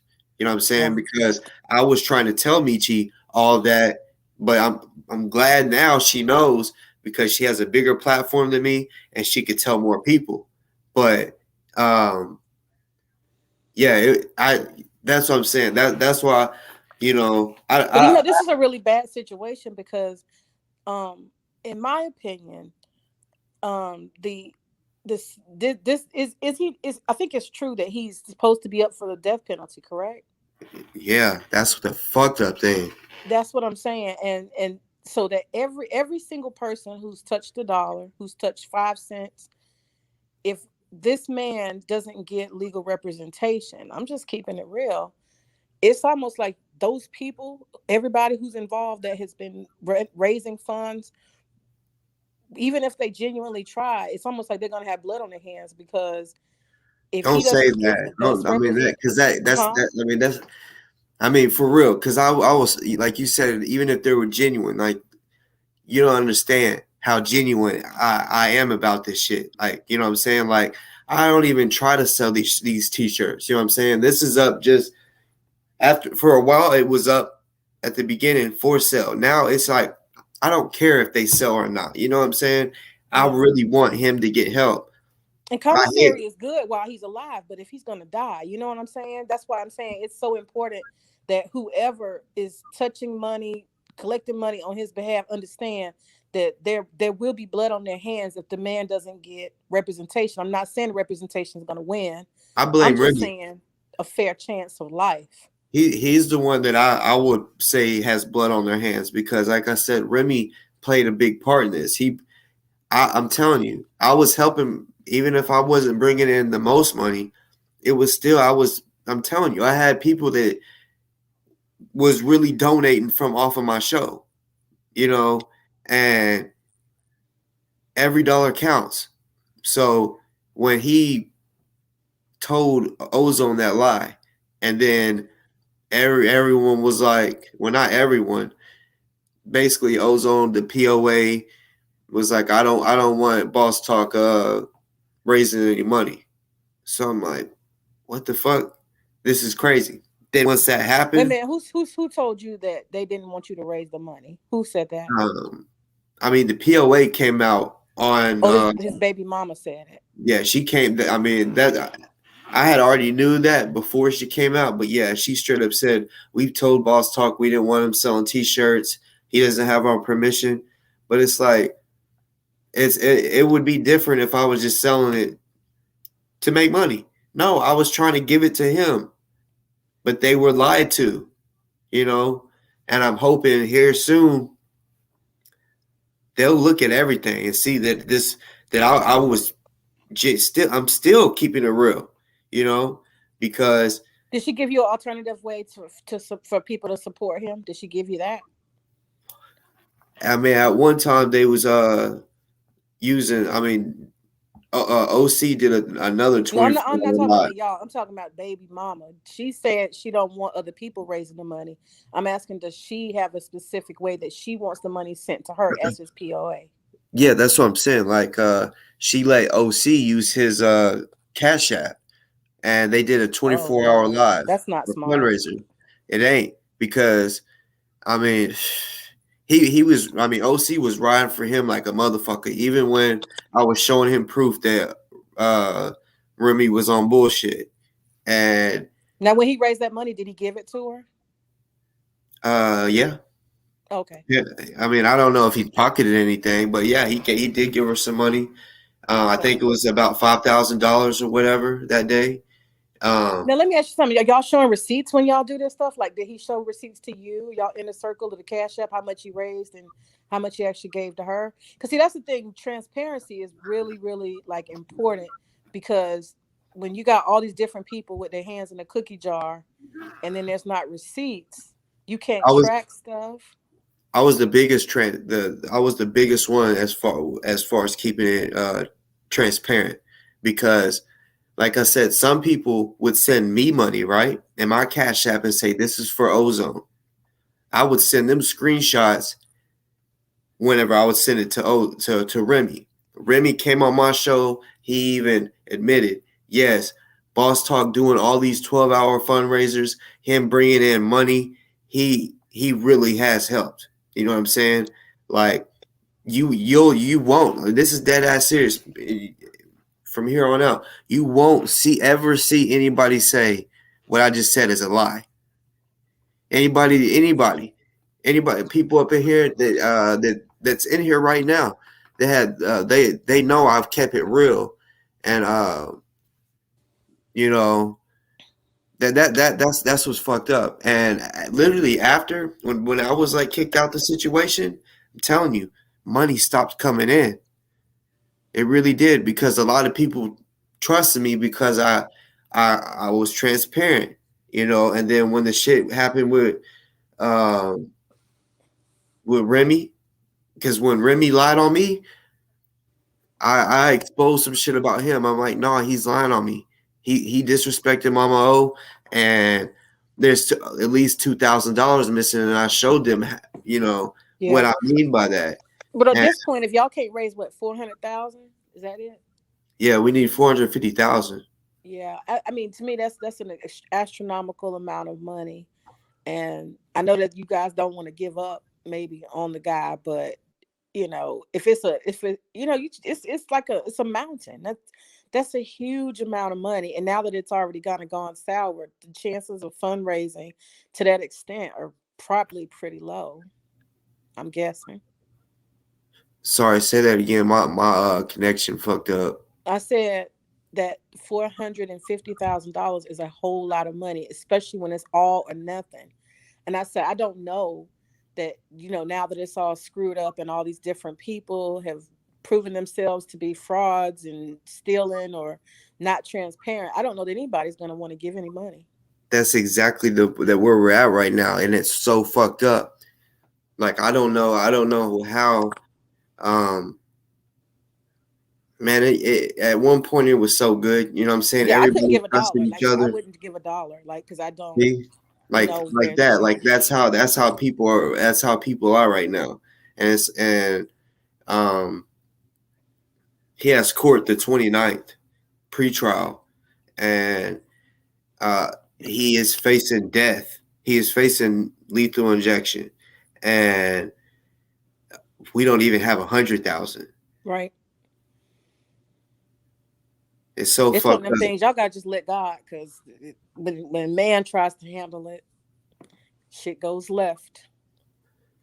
And then we got fucking played, like, because we let our guard down. We stopped hustling. Like, we also raised money to do ads, like to go and pay like somebody with a big platform to, we was gonna do that, raise money and pay somebody to, talk about it and say, hey, go donate here.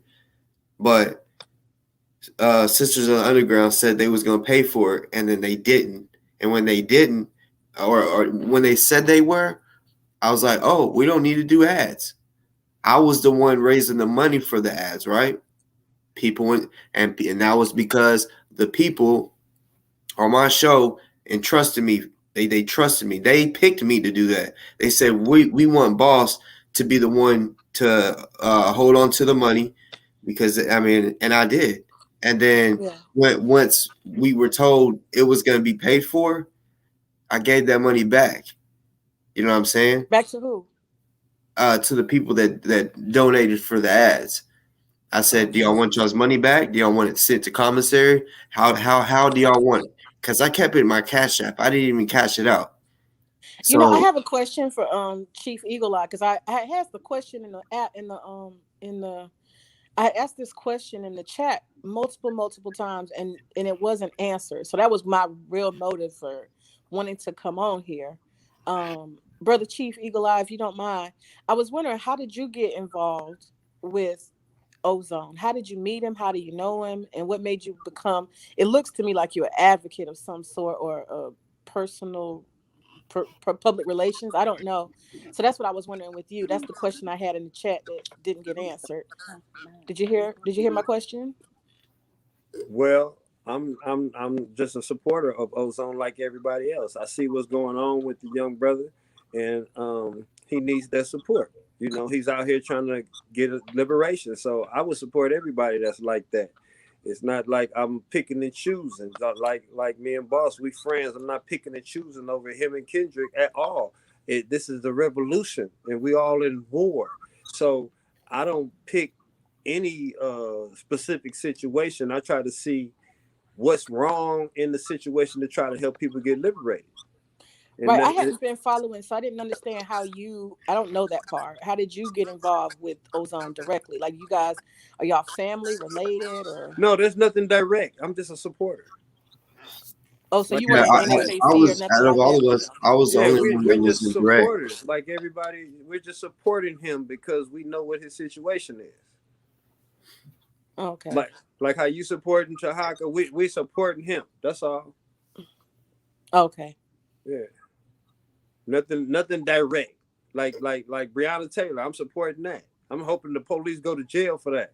I'm supporting it. It's not that I'm directly a cousin of Breonna, but you know, man, I got a sister. So if they'd have did my sister like that, I would hope somebody feels the way that I do about Breonna. Okay. And so so you are more involved with Kendrick than you are with Ozone, correct? No, I'm involved with everybody that want to be free. So if you can prove to me that you want to be free and you're not fake, we're going to get involved because your light going to shine with my light.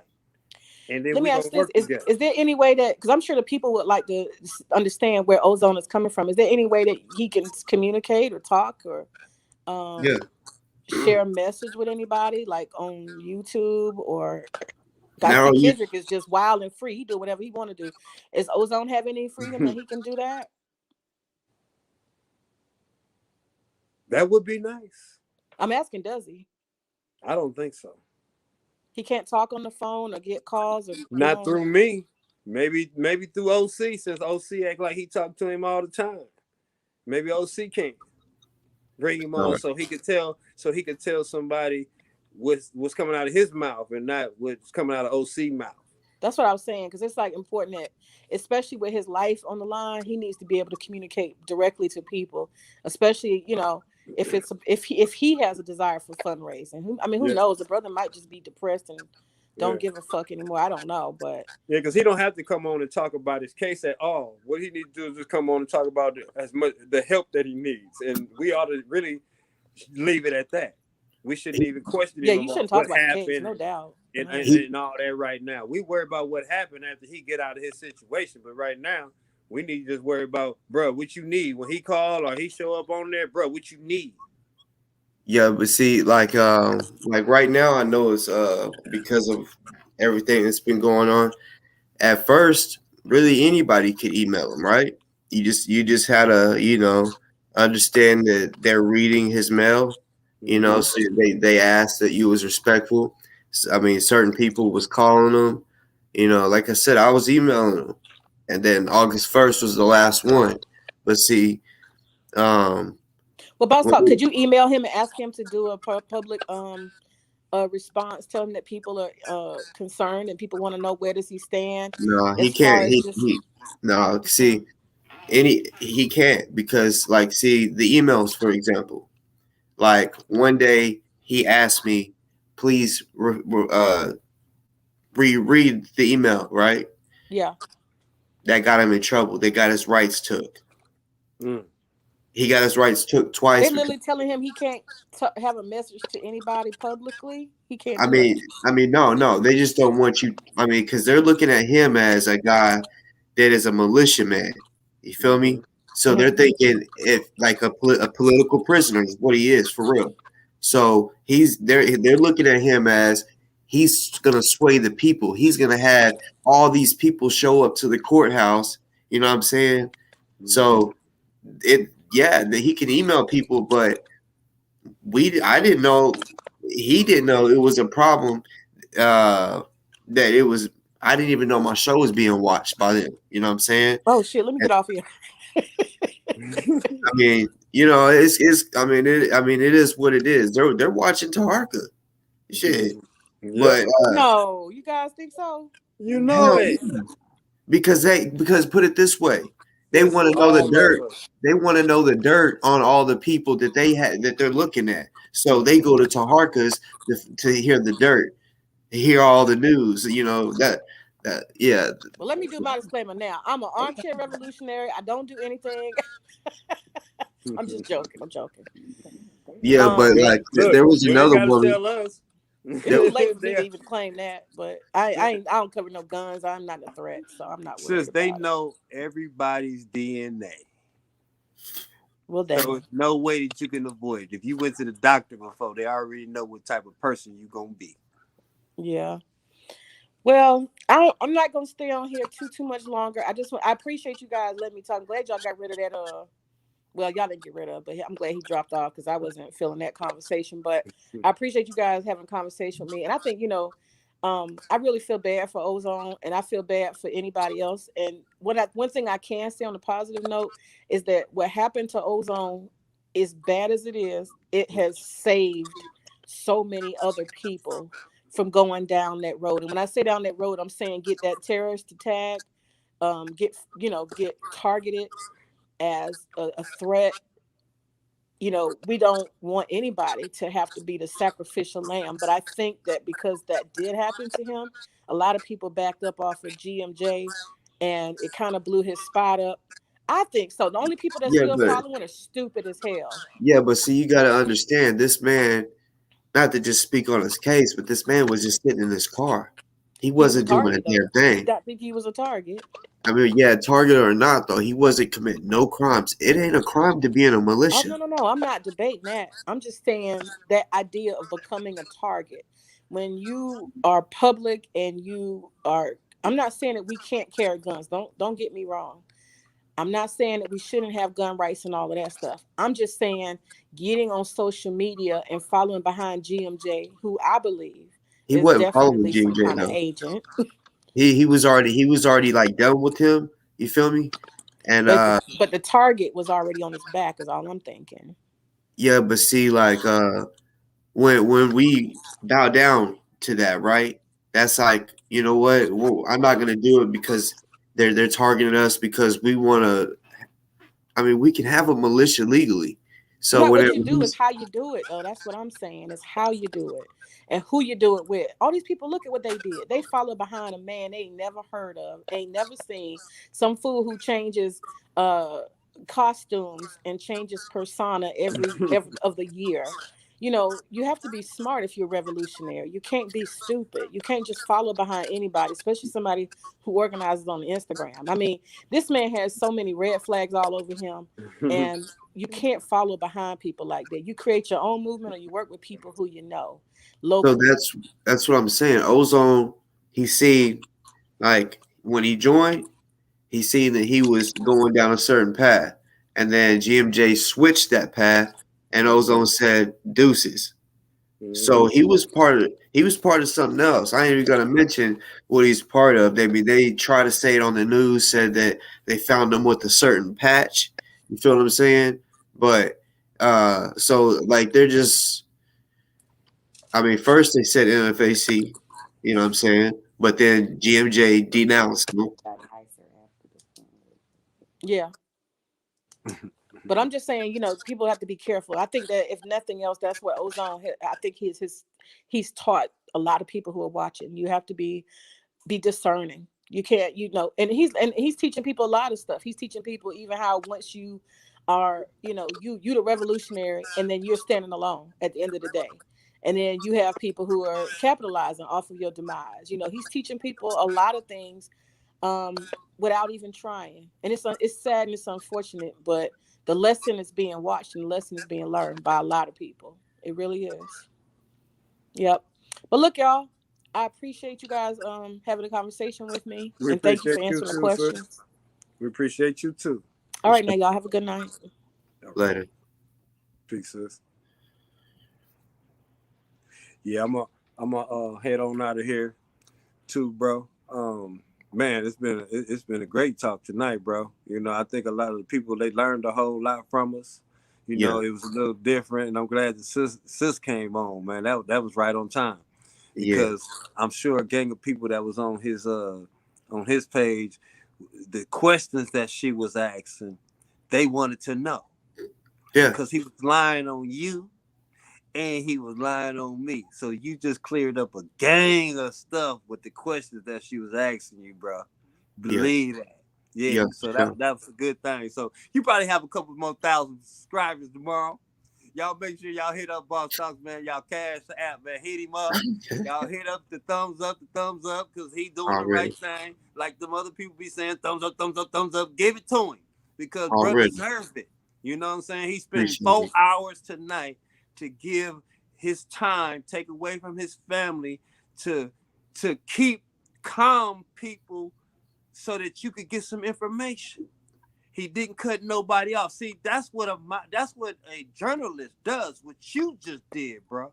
You brought different people together on a panel and kept them in control so that they can dialogue with one another without having a real argument. Bro, you did that. Salute. You did that, bro. So, 100 salute on that, bro. Hell, you know what I'm saying? And everybody else, man, y'all need to recognize what dude is, what Boss is doing. That's what make dude a boss. What he just did tonight. Because me and him, you see what I'm saying? We friends regardless. Mm-hmm. Yeah. What even if we would have had different opinions about Kendrick, we still know how to talk to one another. Y'all ain't seeing what's really going on. You see what I'm saying? Tahaka was getting mad at folks, bro, because they wouldn't agree with him. But the people that don't agree with you, bro, you let them keep on going, bro. Man, that's maturity, bro. That's maturity, bro. You gonna make it, man. But it's peace and love, bro. We're gonna hook up real soon, chop it up again, and we're gonna hook up real soon, bro. You already know, put one in there. All right. Love you, bro. Hey, man, love, bro. 100. Already. Peace.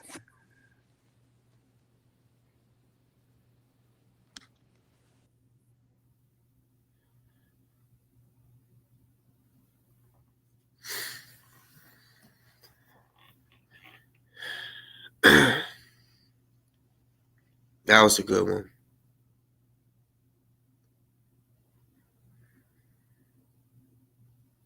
I'm gonna keep it real. I wanted more of y'all to come. It ended up being 4 of us. I should have. I think I could have 10 people on here. Should have been 10 people. And I know when there's 10 people, a lot of times when 3 people's talking at the same time, that shit gets like, oh, fuck. I've only had a couple of those shows where it's maxed out, and it is hard to control everybody because not everybody's gonna listen. You're like, hey, bro, hold up. Like, nah, fuck you. It's like, all right. Then you have to, try to mute them and then have to kick them off or whatever. But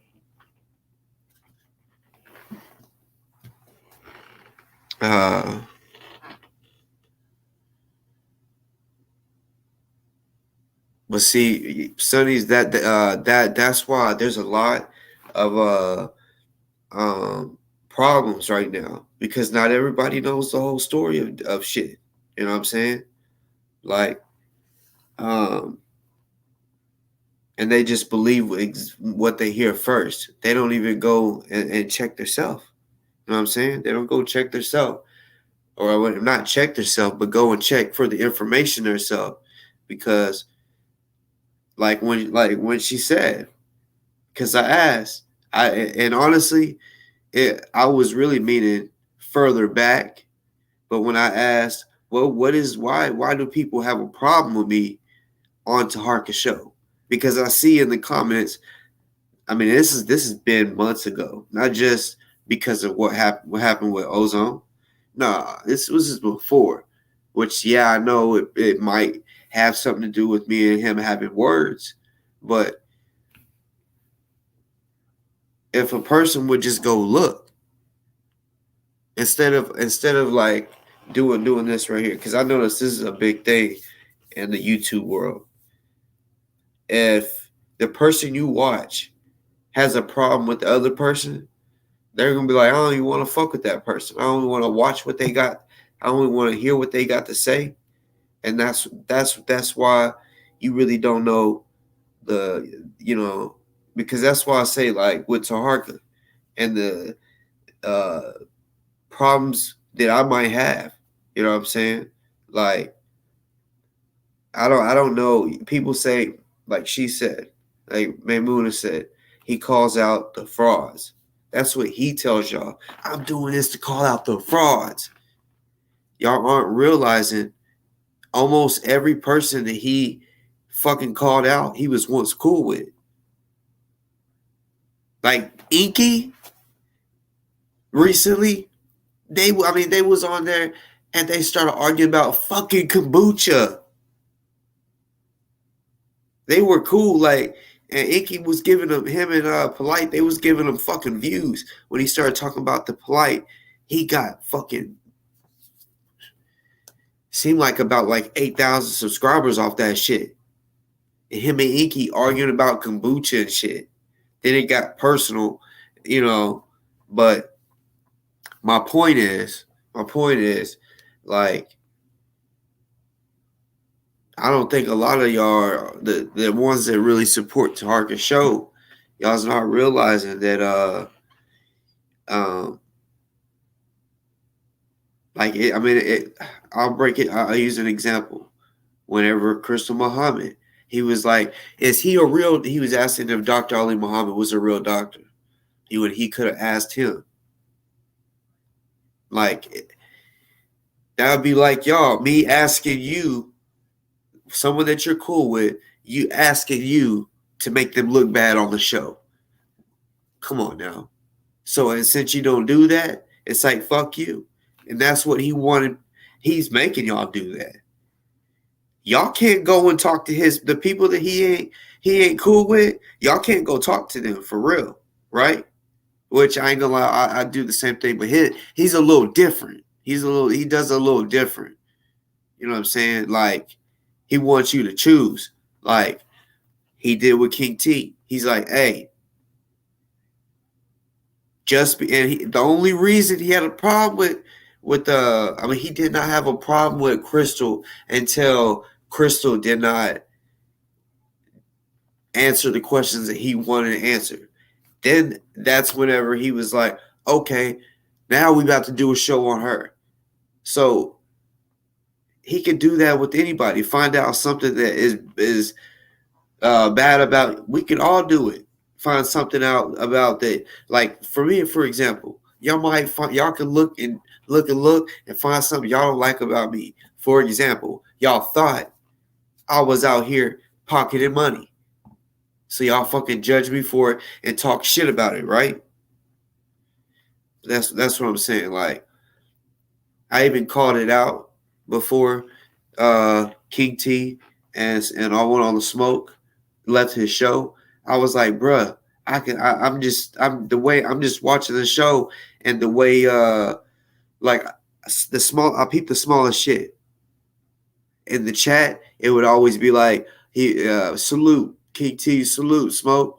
He stopped saying it. They stopped saying it. And I'm like, hey, there's something going on. And I said it one day on my show.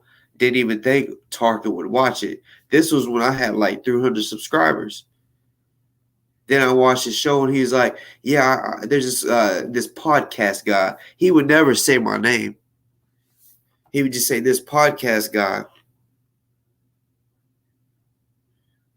He's saying that me and King T got problems. Why would he say that?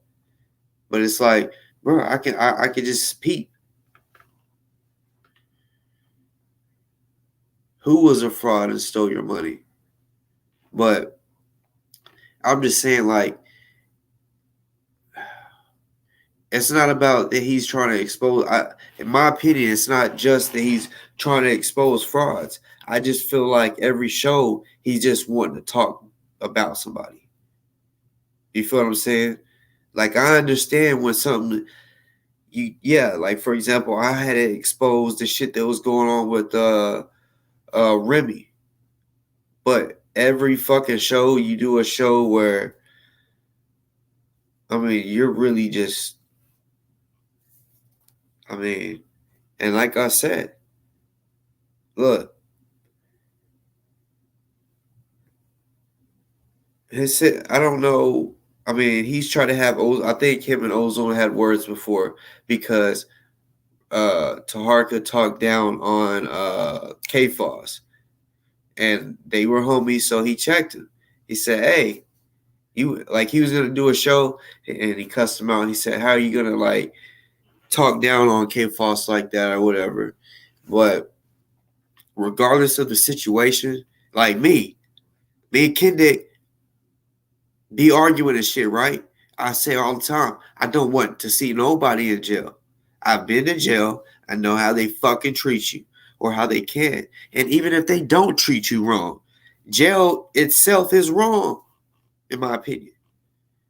You know what I'm saying? Like, just, man, I mean, I've been in the cell and it'd be late at night and I just wake up, you know, I'm like, damn, I can't sleep. Plus, you know, the lights don't ever go off. So it's like, you know, I'm just sitting there laying down and someone, let me the fuck out. I'm going crazy.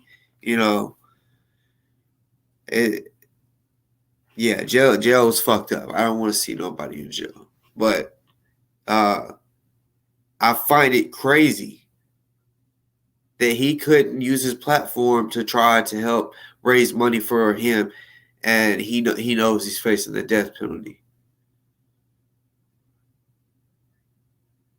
You know, he talks. You know, he'll say when he says European, that makes me think. Because when he says, "Oh, I already know what the European has done to us for the last 2,000, 4,000 years," right? But he don't ever talk down on the European. He don't. He talks down on black people more than the European. And I do know he has a lot of European subscribers, and they pay him through his Cashapp or whatever. I know this because I know a couple Europeans that told me they have paid him for, you know, for certain shit to put information out or whatever, right? But he can't ever talk down. He can't ever say anything about a European. Like, oh, you know, yeah, I don't know. Like, I don't know.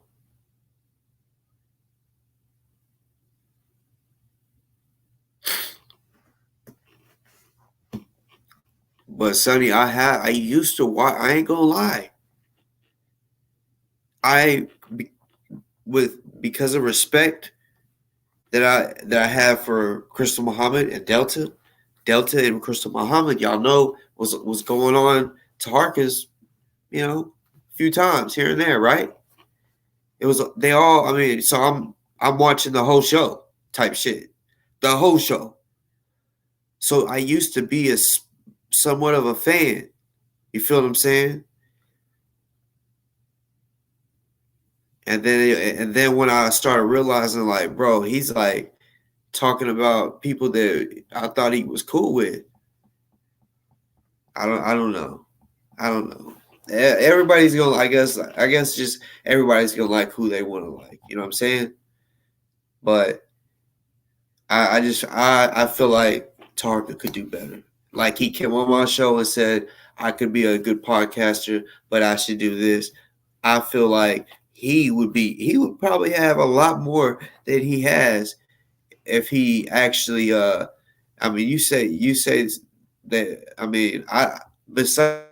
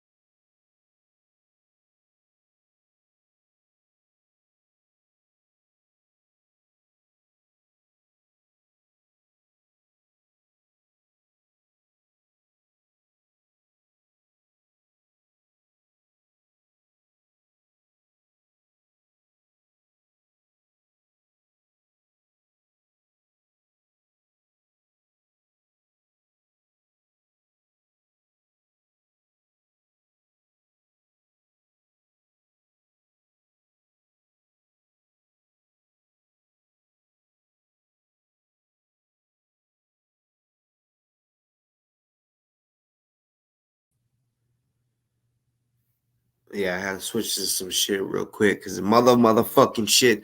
I swear it be pissing me off when the connection be messing up. All right, y'all. I'm gonna bring in another guest. What's good, Kelly? All right, y'all. Can you hear me? What's good, Kelly? Hey, how you doing? I'm good. I'm good. Yeah. Can you hear me? Yeah. Hey, how you doing? I hear. Yeah. Can you hear me? I'm like echoing in the background. Good. I think it's late. It's like a second behind. Is that better? Yeah. Okay, now let's see what's going on. I don't hear you now. You can hear me? For some reason, I don't have any sound. Can you hear me? What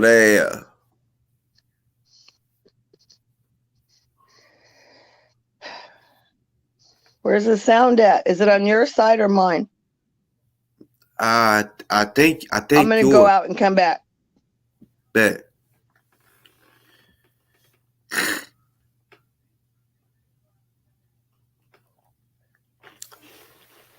Oh, a motherfucking bat.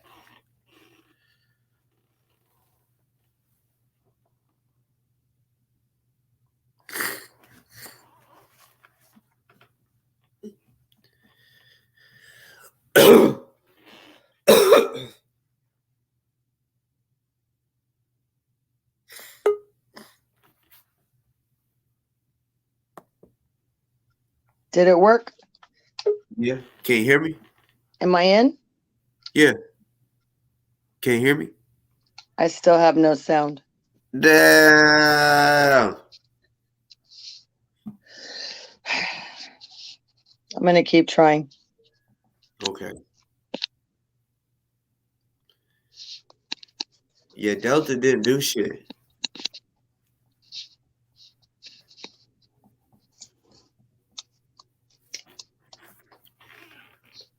Yeah, Delta. Like I be saying, I don't disrespect nobody till they disrespect me. Can you? Delta. Like I be saying, I don't disrespect nobody till they disrespect. Yeah, that's kind of how it was for him. He was disrespected first.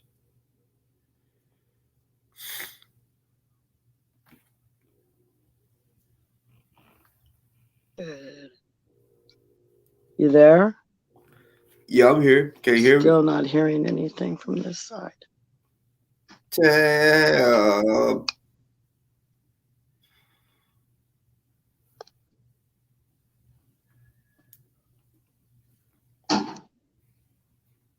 Is this any better? I can hear you. I can hear you. I can hear you. I can hear you. Yeah, I can hear you from the television, but I can hear you. I can hear you. I can hear you. Let me think. Yeah, I can hear you from the television, but I can hear you. I'm trying to think of a way to do this. I'm trying to think of a way to do this. So since you're in is there a way that you can pause the YouTube?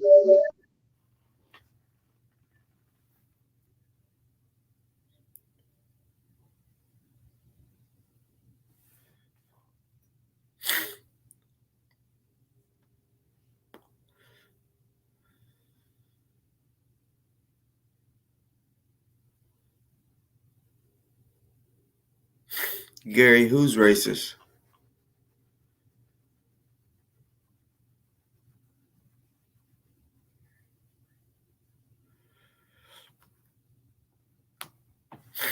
Buddy Buzz. Like I was saying, like I said, look, I met him in real life. He a real one. You know what I'm saying? Like, I'm not gonna sit here and cap. You know what I'm saying? Like, put it this way, like I'm man enough to tell any man that they are fucking fraud or fake. You feel what I'm saying? I'm talking about the big buff guys. That's me. I will do that. If they are real, I'm gonna let it be known that I'm not gonna lie that a person is real. Oh no, I'm not. I'm not like a suck up or fuck that. I'm gonna let you know if you're real or fake. So I mean, that's why I keep trying to tell you, man. Like you ain't. I mean, all you know is just you're just your first impression type shit. Like, what do I? No, you don't. I mean, you're just judging. Is what you're doing. You're just judging because you don't have any facts to what you're saying. You're assuming he's feds. You're assuming this. Okay, look, in the streets, I know you're not from the streets, first of all, because in the streets, you don't call nobody a snitch unless you know they're a snitch, because you can get your ass killed for calling someone a snitch. You know what I'm saying? Dead ass, because you can get killed for being a snitch. So when somebody is a fucking snitch, if they get killed, so they get called a snitch and they know they ain't no snitch, like, oh hell no, like you put that on me, I can get killed. So fuck that. Do you know who the rapper / actor Nipsey Hussle is? He walked up on a man and said, hey, word is on the street, you been snitching. Nigga killed him. That's not a game to be calling someone the feds if you don't know for a fact. You just assume. So I mean, I know you're not from the street, because I know if you was, you would know that that's any street of anywhere in America. That's just law, I guess you could say. It's how it is. You just don't do that. And we never told you to come on and show your face. We always said was come just like conversate instead of typing. You know what I'm saying? Because that's why I have moderators. I'll drop the link. That's why I have moderators, because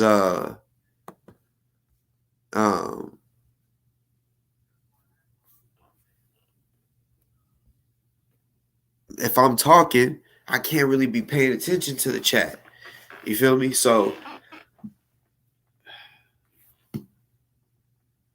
yeah, that's just what it is. We would just want you to come in. You didn't have to show your face. We said that. So I don't know why you said he wanted to see people's faces. I mean, don't get scared like he's trying to know who you are to find you. No. We just want you to come on to conversate, man to man, or you could be a woman to man. Did I excuse me? Did I disrespect Maymuna? No. Neither the chief. I mean, somebody said the guy was, but. Oh, yeah, I need a cigarette. Did you bring cigarettes? Can you hear me? Yes, I can now. I bet. Hell yeah. Yes, I can now. Have you been tuned in throughout the In and out. Today's my 65th birthday. Happy motherfucking birthday. Thank you, boss. Thank you. So my daughter and my granddaughters came, and they brought me a little house coat, all soft and cuddly. That's and we were making I went outside and cut roses. I cut roses and stuff. I made like a what did I do? Oh, I put it right here. Let me show you. It's just a jar. How do I do this? It's just a jar, and it has photographs in it. Hell yeah. Family photographs. How come I can't turn it? Is it the opposite way? I'm trying to figure out which way to go. Okay. Yeah. And so it has roses and stuff in it. That's what's up. It's just something, and they dry, It's just something me and the kids did. That's what's up. How many kids you got? I have 2 grown daughters, and then I have 3 grandchildren, 2 granddaughters, a grandson, and another grandson on the way. He's due coming up in next week or so. Damn. So I'm all excited. I am all excited. So having two boys in the family is different. That's real different. So my grandson, I told you, is 8. So, But what I was listening to was about being disappointed with activism. And you know how we did that split screen? See, it's bigger than what we think it is. It's not just it is people on YouTube. There are influencers, and YouTube is set up as a company in a particular way so that you can have affiliates. Let's say you and I would be like an affiliate. Like once we become friends, let's say if I'm selling something, you sell it on your channel. I sell your stuff on my channel. It's called affiliate marketing. So they have relationships behind the scenes you don't necessarily know about unless they tell you. Sometimes they accidentally drop a name. Sometimes they're upfront with it. But I watched I don't even know how to start. The FBI had, in the 60s, we know they had COINTELPRO, right? They never stopped using it. They used not only, spying on us, different trickery, tapping our phones, fake cases and investigations, all kind of things to disrupt us, right? And we know that they hit our communities with drugs. They hit it with heroin at first, like Billie Holiday's time. They hit it with heroin back then. 30s, 40s, 50s was heroin a lot. Then it went to crack, right? All the while, they're not investing into the Black community. They're constantly letting it go down, and they're divesting. They're not investing.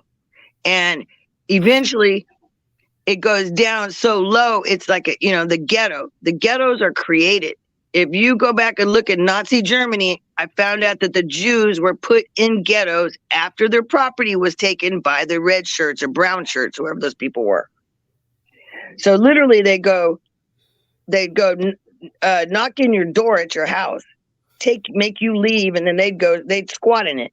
That's how they did it, So that's how they did us with these land grabs, with these massacres that they did.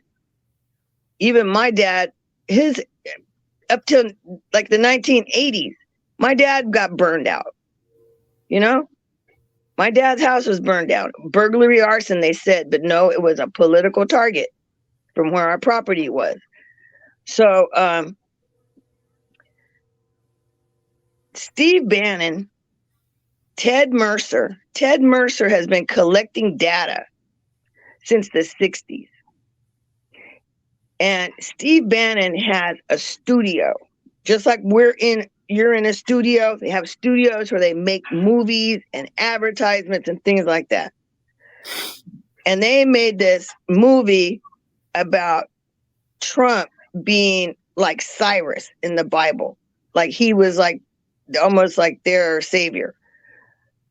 The whole thing is it was a put together story that was eventually going to cause a race war. And this pink-haired guy in Cambridge Analytica, Rudy Giuliani, the lawyer for Trump, Steve Bannon, all these people were working in England in a company called Cambridge Analytica. They were working with Facebook, these small Facebook groups. What they do is they try to get you activated from YouTube, from Facebook, to physically go out and do something. Like the Arab Spring. They literally had a war in Egypt off of Facebook and influencers promoting and perpetuating it to the point that they blew up into a civil war. Now, there's another set of people that they were trying to do. They're Muslims, like Indian Muslims, and they were trying to do genocide on them. They're suing Facebook for $100 billion because they let these Facebook groups marinate until they simmer over and target people. So J. Edgar Hoover said, if you want a Messiah, we'll give you one. So they create these images, and we're so hungry for leaders. I know I was. I fell for Grandmaster Jay. That's how I fell for it. We're so hungry for leadership, and we don't have any. Or we have very few. I mean, the NAACP, look what it does. The churches, look what they do. So when we really do have activists and people that are motivated to really be creative and have unity, of course, they're going to throw a monkey wrench in it in some type of way. Like Neely Fuller said, there's 9 areas that they mess with us in: education, economics, labor, law.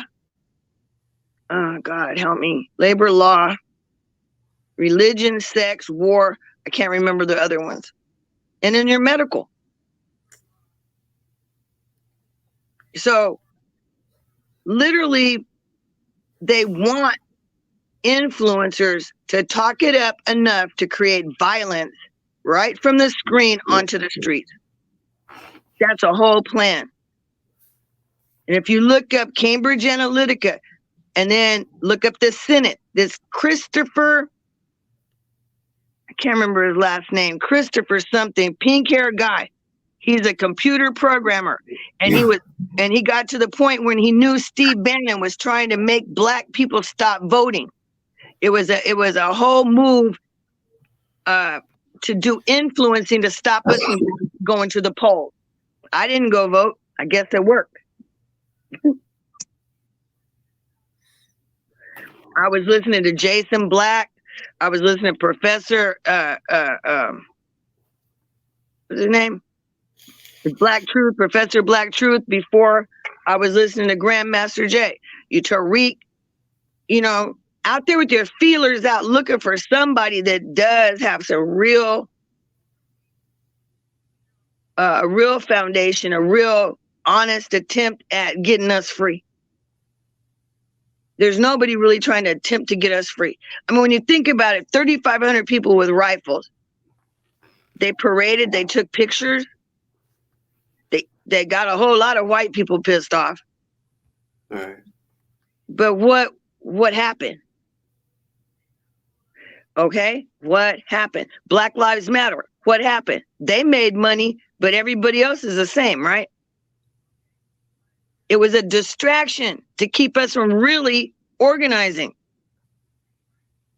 Because I even think Minister Farrakhan does that too. He's got all those men, talks about, I'm a soldier, I'm a captain, you're a lieutenant, blah, blah, blah, right?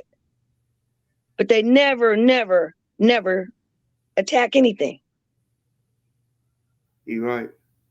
And so it's like all these people are gatekeepers, and it seems like they just want to keep us at bay. As soon as we get riled up, they got somebody tell us, turn the other cheek, forgive, forgive, forgive. Instead of eye for eye. You kill mine, let me kill yours. There's more, Michi was talking about this, there's more black people executed for killing white people than white people executed for killing black people.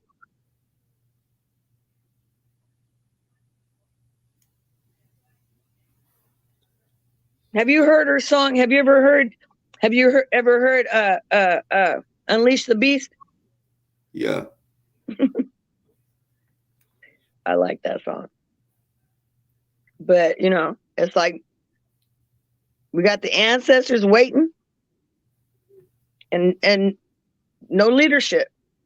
Like one of the people in the chat just said they want to donate. We don't have anywhere to donate. And then if they try to start something on their own, here we go. Oh, that's what I called in for. Let me tell you something about selling them t-shirts, okay? Have you ever heard George Floyd's family, Tamir Rice's family, Breonna Taylor's family, anybody ever go up to a Chinaman or a Korean that's making t-shirts and say something that they ain't getting no money? Because they come to wherever the death is, set up their table, press some shirts, make hundreds and hundreds of dollars, thousands probably, don't donate it to nobody, and take that money right out of the community. Am I right or wrong? You're right. So why do you need to have permission? If I got a Prince shirt in there, every single concert I went, I never bought the ones he sold. I bought the knockoff. Anybody gonna stop you from selling a knockoff t-shirt? Man, please. Does he have a copyright on his name? Does he have a trademark on his likeness? Yeah, that's why I continued selling shirts at first. I was like, Ozone, that's the name of the sky. It could be him. It don't matter. You don't need his permission. Unless he gets enough money to make himself a trademark where he could trademark his own likeness, like you do if you're an athlete. I'm a professional photographer by trade. I know this stuff. I know how this goes, what you can sell and what you can't sell. And if it's not trademark, patented, or copywritten, go ahead, boss. Already. I did that for sure. I did that for sure, but just knowing, because I mean, I did it knowing that it was just coming from Remy and OC, but when I heard it from somebody that I knew would, I know that, because I bought the shirt after that. Remember, my shirt I bought after they said that crap to you. Right. I bought mine. I ordered mine after, and I told you specifically, this is for you because you invested. Who bought the t-shirts? Right, I did. Out of whose pocket? Yeah, mine. Out of your pocket or out of the donation money? Mine. Out of your money. So who owns the shirts? Me. Who made the letters and stuff? Me. So you own it. So you own it. You literally could trademark that yourself. I dare you trademark it and you going about your business. You don't even have to, but it would be funny. It would be funny because nobody tell you not to sell anything unless it's trademarked, patented, or copywritten. and his likeness is not. You don't need permission. As long as you're not slandering someone, you're cool.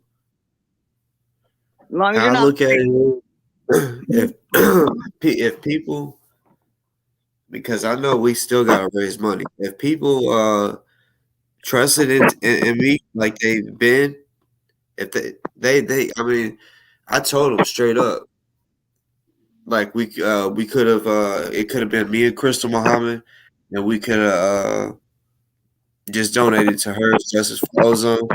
And I was like, y'all can even send it to my Cash App, and that shit would stay in my Cash App. I did. I sent money to your Cash App, and what'd you do? You sent it to the pot.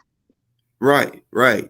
But you kept sending money as you were getting it. You kept sending it and forwarding it on like you were supposed to, and you thought OC was doing that, and you thought everybody else was doing the same thing, right? We all knew that that's how it worked. Right. But see, now, like, because I really hope that really I want to hear from Ozone that, you know, damn, I heard that you was being for real. Like, you know, yeah, I did get your $100 from the t-shirts, but water under the bridge, boss. Water under the bridge. Yeah, that's how I'm looking at it, because I want him to help. I want him to help. He's gonna know. I want him to get help. You know what I'm saying? And, okay. Do you still have that pink? You had a pink. You had something that had the inmate number, the address. Oh, yeah. Can you pull that back up? People are wanting to know how to donate. Let them donate straight to him. Just keep putting that information up, and then let him say, take that "We Stand with Ozone" off, though. You got to take that off, because that's no good no more. Yeah, you're right. I just haven't used this picture in so long. All right, you guys. Everybody, everything but that black band at the bottom is correct. "We Stand with Ozone" is the stuff that Remy's doing. Don't use that.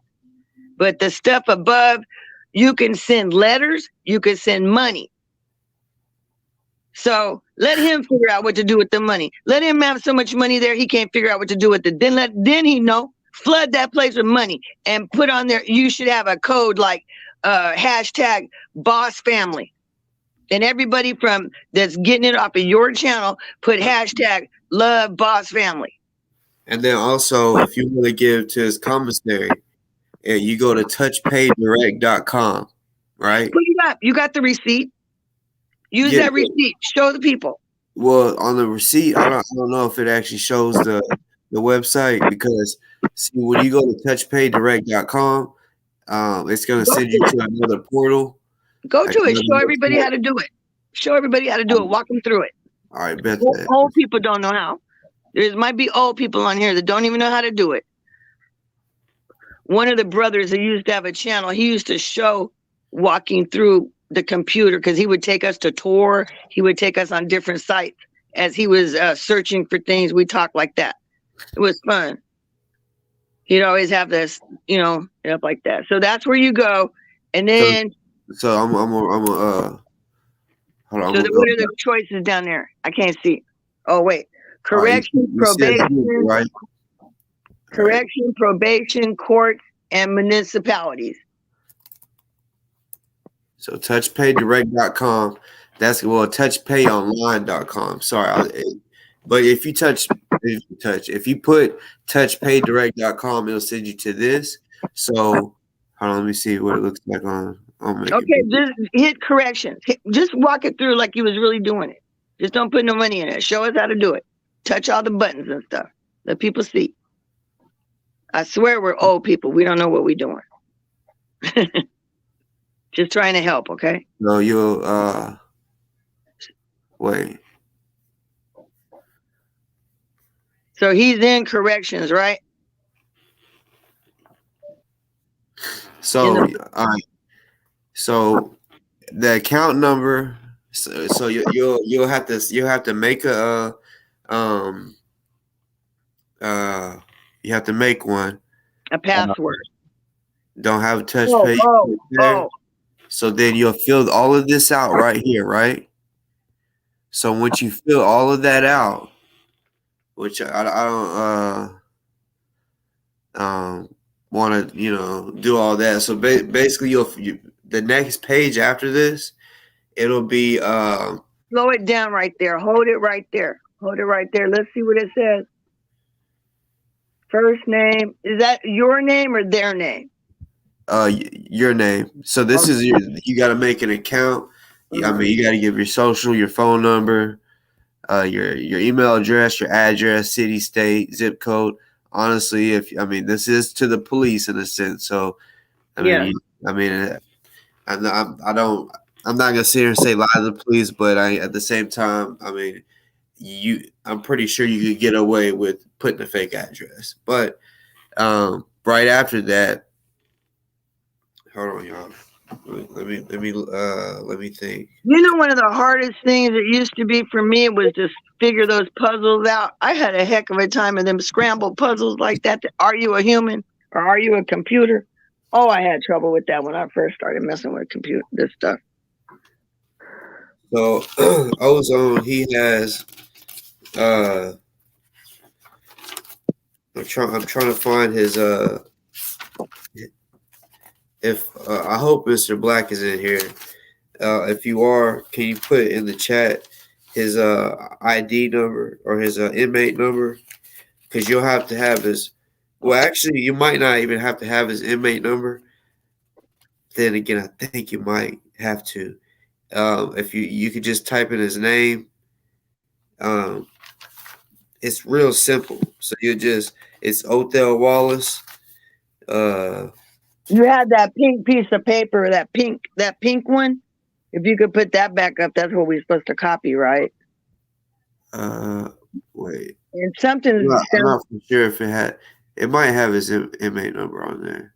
Your microphone sounded odd again. That's the wrong one.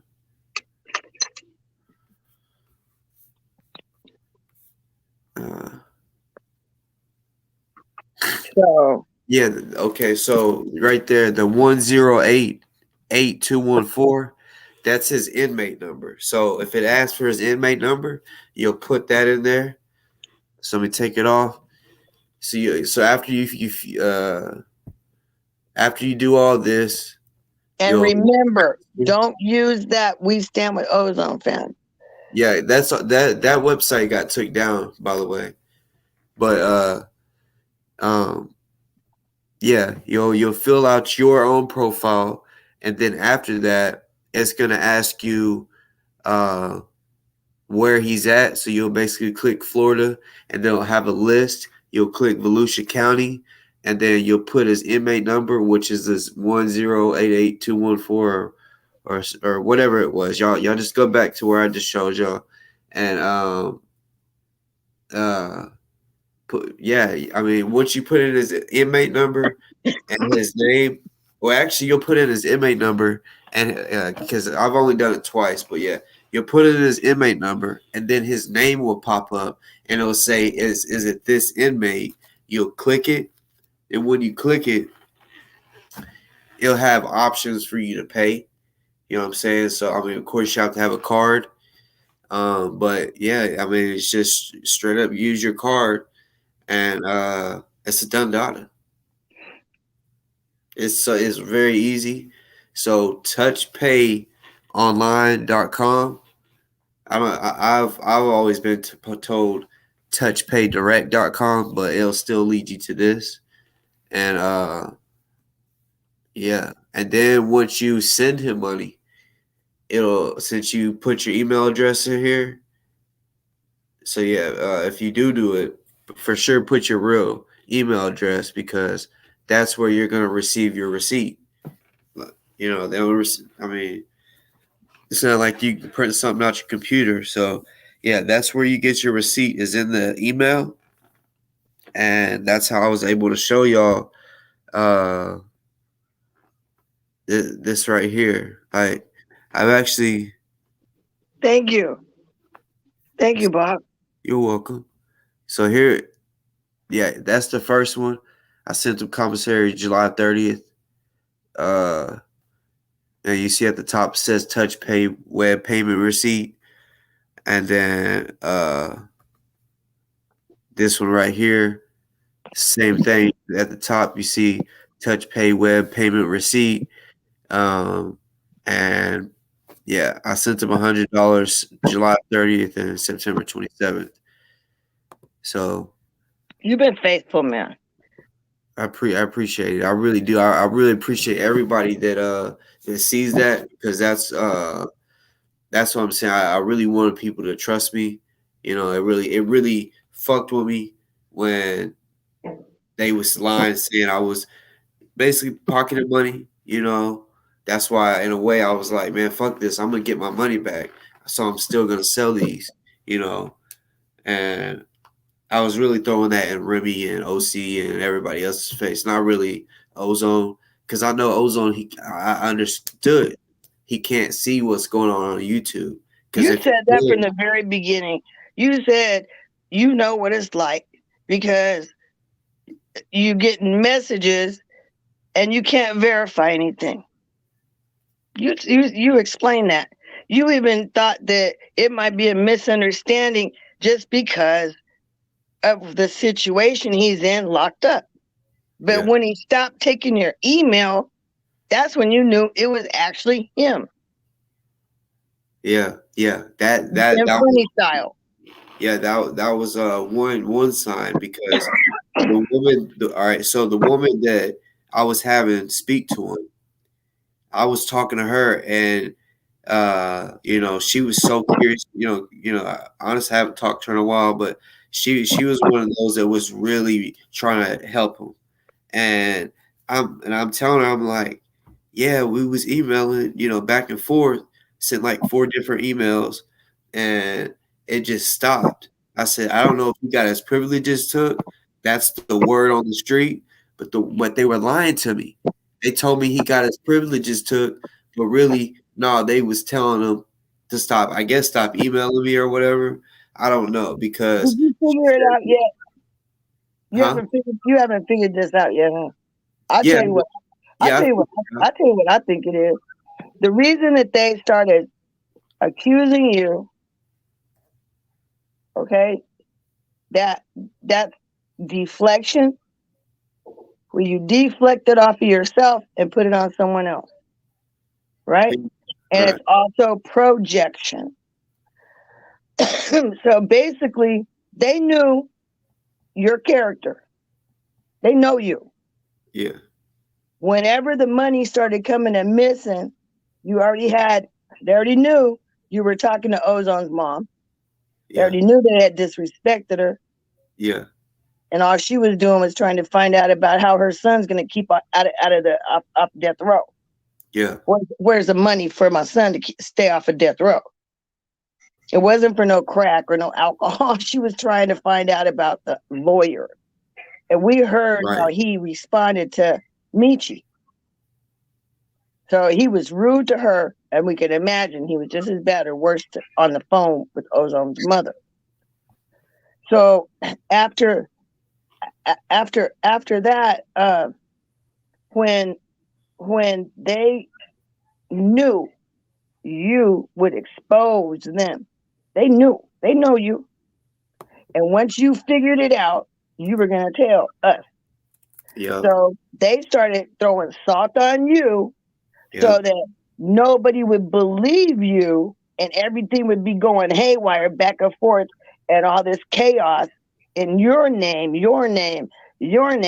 Meanwhile, who was pocketing the stuff while your name was getting rang?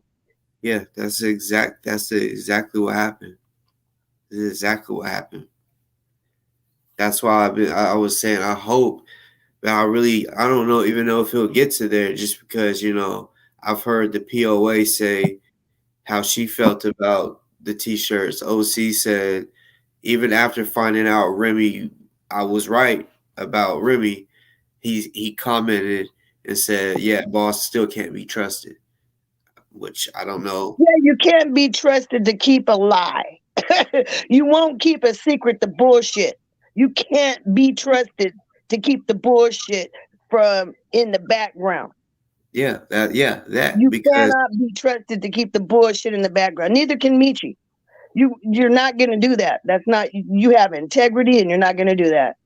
Exactly. Because, all right, so this woman asked me one day because they were promoting that we needed 150,000, but on the website it was showing we needed 90,000. So this woman just straight up asked, and she came when I went on the Kwame show. I pulled her from the Kwame show, so she was. I think she was in here today. So it was a simple question. She just said, "Where's this extra 60,000 coming from? If y'all needed 150, why is it saying 90 on the website?" So I asked Ozone that, and he said, "How do you say it? Well, you just tell them something else. Like, I mean, I was like, so you want me to tell them what they want to hear, type shit, and lie to him." He's like, no, and then he was like, you shouldn't even be talking. That's why you shouldn't even talk about it if you don't know an answer. And I was like, motherfucker. Who said that? Who said that? Ozone? OC. No, OC. OC. He Repeat that again then. Repeat that again so I get this straight. Now I know who it is. He said, you shouldn't talk about it if you don't know the answer. And I said, bitch, if someone's on my show and they just randomly ask me a question, it is what it is. If I don't, do you want me to just lie give them an answer that's a lie, so that later on they can come back to me and say you was lying? I'm gonna tell them I don't fucking know. I mean, I don't know when they're gonna ask those questions. Like, they basically, him and what was that chick's name? It was a chick that was in here for a little bit. She just faded away, but the one Michi was talking about that took the pictures, the video in the jail. Blasian? Yeah, was it her? Or you talking about somebody else? Her or somebody else? Yeah, it was her. But honestly, I fucking forgot what we talk about. Been smoking.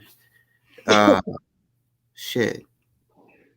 You was talking about OC had told you to, if they asked, just say, like, you don't know what to say, and you said, "What do you want me to do? Lie?" That's what we were. Yeah. I don't know where. I ain't gonna lie, right? I ain't gonna lie. I still got a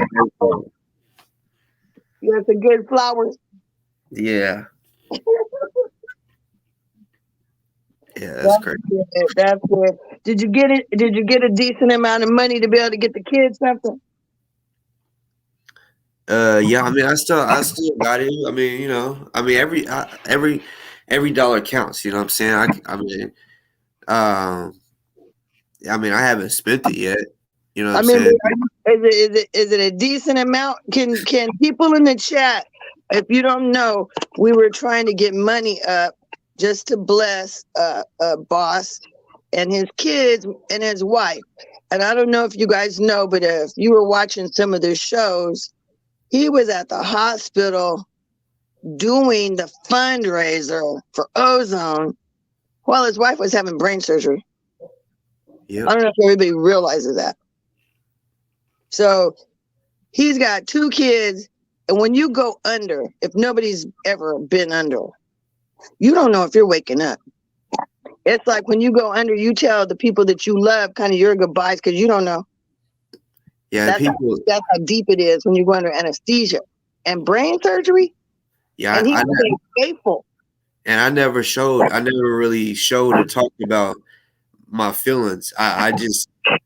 My feelings was what I had towards what was going on with Ozone, but like when I got off of here, it was stressful as a bitch. It was like, cause man, there was three times while, I mean, she was at the hospital for 2 weeks, and there was 3 times that they were talking about she could die, like, cause she had there was a blood clot, or well, really not. They call it a hematoma, but so it's really not a blood clot, but it was like going up into her brain, and it was like if it goes into her brain, it's gonna kill her.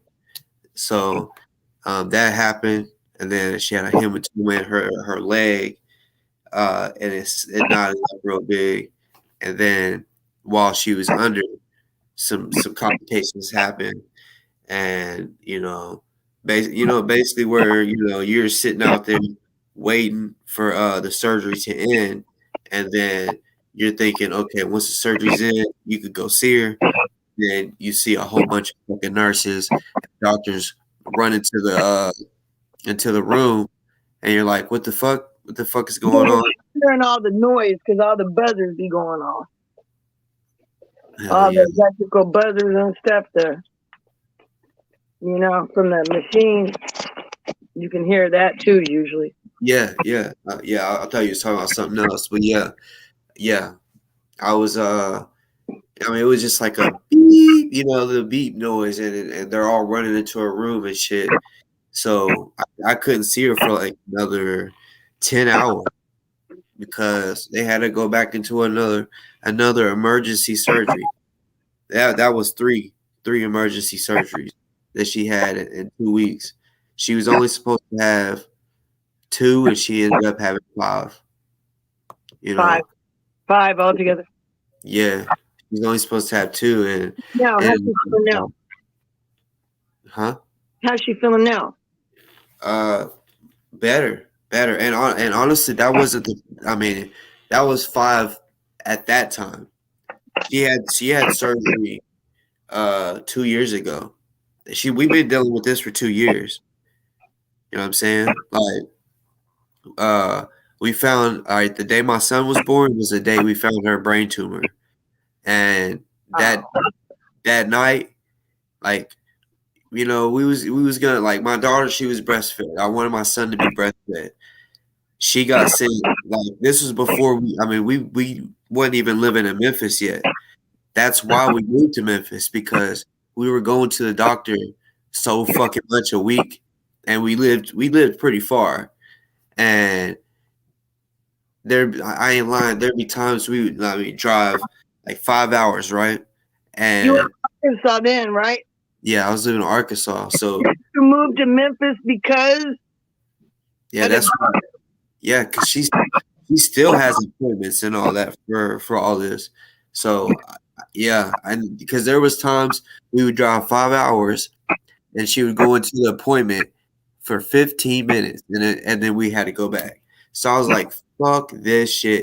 And honestly, I was like, man, I don't really want to move to Memphis because it's dangerous as fuck, but yeah, hey, we did it.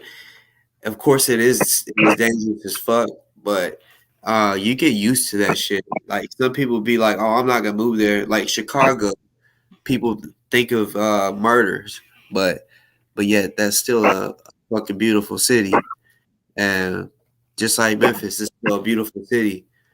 But that's why we're here. When your number's up, your number's up. It's like some people don't want to fly. Some people, if it got to that, you just be in a bubble, You get so scared. So you can't let fear define you. I've lived in some places, boy. I had this person tell me, though, once you get inside, that's your castle. You can make it however you want. I've lived in some neighborhoods. All you hear is popping all night long, Me daytime too. and nighttime, not just, nighttime, but, so, and I've had times when I didn't have money at all that was decent enough at LA, you have to have a lot of money just to live in a crummy place, You're right. Like that house you showed, that was that brick house that you was talking about. Yeah. That house in LA would be like $250,000 or more. That's crazy. For a house like that. It would be, if not more. And it's brick, because most of the stuff out here is stucco. It's stucco, because we have earthquakes. You don't need no bricks. Bricks are not cool. But so the whole idea was to get some money up. Just, you heard Boss talk about he likes to vacation, and maybe the kids and them could go somewhere or do something. If y'all hit the Cashapp, you got a Venmo and a Cashapp, Right. But would you look up Cambridge Analytica for real on a split screen, on a thing? Cambridge. You know how to spell Cambridge? Yeah. Spell Cambridge and then the word Analytica. And look for this dude with pink hair. And I want you guys to be able to recognize this dude and go back in yourself and understand how Facebook, YouTube, and all these things are manipulating us. Understand Mark Zuckerberg's mother is a psychiatrist. That means she knows how to use clickbait. She's the one that taught him that. It's how to make a monkey, like if you put a little piece of food, you get him to slap the button. Pavlov. So is he a person? Yeah, see that dude in that white dude in that black and white picture there with the glasses? He was the head of Cambridge Analytica. Okay, there's a pink-haired guy. What's his name? Christopher or something. He has pink hair. And he testified before the Senate because these people were affecting elections in all type of different countries using Facebook. Stop, Remy. If you listen to or if you watch Black Mirrors on Netflix, there's a couple of the seasons that they're talking about politics.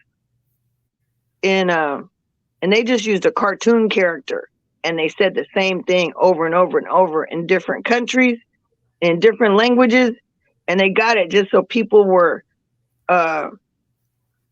programmed. I use that word. You think about program when you think about a way to do an exercise or a system like that. Programming can be in the mind. You could program television shows like, the programming, how the list goes, news and soap operas, and even just to be able to get us to sit in front of the TV. So Facebook, you know how it suggests or it doesn't suggest, like how you could try to look up a channel that you want to see and you can't hardly find it on YouTube, right? If it doesn't have a lot of viewers. Like you might not be able to find Cali Grillo, and I'm on YouTube. Yeah, you might scroll to find it. But then there's suggestions. How do they suggest that you watch something? So I start watching the Black Panthers, right? Then they start suggesting another Black Panther thing, or they'll suggest another militia, or they'll suggest, you understand? Or I put on there, I might put how to make something. The next thing I know, I got all these how to do this, how to do that. So I pick one. I've even like I'm talking to you right now. There's been times where I was speaking on something and I open my phone and it's a suggestion of something that I was talking about, as if they're listening to my phone. They are, and the phone doesn't have to be on. Understand that. Do you know you can't take your battery out of your phone no more? Understand that, right? You're supposed to take your battery. You want to talk about something, put that stuff in the freezer, in the refrigerator, wrap it and put it in the freezer, because they can tell by the GPS that you're sitting next to people. Because each app has a GPS. You might turn it off in the phone, but another app's got a GPS on you. So, not only the phone, my television.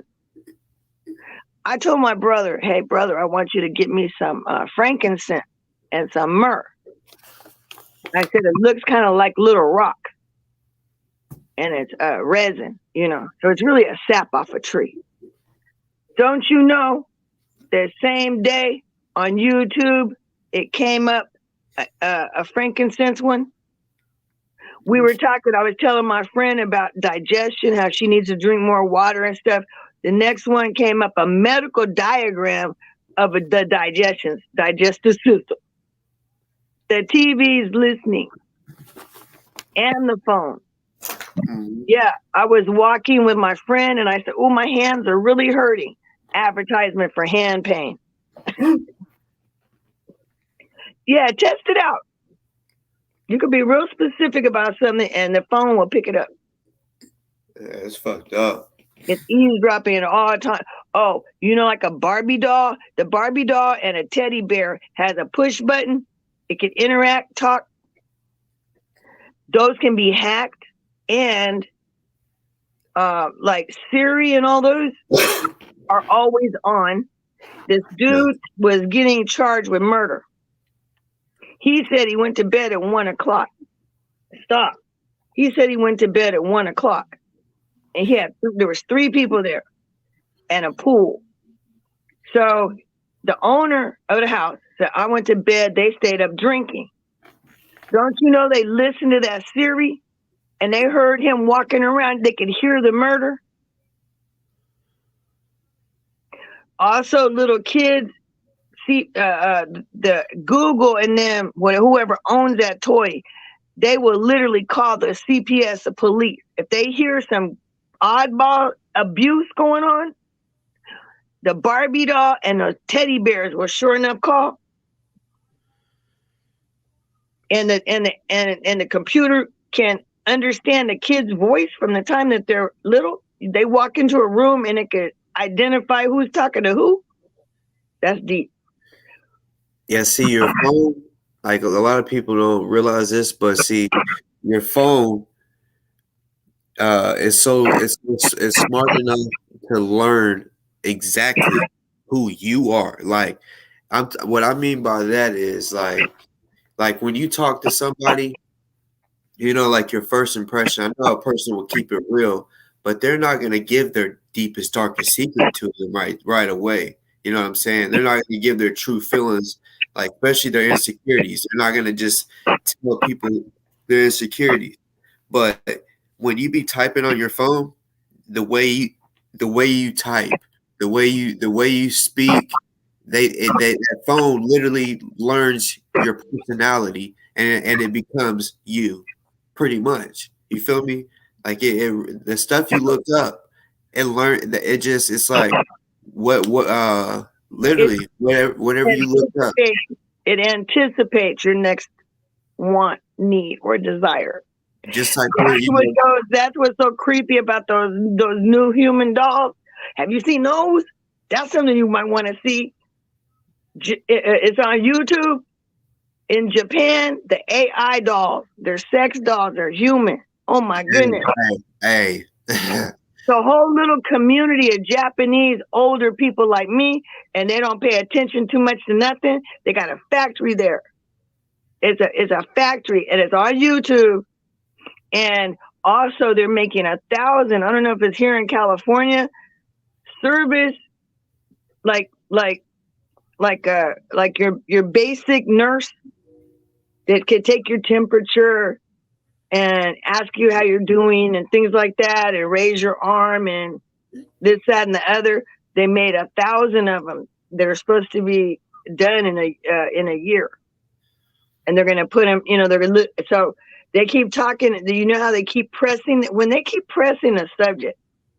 Oh, people, we have a lot of jobs and nobody's filling the job. We have a lack of workers. You see how they keep saying those things? You know what they priming us for? Robots. Oh, the people don't want to work for this amount of money. Oh, well, let's get some robots in. The people don't want to work. I saw on the TV a dollar store was closed. People didn't want to work. They didn't show up for work. Okay? So they'll affect the real poor people and make them pay attention by shutting down a Dollar Tree and saying nobody's there to work. So now I want the robot so I can go get my dollar stuff. So I'll start to demand the robot if I can't get service. Right? They're man, them people. Yeah, and then once it's gonna cost, of course, to get the robot, but over time it's all profit. You don't gotta pay nobody shit. What happened to your speaker? It changes now. None. I'm just talking.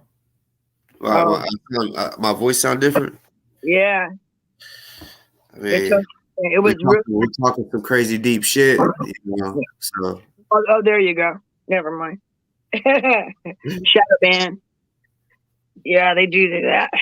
They can. Matter of fact, they can tell. They can judge you by or read you by your keystroke. They got all that. When you're in the chat, they have it. So they have like a one-way mirror. Like I can think I'm talking to you, and it doesn't even show on your screen. Look at a different device, and you'll see you're not even. It looks like you're in the chat, but you look at a different device, you're not even in there. Huh. Yeah, they have monitors in each one of these all the time, and if not, they have a computer that does it. You know, when we think that, oh, nobody would bother to listen to my conversation. Well, they have a chip, and you're in a computer, and you say a certain word, and it triggers the computer. Like if you say BOMB, it's going to trigger some stuff. Yeah, that happened. They really started. I know they started doing that after 9/11. You know, even with texting, where they were, yeah. Well, that's the whole idea of having your contact log, and we keep giving our contact permission to these different places. Yeah. Well, the whole idea with the Patriot Act is if they're coming after who they have as a target, they target my number. Every number I call then becomes targeted. Now they target your number and all your numbers you call, and they make like a web, and that's how the Patriot Act works. And they use it for all kind of stuff, because then they started saying that drugs and stuff like that were providing money for terrorism, and so they would find other ways to use it for other stuff beside terrorism. You know. So that dude with the pink hair, he refused to basically start a race war in the United States, because that was Steve Bannon's plan, and it still is. It still is. So, if they shoot somebody, a lot of times they're just trying to get us to riot. Like they pull that in Philadelphia. They had this one dude, and he got taken in without getting shot, without getting beat up or anything, after shooting supposedly like 5 or 6, 7 cops, grazing them. Well, you have an AR-15. How hard would it be for you to graze 5 or 6 police? Yeah. You'd have to be a sharpshooter to graze them. Yeah. So I think there was several sharpshooters probably around, and it wasn't one person, and it might not even have been him doing the shooting, but they had the whole neighborhood riled up. Then they released the text messages from the Popo, and the Popo was calling us monkeys and animals and all kind of stuff, and it was everything to provoke us. So they do stuff deliberately to provoke us. George, 9 minutes on somebody's neck with cameras on you, that seems like it's done to provoke somebody. So, you ever seen the movie Wag the Dog? No. It's an older movie with Robert De Niro. It's a political movie. Yeah. That's him. I just, when I think of him, I just think boss shit, mafia shit. Well, it is boss shit, mafia shit, but it's being done by the government. Yeah.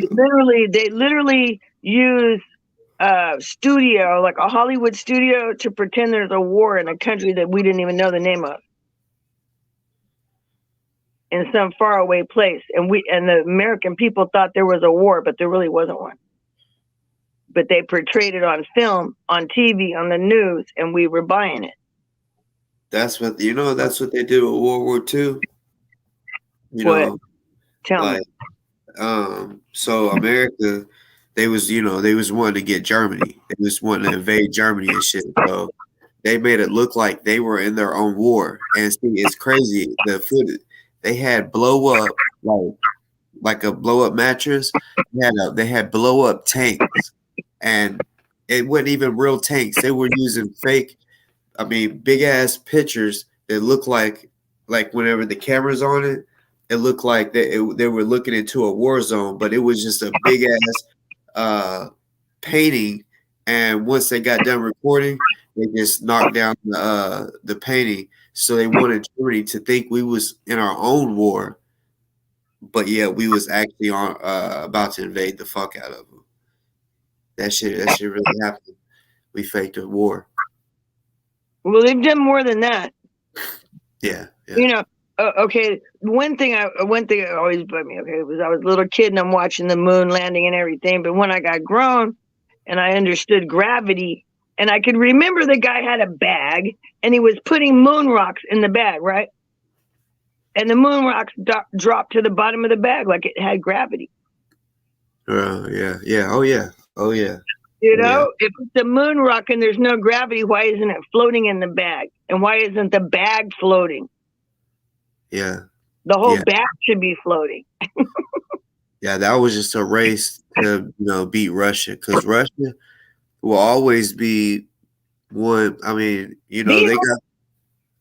they got them supersonic missiles and shit, which apparently we got some supersonic missiles too, but that's faster than anybody can imagine.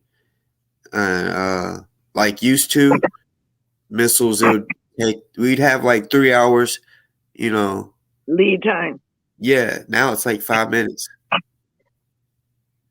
Did you know China just sent a missile all the way around, and we were being distracted? I forgot what they had on the news and everything that was distracting us, but it went faster than the speed of sound, and it went all the way around the earth, really low, and we have no radar. We have nothing. Yes, yeah. It's 8 times faster than the speed of sound. Yeah, I heard it. It's called Mach 8. The speed that it went is Mach 8. And yeah, we don't have nothing that can. I mean, nothing can stop it. Can't touch it. But I thought that was actually Russia. China. Matter of fact, China, because their economy, I guess we're borrowing money from them. You know, when they keep saying we have to hurry up and borrow more money so we can pay our bills. So they're borrowing money to pay their debt. Yeah, so we're not making enough money. The country's not making enough money. What do you call it? Gross national product. We're not producing enough to pay our debt. So literally, China owns us.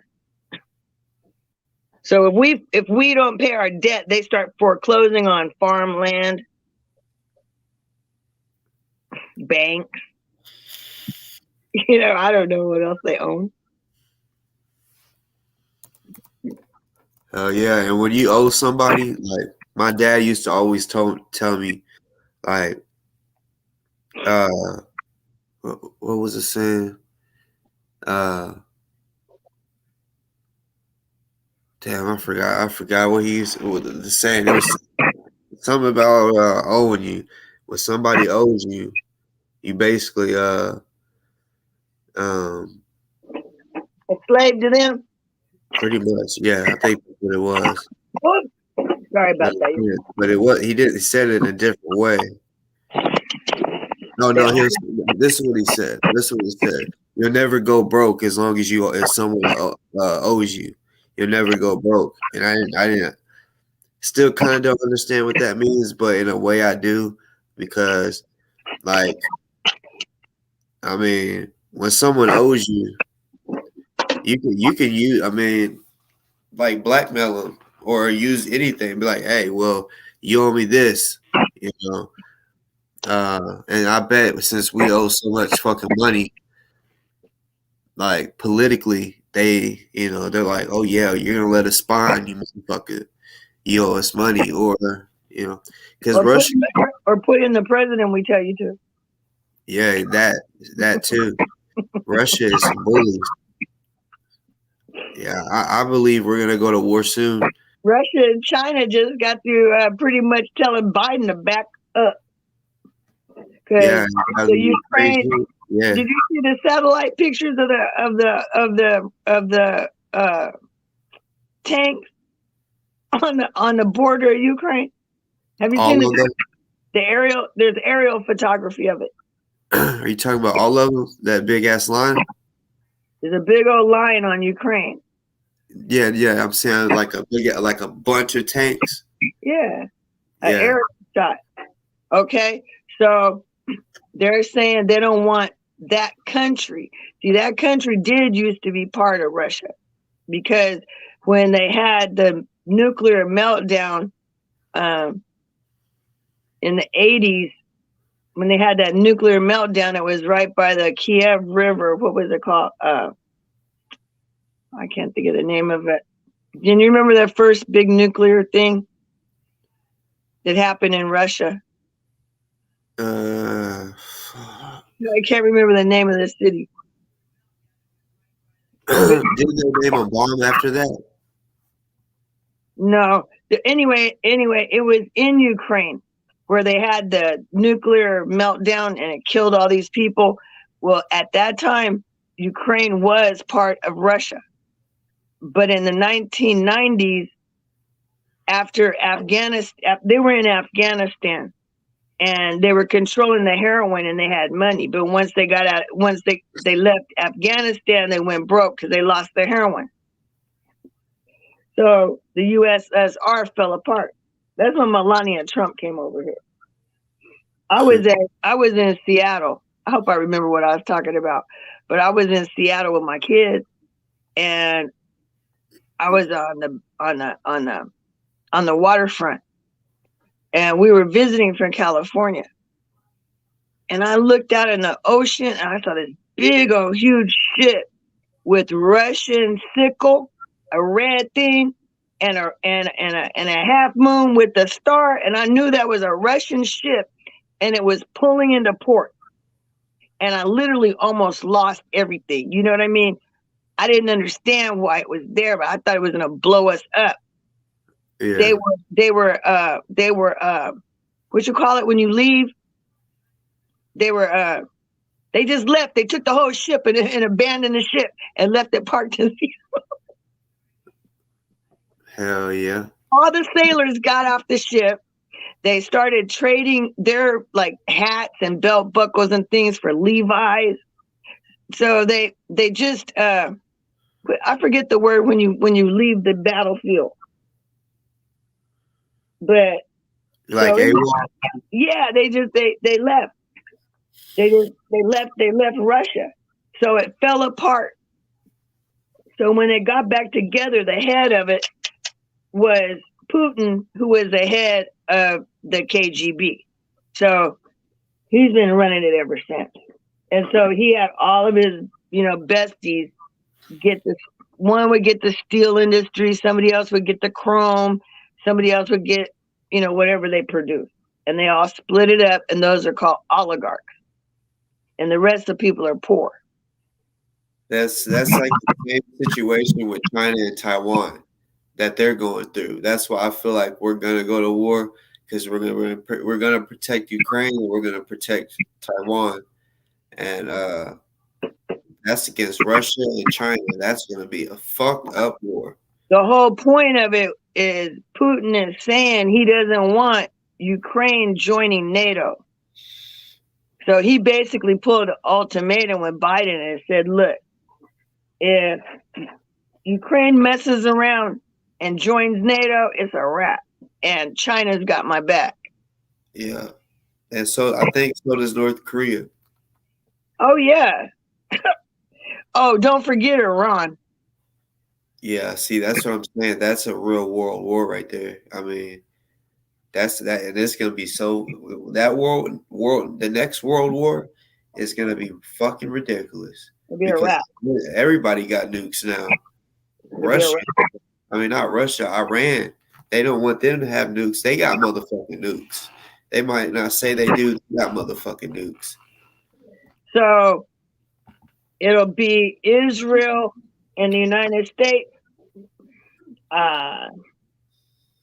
because African countries are pulling for China and Russia. Yeah, we'll have Britain and France and Australia. We'll have Britain, France, Australia. That's NATO. Yeah. Yeah. Is Australia part of NATO? I think so, because it's part of Britain is its mama. Yeah. They used to send the jailbirds to Australia and to the United States. They're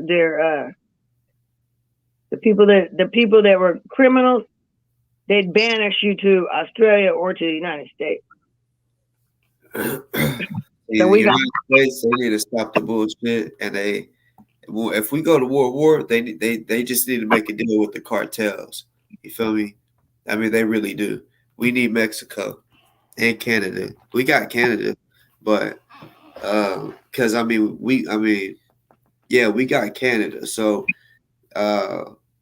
Putin, he be testing. He got this. He calls it Poseidon, but it's a fucking.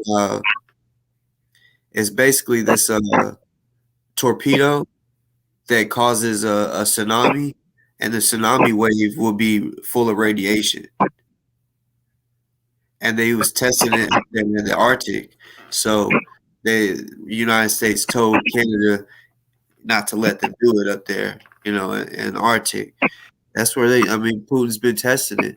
There's always been a law or a universal agreement between all the countries not to have any nuclear testing in Antarctica. There's not supposed to be any war or nuclear testing or any of that in Antarctica.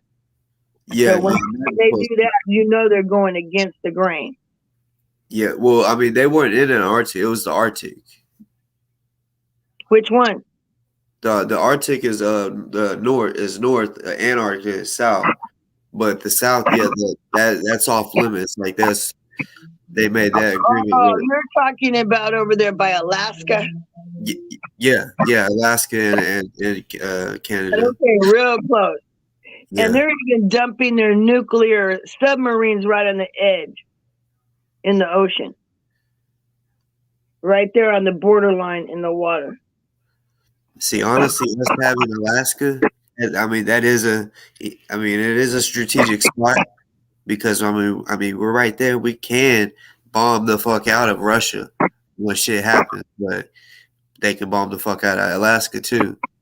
And then we got Hawaii, so that gets closer to the South China Sea.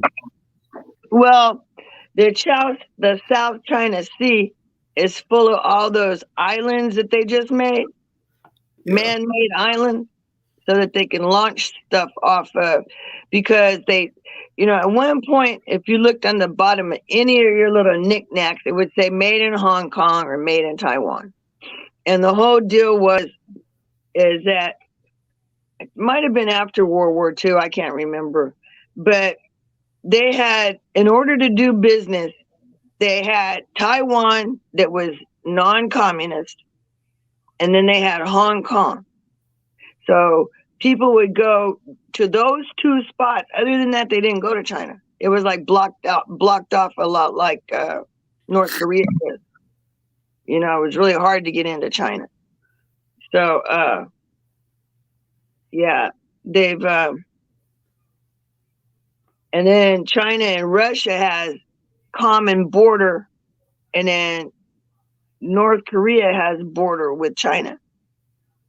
And they were making like a bullet train, but Russia didn't have enough money to finish the track.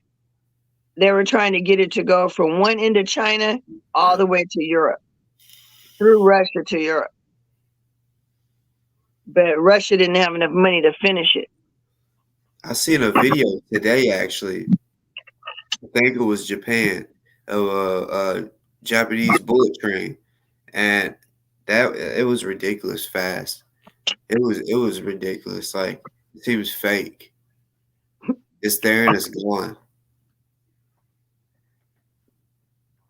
Yeah, those are a trip. Those bullet trains. Never been on one.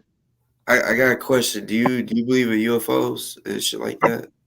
Do I Like, believe them? I've seen them. me too. Okay, yeah.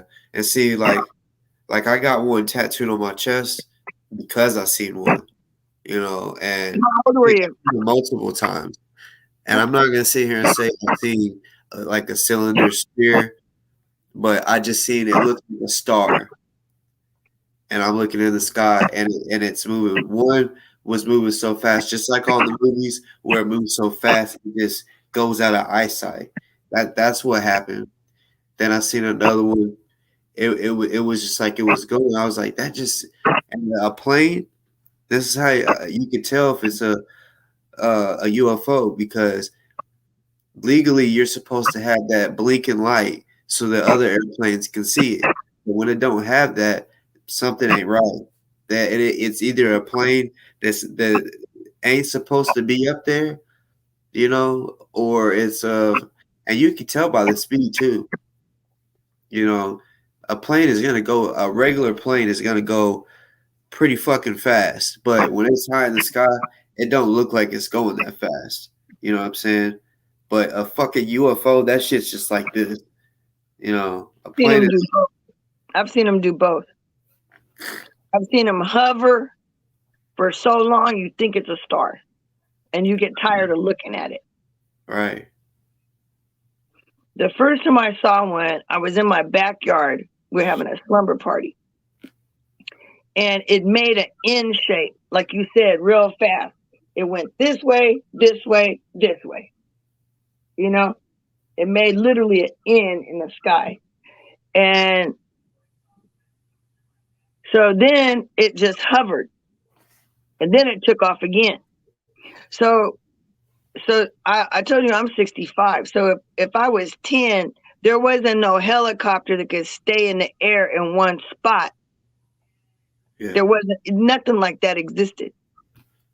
It would stay in one spot. Because when I finally got enough nerve. This is how I did. Look, I got enough nerve to wake up my father. You don't wake up your dad when you're sleeping, right? And you got to go to work. For sure. But we knew what we saw in that sky. And I was convinced, and I woke my dad up. And we didn't take our eye off of it, but it didn't move. It hovered just like a star. He stood there. He came outside, and he looked in the sky, but it didn't move at all.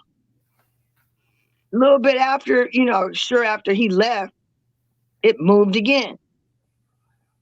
And then we didn't see it anymore, but we watched it all the way from nighttime to dawn, from it just staying in one spot.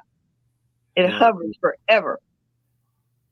See, my mom, she's the only one that has ever witnessed one with me. And that was this time last year. And it was, I can't remember what they called it, but basically it was when you was gonna be at a certain time, you was gonna be able to see some planets that look. I mean, all planets look like stars, but you was gonna be able to see a planet that we've never seen before. I can't remember which planets it was. Sirius. Is that what they called it? Sirius or the other one that starts with an N. Newbie. I can't even remember the name of it. It was definitely something that definitely even in your lifetime, like it had never happened. So I was like, Mom, we got to go out there to see it. So, and basically it looked like a star that was real close to the moon, right? So I remember like thinking, damn, that looks odd. I've never seen that.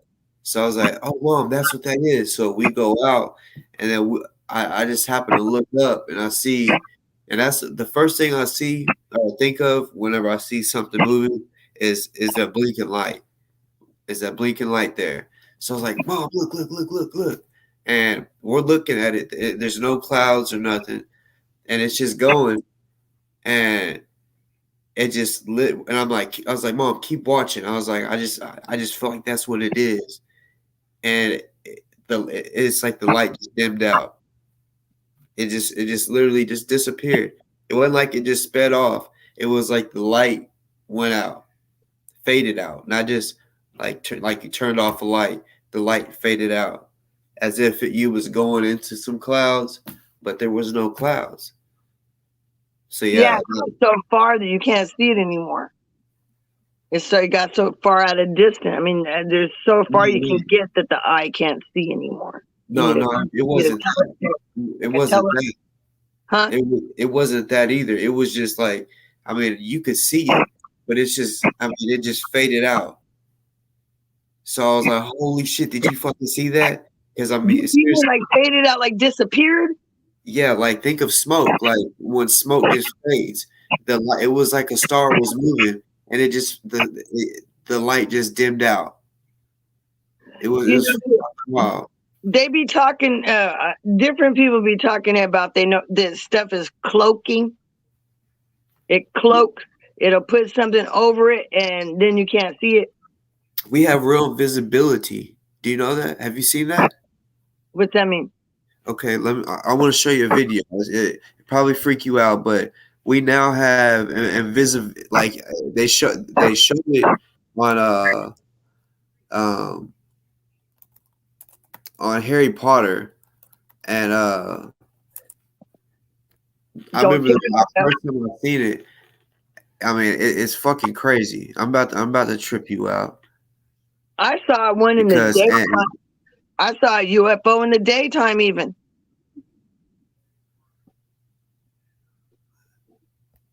Like I'm sure they got planes now that are invisible because, I'm sure they probably had this shit. Now you see it, cool now you don't. Here are 10 amazing invisibility technologies. Number 10, quantum stealth. This amazing invisibility technology was created by Hyperstealth Biotechnology Corp. and has been dubbed a real-life Harry Potter invisibility cloak. The quantum stealth, as it's more commonly called, can obscure objects, making them appear invisible. The sheet is made of light-bending material and boasts the use of something called broadband invisibility. The technology could be used to hide anything from ship to vehicles to spacecrafts. There we go. The company explains that quantum stealth can render a subject invisible from a variety of spectrums, including thermal.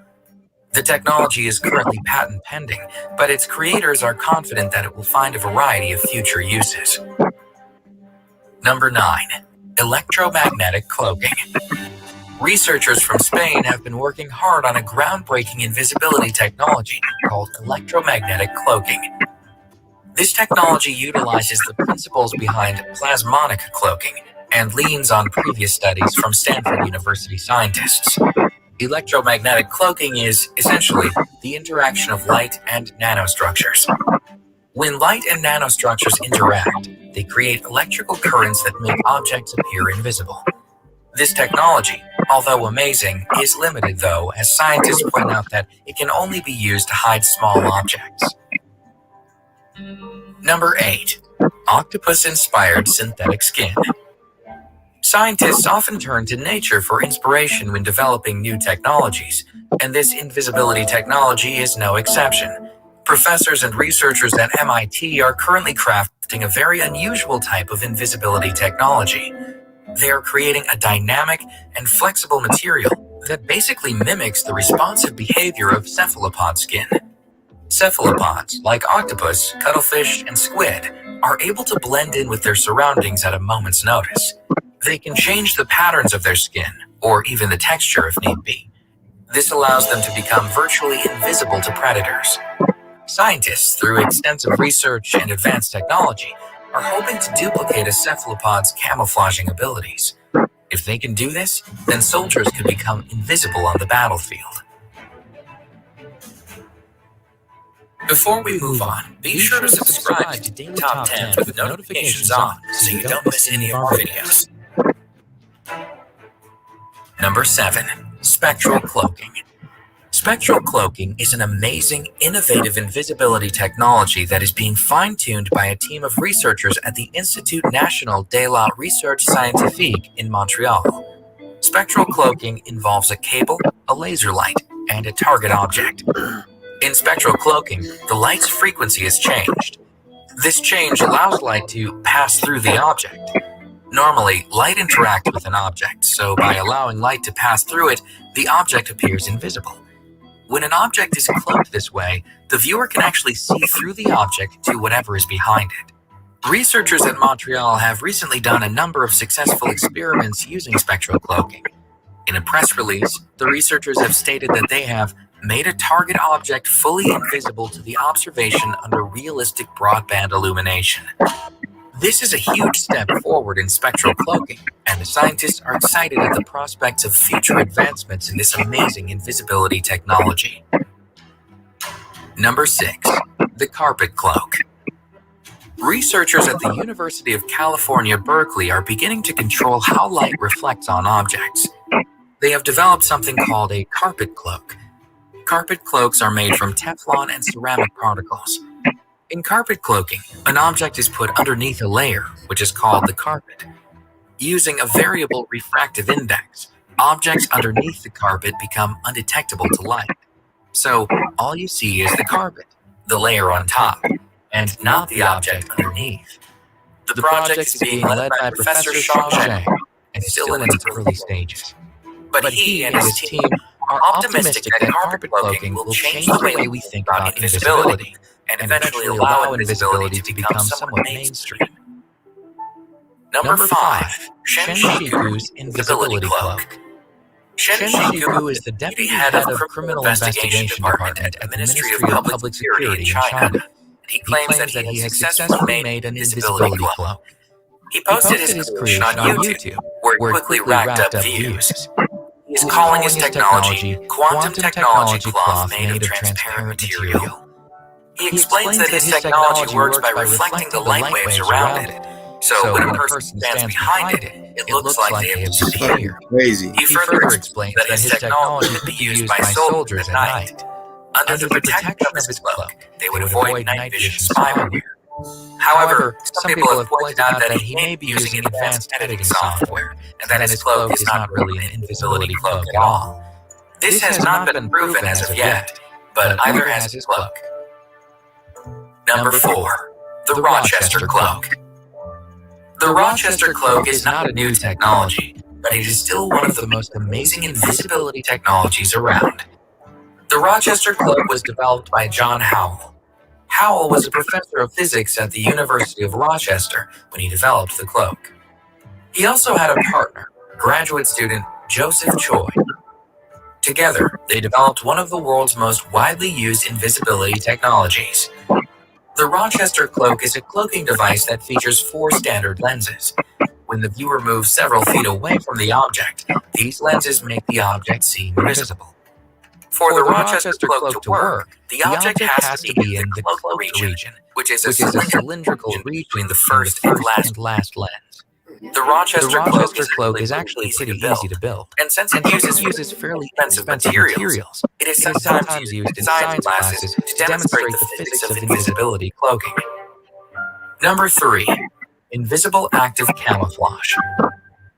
There are times when camouflage is crucial, especially in the military. But all camouflage has its limits. Until now.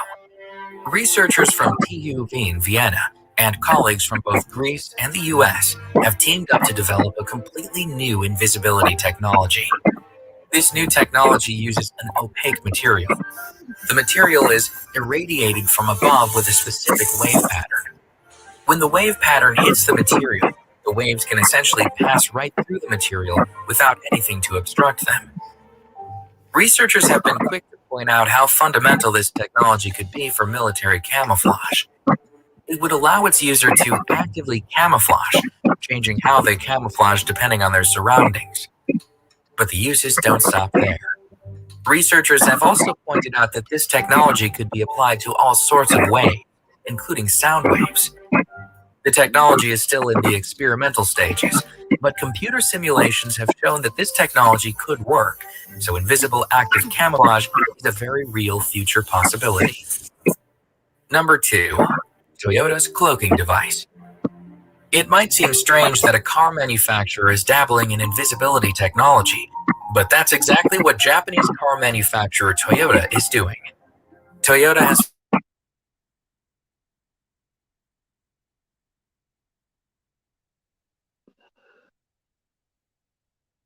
Froze?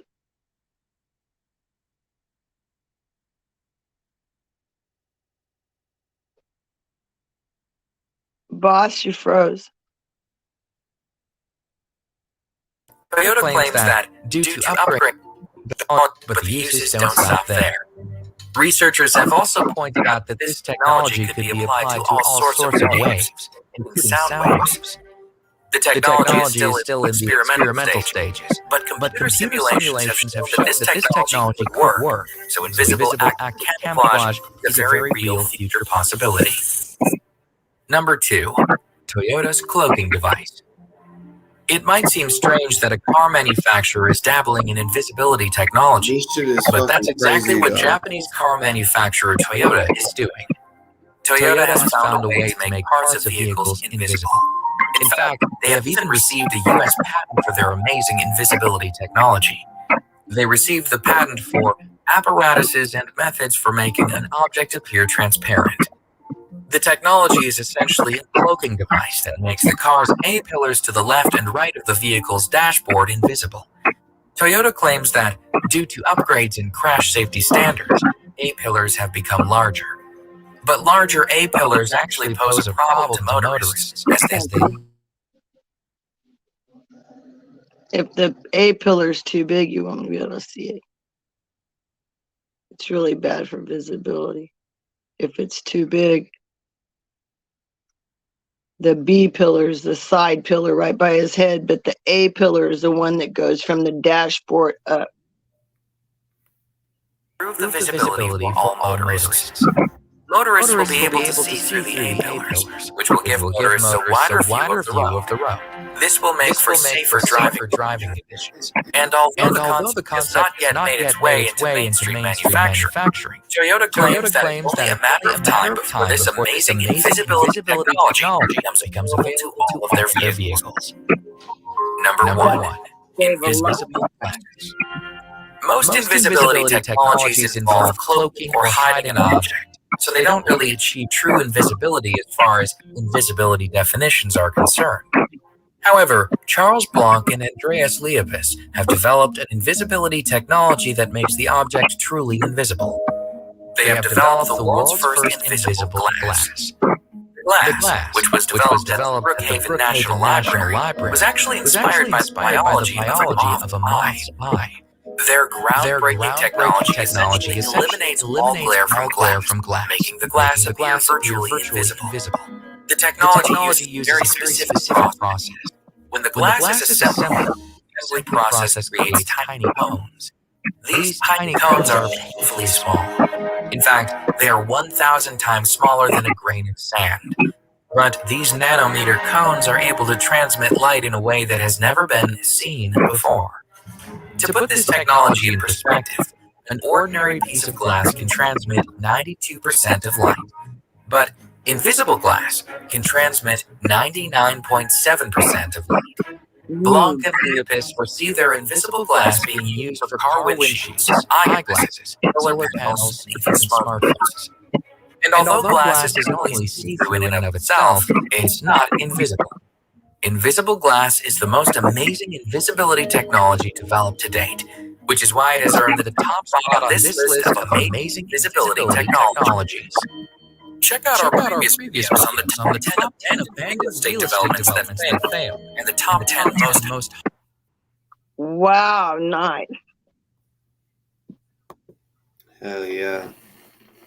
Oh man, I just lost my cherry on the rug.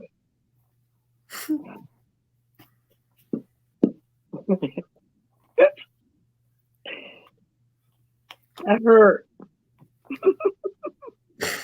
That was hot. That was tight. I love science and stuff like that. Man, do you know how many lives just that one invention changing the A-pillar? Okay, I used to sell cars for Chrysler Jeep, Plymouth in Kirkland, Washington, over there by Redmond, Washington, by where Microsoft is at. And so they train you completely how to build a car with the, they show you CDs and stuff like that, and you have to take tests. If you don't pass a test, you can't go on the floor. So the A pillar is the one that goes from the hood of the car over, this way. And the B pillar is the one that when you look over your shoulder, if that one's too big, a lot of times you can't see a car because that pillar's in the way. Mm-hmm. If it's invisible, no more pillars in the way, you have total visibility so that you won't have a wreck when you're changing lanes. Or this way. Wow, that's great. But military, what they've been saying is that every time that the Chinese come, and not just the Chinese, but foreign students, but because communist China, any business is still owned by the government. Even though you think it's private, it's not.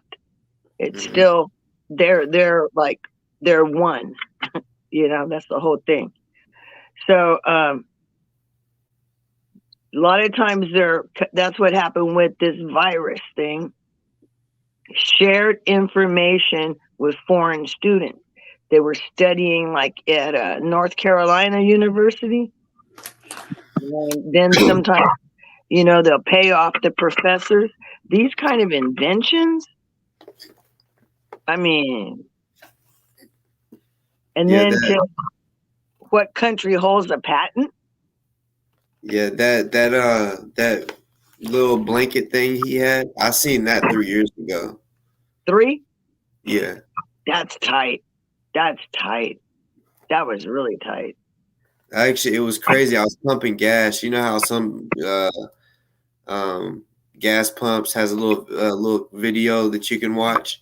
It showed it on there. I said, what the fuck? They had that shit? So I know our military, they're going to, whoever has that patent, they're going to try to, do business. And if they don't do business, they're going to kill their ass and take it. They're going to torture you till you figure you teach them how to do it.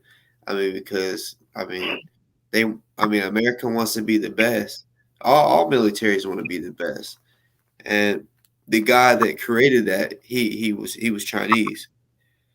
So yeah.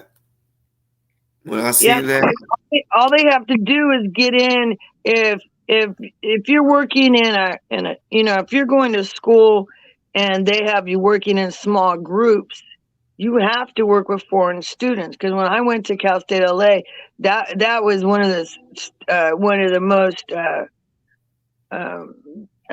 had the most foreign students of any of the universities, and they were from all over the world. And I remember even like so many different things about different cultures, but the politics, the power of these countries, when they're students here, they're scared. I had a boyfriend that was Nigerian. He said his dad was in politics and he was running for student body president. He was scared of the way he moved because it would affect at home. When I was doing my photography for the newspaper, they were having Iranian protests, and they literally would beg me, don't show our face, because if our family will die if they get these pictures back home. So the Chinese students, same thing. When they want to protest, they don't want you showing their face. It's a big deal. And how you just think that you're way over here and no, they'll snatch them back up and take them home too. If they want to cooperate. When I was a senior, how North Korea, like we was talking, it's hard as fuck to get in there. When I was a senior, I had a North Korean, I forgot what they call them. Basically, it was a student that came over. Foreign exchange. Yeah, foreign exchange. at that time, I really didn't know much about North Korea. As a senior, I didn't. But when I got older and grown, I look back and I'm like, damn, I wish I would have asked her a little more questions about certain shit, even though she couldn't speak English. Like she had a translator, a little machine, and I ain't gonna lie, like nobody talked to her. Like she just stayed by herself and did her work, and but yeah, I can't believe I met someone from North Korea. Is that? I mean, that's not. The first time I heard Spanish from a black man, he was from Cuba. He was just rattling, and I'm from a little small hick town, right? I was like, and then that's the first time I even had a concept that there would be Latino blacks. Didn't even. So being in an environment like that in a university, it really does. You may not get to travel, but all the different things, there's all the elements of the people are all around you. At least you get influenced, I guess, by so many different types of people, and it's cool. It's cool, and that's the good thing about music is that's international. Yeah. You don't have to speak the same language. Probably the same way with martial arts, huh? Yeah. I got my daughter. She's in first grade.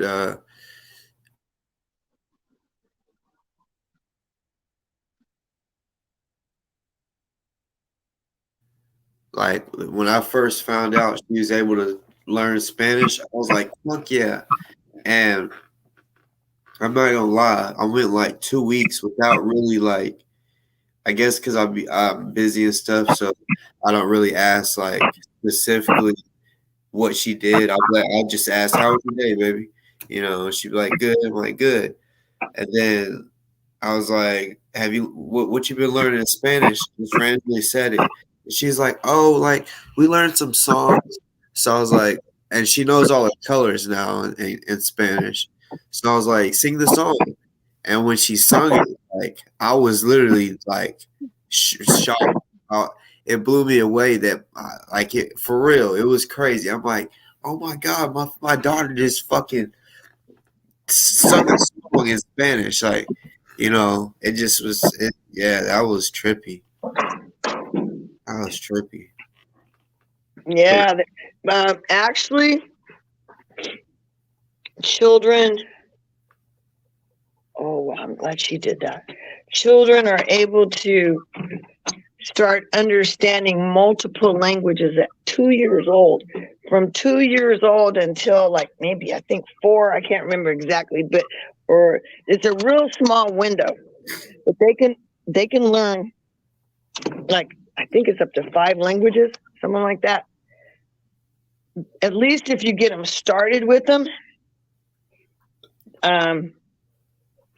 they'll be able to build upon it, Yeah. So but actually the younger you can get them started, the better. And then they're not afraid to speak, Yeah. Because you don't want to make a mistake and sound funny in front of somebody, Yeah. Oh no, I don't want to try, that's gonna sound funny. So but little kids don't have that.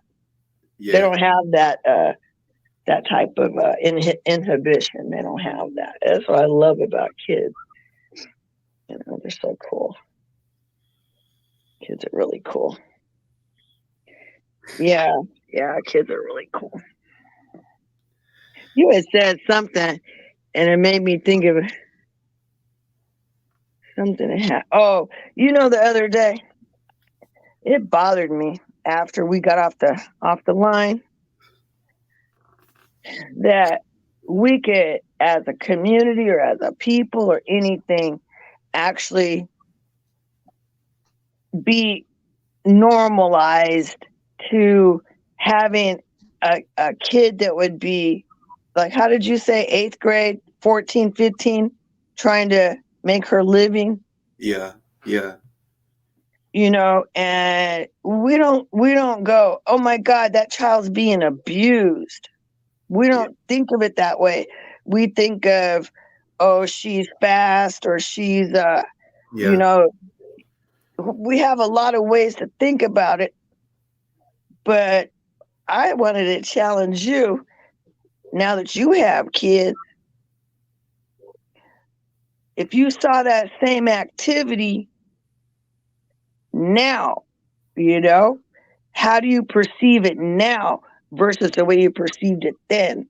And Yeah, now. Like if you put, like, now that you could think back about that child, see, I didn't, when I told you the story, is that, you know, everybody, like, they just said story time. So I'm gonna go ahead and tell you a story. So this chick, I went to a little bit. I met her in preschool, right? She was my first kiss. Oh.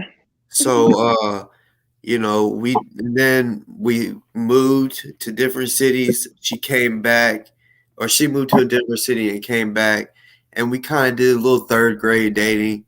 Well, then, you know, then we ended up going to the same junior high. And I'm seeing her do that, and I'm like, damn, right? So, the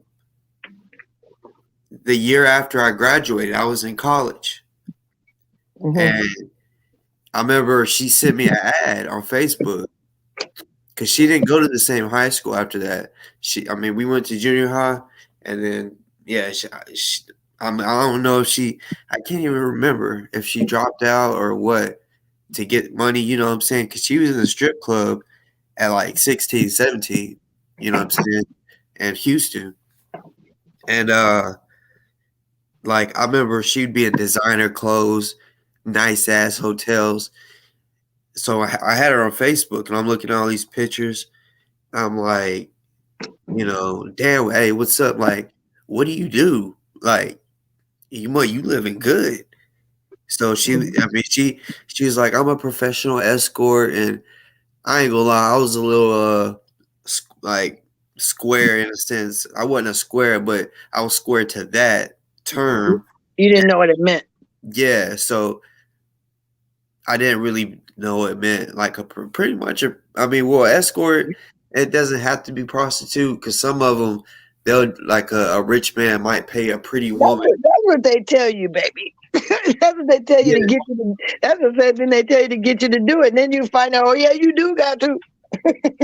Yeah, but sometimes a man will, like an old man might pay a pretty woman just to show up to an event, to make them look good. Absolutely. So that's what she would kind of tell me, and we ended up dating. Like I said, I already knew in 8th grade she was getting pimped, and you know, I was like 19. We started dating.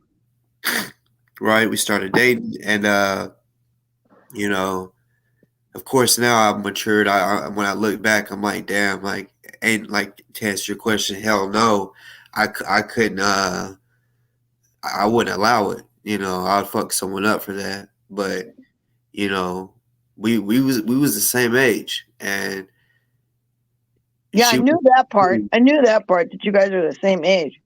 I knew that. Did you ever find out, since you knew her so well, did she have some difficulty in the house that was?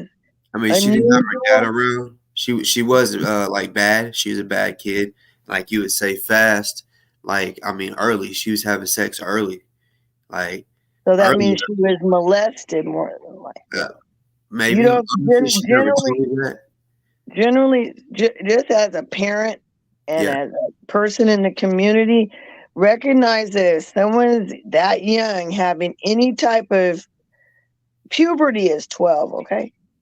Yeah, I remember in 6th grade a chick saying, I've already had my meat beaten. I said, like the way she said it, 6th grade, said, I've already had my meat beaten. I said. So generally it's family, friends. I've gotten more difficulties in my own house than I ever have on the street. You know what I'm saying? In my own house. are in a well-known surrounding, you know? So I don't think that we see it in an alarming enough way. I'm not so sure that we as a people are responding to seeing children under 18 in situations with older people, not their own age. I'm not talking about that. I'm not even talking about that. I'm talking about other ways. It doesn't matter. And a lot of times people don't even think about boys. But boys, my husband told me some things that happened to him with old ladies when his mom would send him next door to like get sugar. The lady would be baking cookies. You know, she was seducing him with cookies. I mean, cookies was always his weakness, but you know, I don't mean to laugh about it, but the old lady he was a little kid, and we don't think about, we need to do something to her. We need, you know, especially when it happens with a woman with, you know, in it. You know what I'm saying? I don't know if we have a healthy response to our kids being abused like that.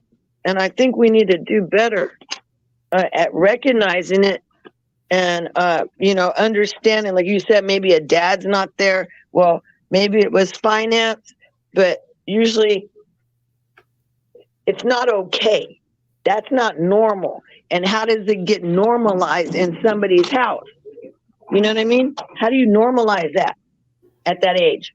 Something's off. So we need to be able to recognize in our friends and family, you know, now that you're grown, you know, when you hear something like that, recognize that as a red flag and do something. I mean, I'm not saying call Popo, but you know, back in the day, my dad would, there was a park down the street. We kind of had to, you know, we played in it and stuff, but at the same time, there's weirdos, you know, over there. And if we ever came back saying anything happened, my dad would, it was better for me not to say anything, because the person if I told, so it was a big deal if I told, you know, but I don't think they had that much of a reaction like that so much. Yeah, I have a close family member that was you know, underage, and this person was overage. I'm gonna keep it real. Like, I did some real shit. Like, all 100 bullets was shot out my motherfucking gun, and you know, that's why. Start at the beginning. So I'm gonna say this family member was at a party, and she was sitting across from this guy, and this guy had his shoes off. It was his house, and he rubbed his foot across her private part, and you know, we looked at this guy. I had respect for this guy for a while. We knew him for a long time, and he did that. And she said she felt uncomfortable. I remember her, you know, her crying, calling me crying, and like, I can't believe this happened, you know. And like, that happened, and then, you know, her walking by, him grabbing her ass. Like, I was gonna do some other dangerous shit. Like, I wasn't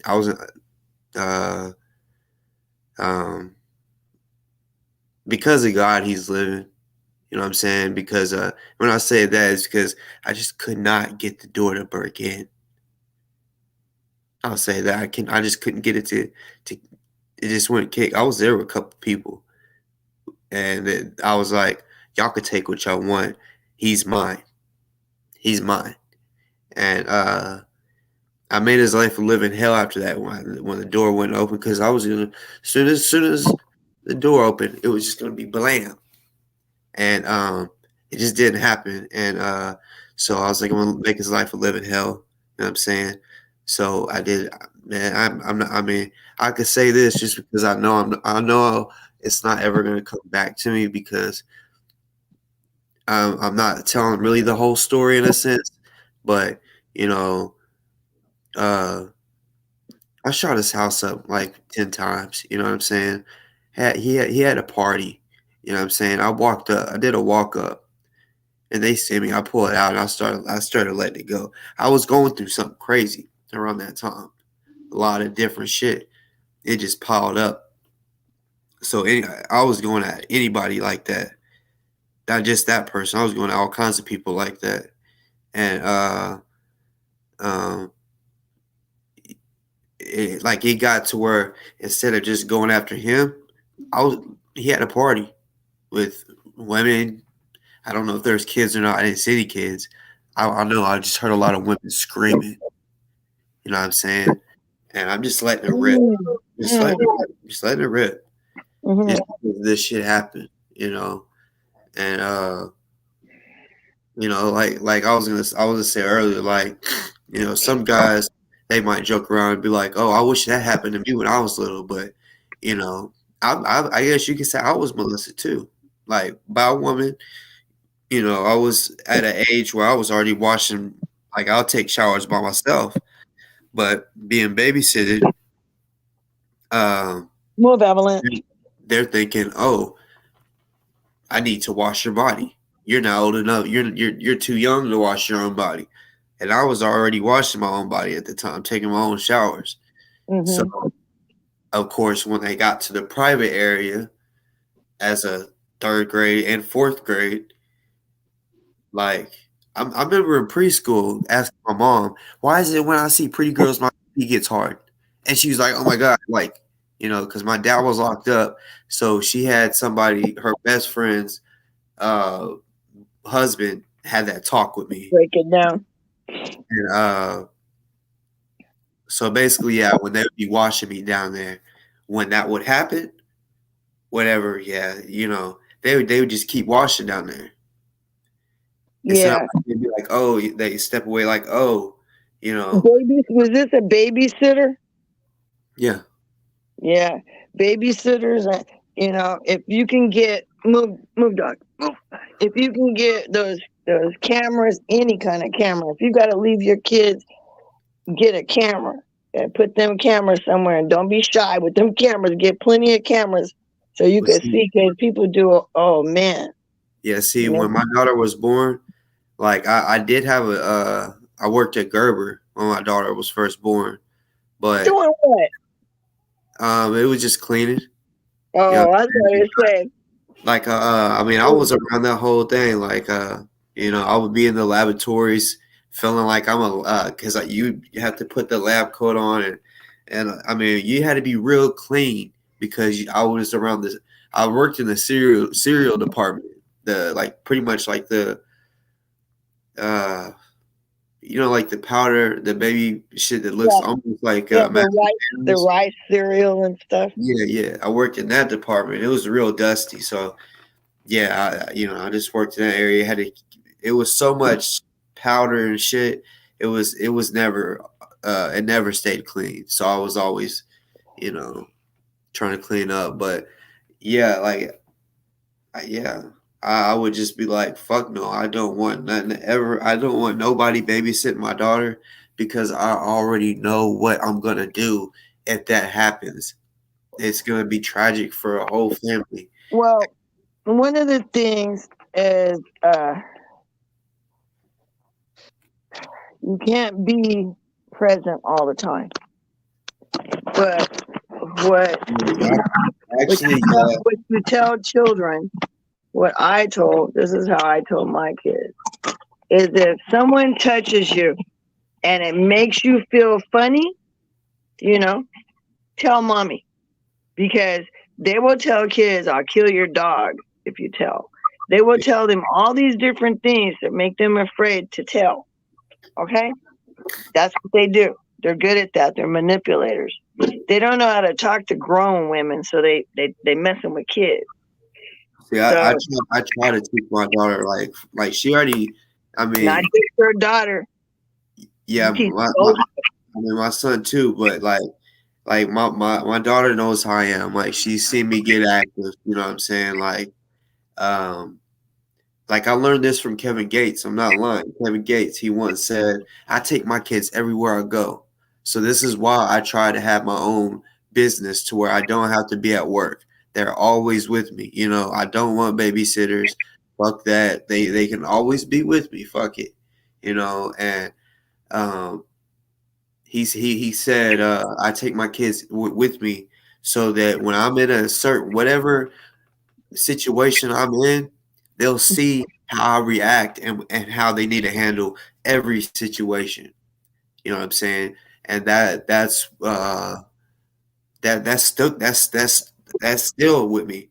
You know that what he said on a little interview, and yeah, like I want them to see me how, and it's not like I'm just gonna just shoot up every time something bad happens. No, like there's ways to handle everything, but um, you know, Well, one thing, girls are afraid to tell their dads if their dads are explosive. If they know their dad's going to kill the guy, they don't want their dad to go to jail. Girls are smart, and they won't tell you because they don't want you to get in trouble. You're right. So you have to be real careful with that. And she knows, and he knows you have weapons. I knew my dad had weapons. So it wasn't a stretch for my dad. My dad never answered the door without his pistol. The pistol was always at my dad's side. When he went to the door, it was behind his leg. Yeah, that's exactly how I am. Like my mom, like I'm talking about from junior high up, I've had guns, and she knew how it was. Like if she just knew if I said I was gonna fight someone, she's like, no, don't. It would happen. I'm gonna do that. Like especially if they fucked with my family, and if her past, her exes or whatever that she's had, like it got to a point where like what you just kind of said, well, mom.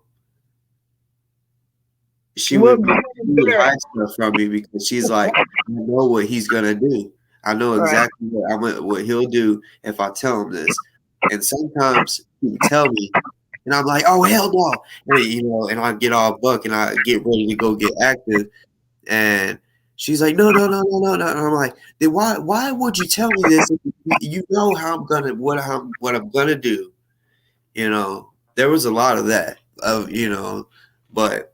Yes. But at the same time, you were the only male figure at the house, right? Or did you have an older brother? I had a younger brother. Yeah, being the oldest, I mean, your dad probably told you to take care of home too. Yeah, well, I ain't gonna lie. Like growing up, I really didn't talk to my dad much because he was in prison. I would keep it real. I didn't really have a relationship with him until I was a teen. So I was already just bad as fuck. I'm not gonna lie. And I ain't gonna lie, when he got out, he got a little worse. I got a little harder, you know what I'm saying? A little harder than what I already was. And plus he taught me how to get away with shit. You know what I'm saying? He taught me he's like, if you're ever in a situation you don't know how you think you're in trouble and you don't know what to do, call me, and if I don't know, I know somebody. And that's what I would always do.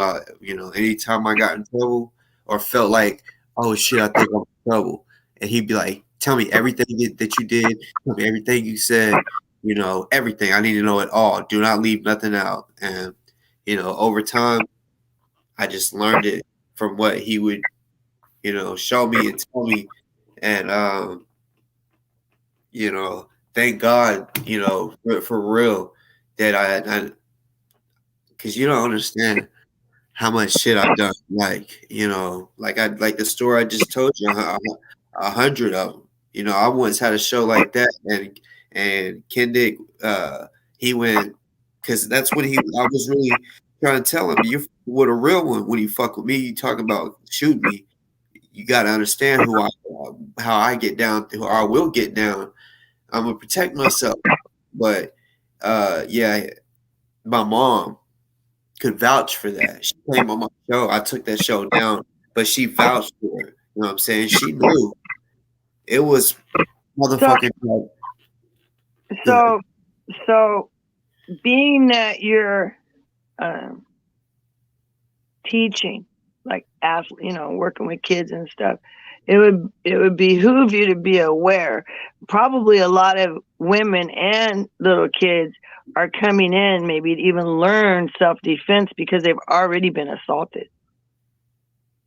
And they may not tell you. They may not tell you, so you can be real. You can be a good ear for that. And I think there needs to be code words. We use code words. Like if your kid is somewhere and the person is around them, the kid needs a code word, because you can't say, hey, somebody's kidnapping me, or somebody's doing this to me, or, they might take the phone, right? So I taught my kids to say like rockets to Russia, whatever you want to say that doesn't make any sense in a sentence. Right. So that, like, hey, Mom, when you come to pick me up, I saw some rockets to Russia. And then I would know she's in trouble. We had code words. So that's how we did it. Also, if somebody's coming to pick you up from school, somebody might say, hey, your mom got really hurt, and she told me to take you because, your dad's at the hospital. And see, that's how they get kids. So you need a code word. And then after a person uses a code word that's not you and your wife, right? They use the code word, you guys got to change it. So that person can't come back and say the same code word and the kid go off with them because they knew the code word. So you got to keep it fresh. I'm not going to lie. Not that to that extent, but I'm not going to lie. Me and my daughter, we have code talk. Like,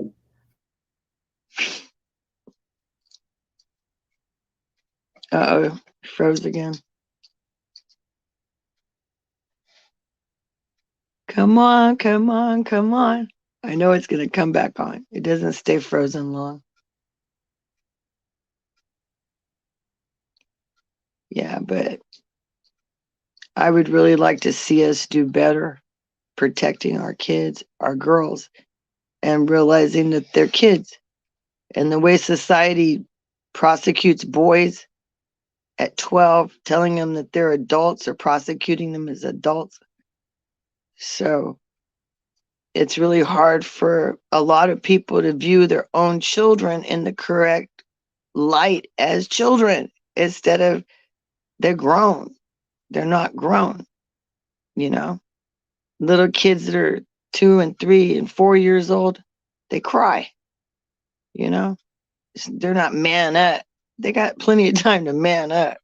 Let them be kids first, Even with little girls, they got to learn, okay, get up. Get up. Yeah, you skinned your knee. Okay, look and see if it's okay. That's enough. I see it. So I think we need to do better protecting our kids. And even if there's like, I see all these little things about community policing, there needs to be like a godfather in the community you can go to that's not involved with your family, not involved, some, like how you guys had that little militia group, some kind of little group that each neighborhood might have, so that kids would know, hey, these are the people you go to if people are messing with you. You can tell them and they'll do something and handle it. I don't know. However. See, I'll just do shit if I hear it, because I won't definitely ever like let a kid, especially anyone that I can't trust, know that I'm gonna go do something. Like I'll hear it and be like, "Oh, I'm so sorry. Who is it?" And then I'm gonna handle that. Because like my sister, just like I was telling my mom, she would hide stuff from me because she wouldn't know what I would do, and I would because in junior high, I know guys, the hormones brace. I know when I was in junior high, I seen a lot of guys grabbing girls' ass. They were letting them, but that shit happened. It would happen. And yeah, like That's not the same. That's not the same. That's not the same of the gut wrenching, have to keep it a secret, shame, you can't tell nobody to tell. And the fact that our community doesn't look at our children as children long enough. Literally, human beings' brains don't finish developing until 25 years old. 25. We in America say 18 and you got to get out of the house. The kid's not equipped. They're not equipped at 18. They're just not. Yeah. You know. So we don't look at them as kids while they're children, and then when they're in their early 20s, we look at them as adults, and they're still kids then too. So I'm just saying, there doesn't seem like, because of slavery, because of the way that we were bred, the way that we were literally forced to have relationships in the family for breeding, you know, it didn't leave any room for pride, religion, any of that. You couldn't have that. You know, you had to, you know, so I think we're still doing that. Even though we're not in slavery, we're still allowing ourselves to be mistreated. And what, we're 3/5 of a human and we don't say anything? Something's wrong. It's too much of it. It's way too much. Trafficking and stuff like that. I've been seeing a lot of missing kids. Oh, I wanted to talk to you about this. You seen Jelani Day? Huh. Out of Illinois? Mm-mm. You remember how Ozone was checking for people that were lynched? Yeah. Well, there's been a couple of them. Jelani Day was out of Illinois. He's a university student. He was a doctor. He was a speech pathologist doctor. That's what he was finishing school for. And he was a square, just a real square. He went to the weed shop. They saw him on surveillance camera like at 7 a.m. Like his daddy has cancer, from what I understand. And he might have even been picking up something for him, you know. But that's the last time they saw him. His clothes, his wallet, his phone, a 300 Chrysler was parked off in the woods. The man was found in the river. Of course, it was suicide in Peru, Illinois. Then there's a brother that's a geologist. He's 24 years old. His name is Daniel Robinson. He's missing. His Jeep was driven 11 miles per the computer reading after it crashed. You know, there's a computer in their Jeep. Yeah. His clothes were off in the desert, socks someplace, clothes somewhere else. The same situation. The window bashed, the front windshield's bashed in, red paint on the car. It sounds like Travis McMichael and Greg McMichael, how they hunted down Ahmaud Arbery. That's what these sound like. And there, Mr. Robinson in Arizona, he had to move from South Carolina because the popo down there wasn't even helping him. He's had to get a voluntary people to search the desert to find his son. He just wasn't, you know, at this point, the remains maybe. He's found 6 or 7 people, bones, but not his kid. And he's got to go fund me. Because he had to get an apartment and everything and stay out there and try to look for him. And they still can't get the FBI to go out there. And he was checking water wells. I don't know if you remember about Dr. Timothy Cunningham. He was a CDC doctor in Atlanta. He came up missing. His keys, his phone, all that stuff was at his house. He was found in the Chattanooga River. He was a whistleblower. Well, I was just there not too long ago. Chattanooga, damn, that's crazy. So what you think? Oh, Jelani didn't have any organs.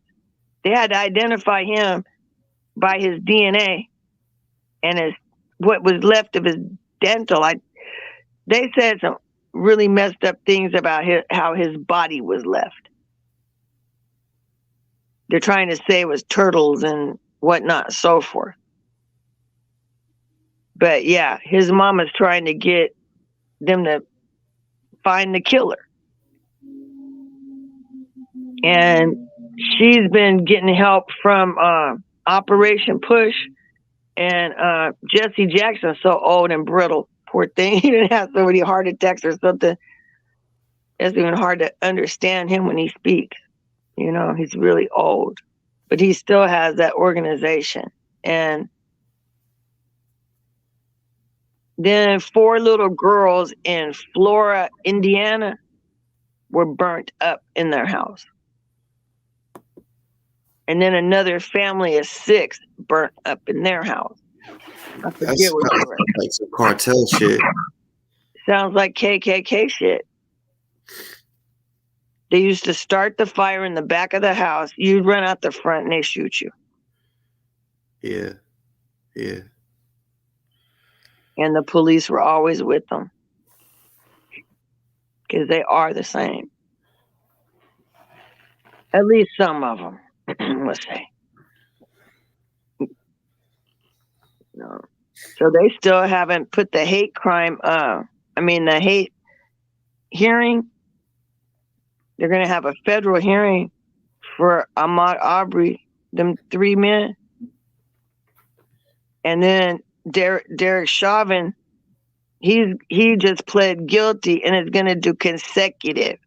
That's bullshit. So he got 20 years for George Floyd, right? And you get a consecutive 25. So instead of doing 45 years, you get consecutive, you're out. Well, if you do 85 or 25. Yeah. Not cool. Cool. You know, I've been trying to keep up with that stuff too. But they keep saying these are suicides. Oh, they told the man that his son there was a geologist in the desert. They said, well, maybe he went off and joined a monastery. That's how arrogant them people are. He might have went off and joined a monastery. If you guys get a chance, look into some of these. This is like what you call true crime. You know, I've been watching it off of Grizzly. There's some lady in Netherlands. She's in the Netherlands. And she's been having Daniel Robinson, dad. She's been having him, David Robinson, on the show, explaining what happened. And so I looked it up, and it's the 3rd in the nation for neo-Nazis and stuff. Arizona is. So I don't even know if they know where they're at. I looked up that Peru, Illinois. When you look at the stories, Google the demographic of the stories. Whatever city it is, that's fun. That's something to look at. Tell a lot by the demographic. You tired, boss? Fuck yeah. Yeah, I was about to tell you, I probably have to get off here. It's 3:13 where I'm at. Well, it's not even 2 yet here. I stay up all night though. Yeah. I wish I could, but I mean, it don't matter if it's the weekend. My kids want to get up and watch the TV in my bedroom. And I wake up to, once I hear the loud ass, once my son sees my eyes open, he wants to jump on my back. and think it's time to fight. Like, for real. Cereal in bed. Y'all eat cereal in bed. Hell to the no, because the one thing I can't stand is being in the bed and feeling crumbs like on my legs or something. Oh man, I'll wake up, pull off all the covers, and I'll get it all off. Fuck no, I like to sleep like comfortable. Yeah, there's no eating in my bed. Yeah, kids like to do anything now.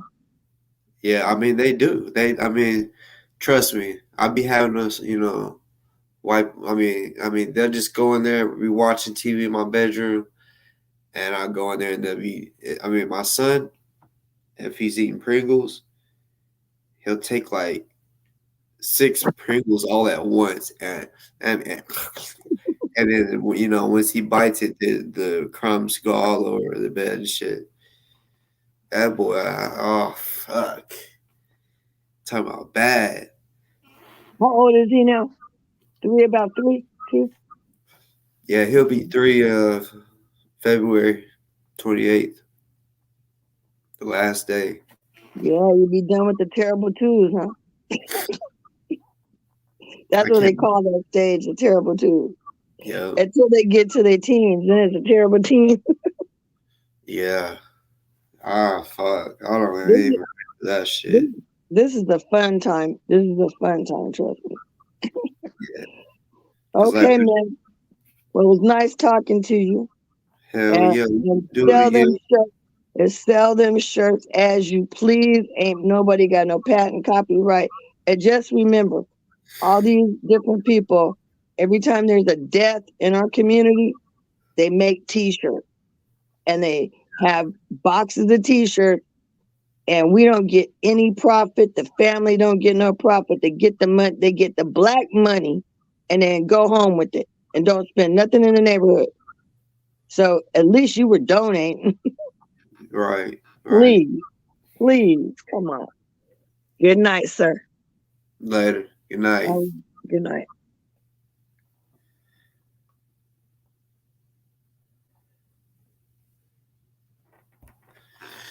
All right. Oh shit, this is a long show. 7 hours. Holy shit! Didn't know it was that long. Fuck. Like I know it's 3:16, but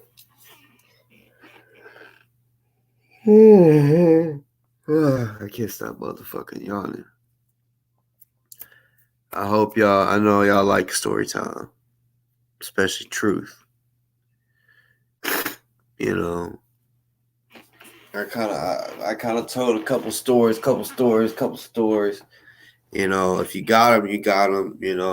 100% truth.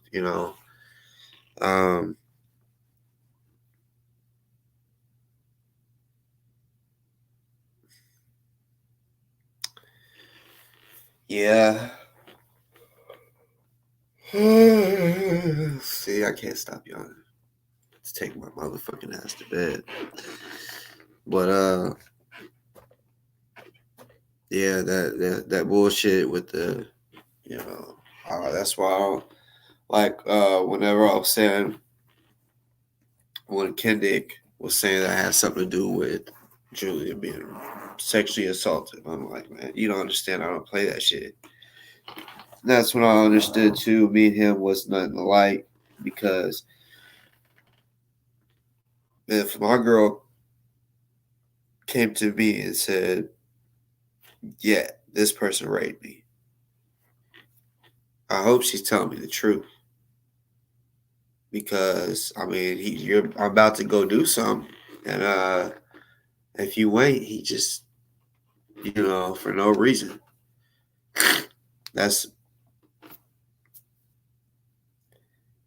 And the reason I say I know that, like, that's how I am, or what I would do, I would protect my family, and I'm not. Fuck. When they you gotta understand. Like, I grew up. I know I have a big family, so this type of shit has happened to a couple of my family members. One of my family members, I still haven't ever really got to do anything because we were young and like young.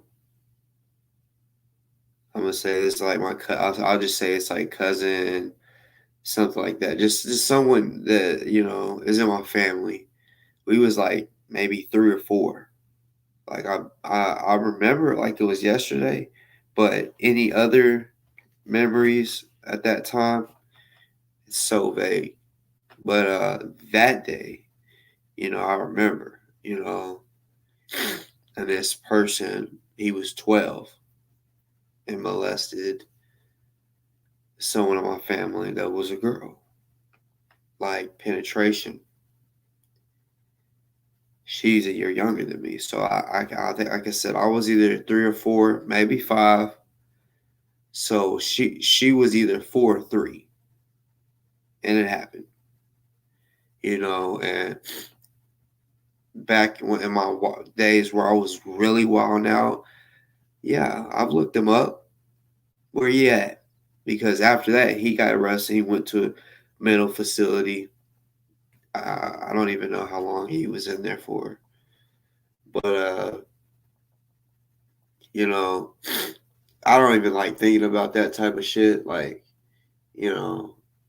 honestly, the shit that I've done, I don't regret. Like, it's not like, oh, I wish I would have never. No, because like the women live with that for the rest of their life. You know what I'm saying? I see it. You know what I'm saying? Like, in my opinion, there's a lot of girls out there, and maybe even guys, they get molested or raped, and they turn gay because they're like, like if a little girl was molested by a man and they end up being gay, it's because they don't trust guys. You feel me? It just don't feel right to them. So and trust me, I've heard enough stories to where I feel like, in a sense, that's one of the reasons why women are lesbians. Not all reasons, but I have a feeling that that's part of it. You feel me? And yeah, like, so that affects them for life. So I feel like if a motherfucker got killed for molesting or raping a chick versus him being in jail, because in jail he might get out. Now he gets to live his life like nothing happened. But yet that girl is still living with that trauma forever. So it's like, yeah, death is forever. She has to live with that trauma forever. So you weigh it out. He might not go to prison forever. So let him die forever. I mean, everybody has their own way to look at it. Some people be like, yeah, I want you to suffer in jail. I know people that's like, I'd rather, man, I got a crazy life, man. I got crazy stories. You know what I'm saying? Like, that's why I sit here and tell you, when I think of stories, like I really, like, I got some really crazy fucked up stories, and I just really got to sit there and think, like, damn, no, not that one. No, not that one. Just, you know, and I ain't gonna lie, like, whenever I be sitting here thinking of stories, it's like, damn, like, it's crazy when I feel like I just got a lot of bad stories. Instead of, oh, let me tell them some funny or some cool shit, which, of course, yeah. But it just feels like whenever I'm sitting here thinking, all right, they want a story, I'm gonna try to think something like a story. I just think of, like, damn, some crazy bad shit. I guess because it happened a lot. But uh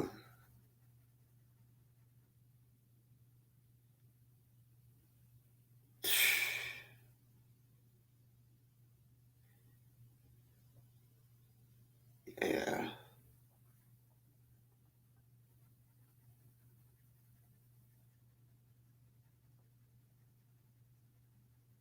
Like, I'm just sitting here thinking of motherfuckers that got away. That ain't dead. They deserve to be dead, pretty much. Or some people might say deserve to be in jail, rot in jail, or whatever. I'd rather a person not go to jail because, yeah, jail sucks, but when they did what they did, they're still able to eat an ice cream. You feel what I'm saying? They're still able to talk to their family and shit.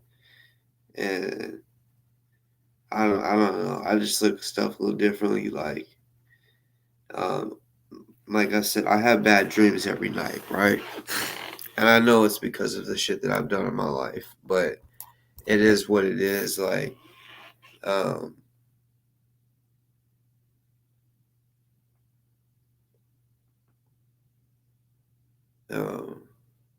what do you mean I got clickbaited? Because I thought clickbait was like somebody we'll put a title. They say Obama kissed a pig's ass, and you open the video and it don't even be nothing about Obama, you know. But I ain't gonna lie, yeah, I do got PTSD. You know what I'm saying? And I've diagnosed myself, but I've been diagnosed. You feel what I'm saying? I've been diagnosed with it, but I already knew I had it because it's like, okay, like what I've been through and people that get prescribed or been diagnosed with PTSD. Oh, I've been through that same exact shit. So that means I got it. Like I be having crazy dreams. I be thinking about it. You know, not that I like that. Trust me, like anything. Like if I go, like I said, if someone is raped, and if I do something, I don't.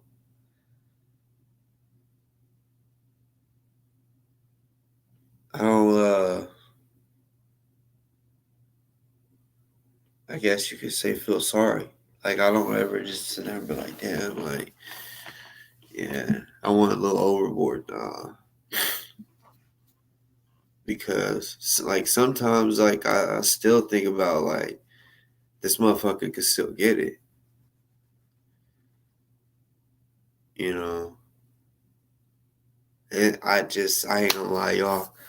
I lived a crazy life. A lot of crazy shit has happened in my life. That's just um like I usually tell people I could tell you some stories and the it's so they'd be so crazy that a person they'll be like he's capping. There's no way he's lying. There's no way he's done this much, you know. And my wife used to believe that too, because I'll tell her shit. She's like, there's no possible way. Like you hadn't even lived long enough to be able to do all this. And I'm like, and in the first 3 months of me and her dating, you know, I would do something like crazy every day.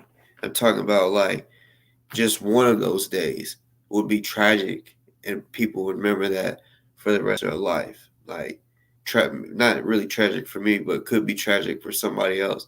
Like just crazy shit, right? And my wife, which was my girlfriend at the time, would tag along. Or I'd be like, hey, look, like, you know, she would stay the night with me. I was, you know, be living with my mom. And I'm like, hey, you know, like, you know, me and the homies, we about to, you know, we're going to do this mission. You know, I'm going to be going for this hour because I'll plan everything out. I'm talking about down, you know, like they got Google Earth. So if you're going to someone's house or whatever, what bushes, is there any bushes around this house that I can post up? Like, is there woods that I can literally just put my camouflage on and lay down in for 5 hours until, you know what I'm saying? I ain't even gonna like say a whole lot of shit.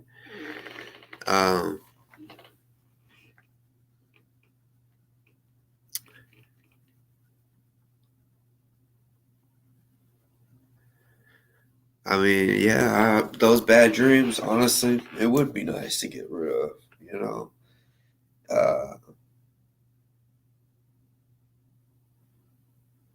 It hasn't happened yet, but you gotta understand, like, I mean, I don't know what you've been through in life, you know what I'm saying? Like, if you have bad dreams, like, some people, I mean, I heard you have a dream every night, even if you don't remember it.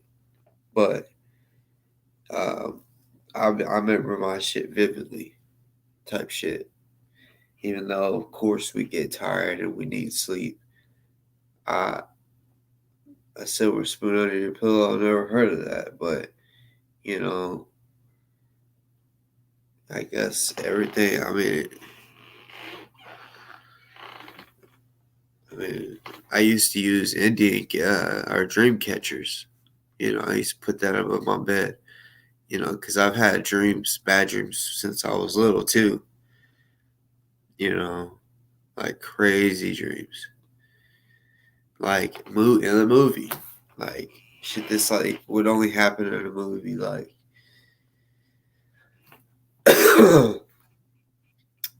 Yeah, fuck.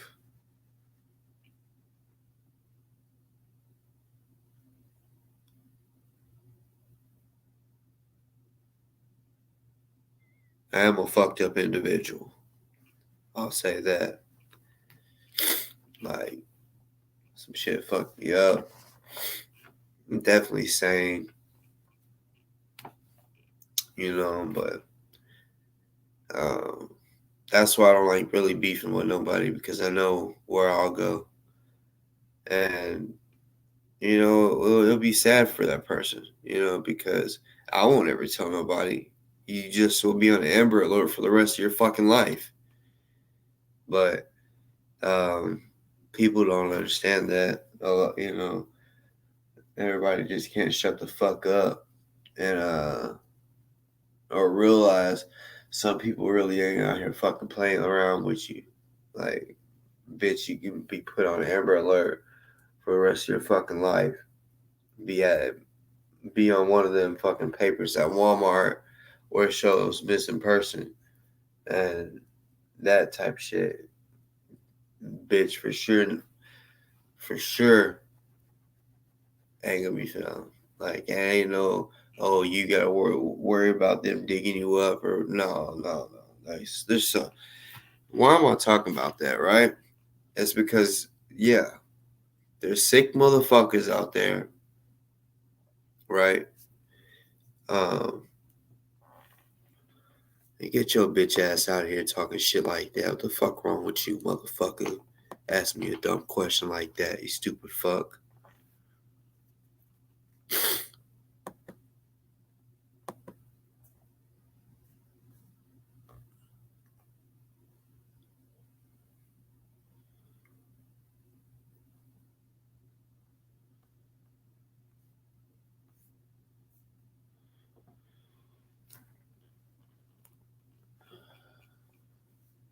Nobody's hiding bodies. Even if I did or would, I wouldn't tell on here. I'm just saying, read between the lines, man, y'all.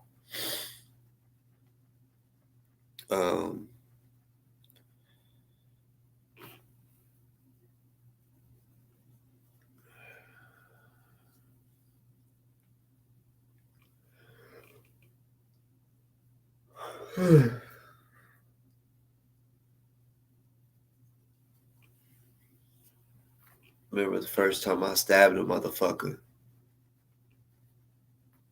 I stabbed him right in his eye.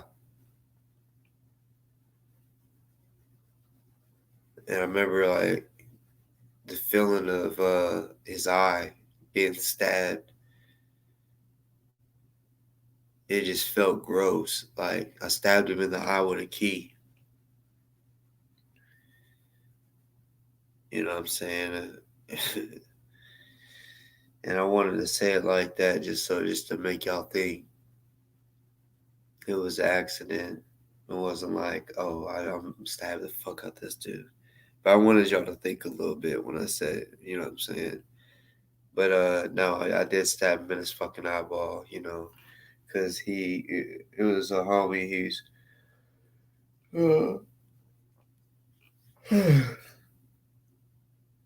He just like was chasing us around. He kept taking that fucking key, sticking it in our fucking ribs. Like, man, that shit hurt.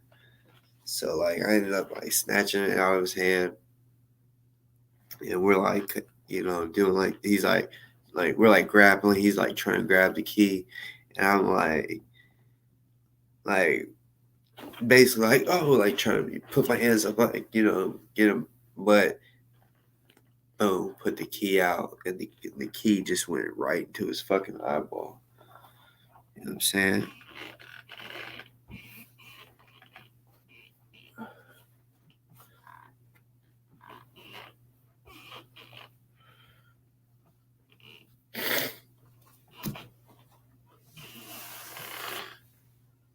I'm going to bed, y'all. Love y'all. Thank y'all for staying out here with me this late, you know, for real.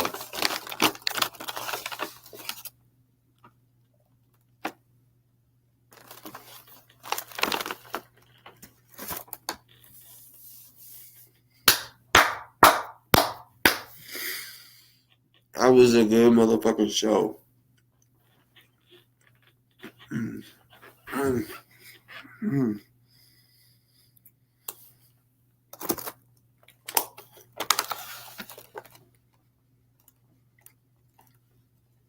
Night to y'all.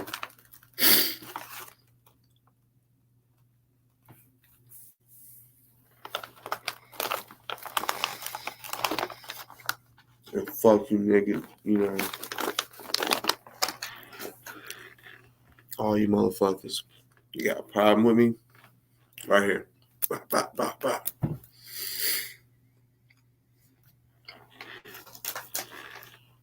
Y'all ain't killing shit. You motherfuckers out there saying y'all gonna kill something. Y'all ain't killing shit.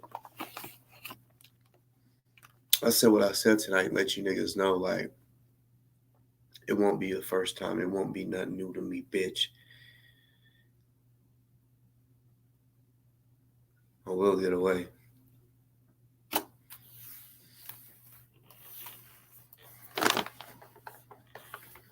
So don't fucking play with me or my family.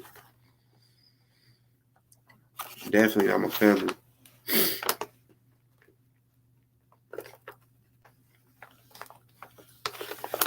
It'll be tragic.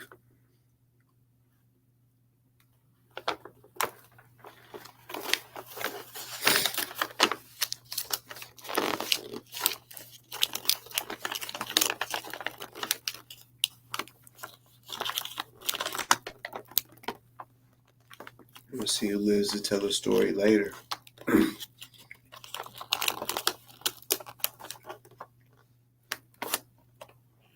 Do not fuck with me or my family. You bitch.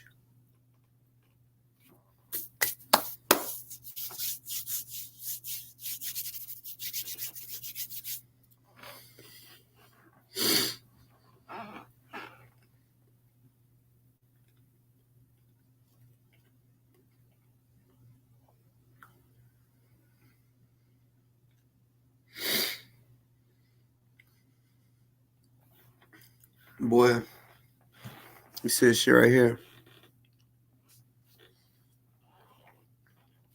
Think I'm capping. These motherfuckers right here, it's like a gun. It's like a gun. Certified motherfucking deadly weapons. You see these motherfuckers right here, bitch? Certified deadly motherfucking weapons. You know what I'm saying? Accurate motherfucking jaw punches. Accurate temples. You know what I'm saying? Accurate nose, nigga. Just, nigga, fuck with me, nigga. Shit. I don't want to go there, but boy, do I love to fuck someone up. I'm telling you. Who am I talking to? I'm talking to that hater. That hater right there. That one.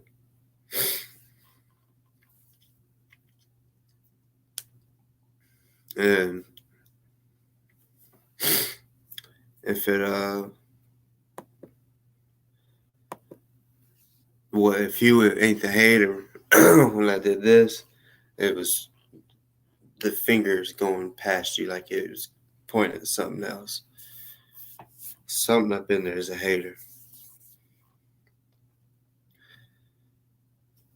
No. Not you.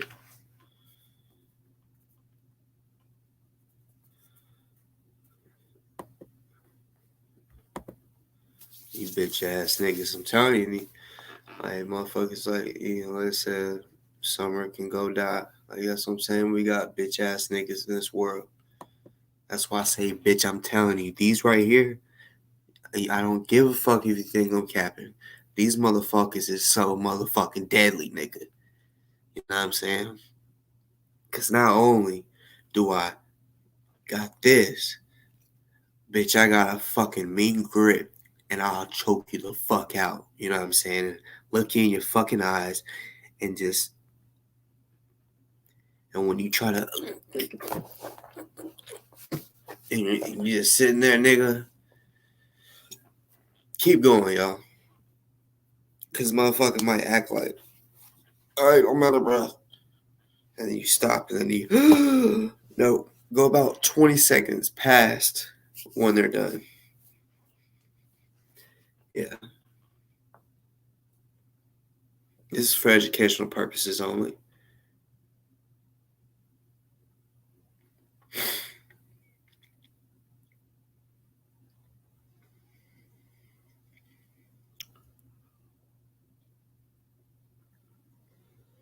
But yeah, you bitch ass niggas get the fuck up off my motherfucking page with that fucking threatening shit. Bitch, did you not just hear what the fuck I've been talking about tonight, you stupid fucking fag bitch?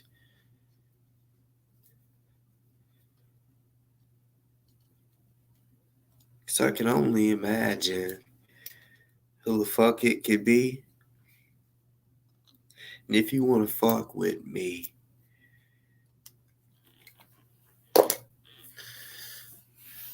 end the discussion.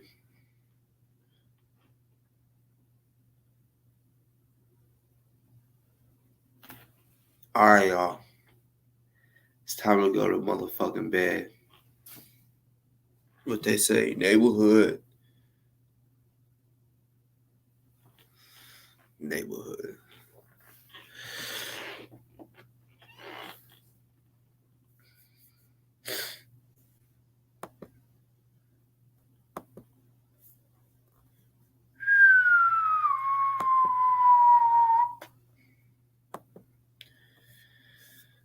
All right, y'all.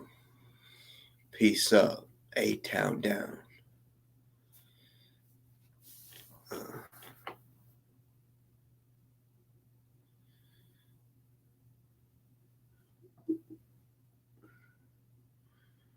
You'll think I'm throwing gang signs. Bitch, I'm just throwing signs.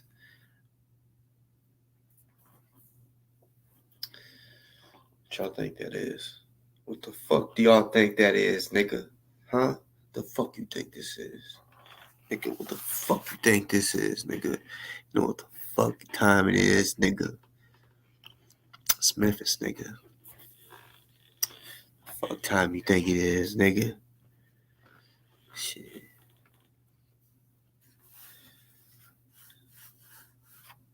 Memphis is wild. I'm telling you, they spraying. Boom, boom, boom, boom, boom, boom, boom, boom, boom. With the sun out. Sun straight up. Not here. Not here. That motherfucking sun is up here.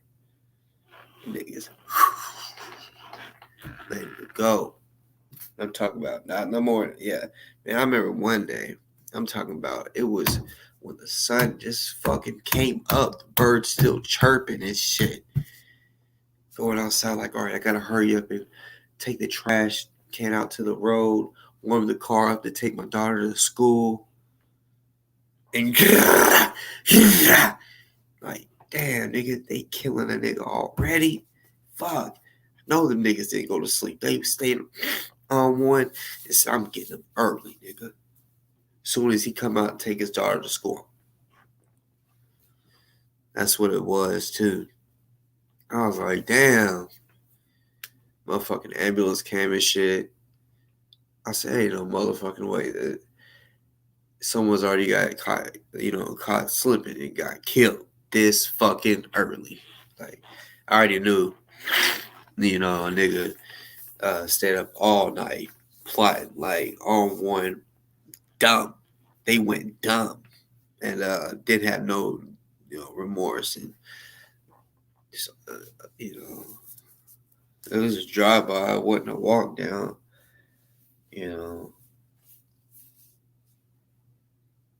Honestly, drive-bys when you kill a nigga, like, you really do got a good shot on some real shit, like, especially with, like, an assault rifle. It's like fully automatic. Like, you really do got a good shot. That's all I'm gonna say. Because I ain't the best when it comes to moving vehicles. It's just, whatever. As long as there ain't no kids around. All right, y'all, I'm getting the fuck up off here. It's been 7 fucking hours. 7. Nigga. My favorite number is 7. Boom.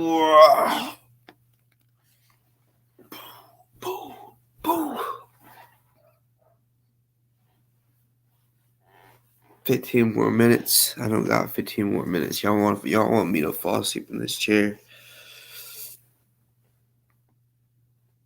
Y'all see me soon? Y'all see me soon?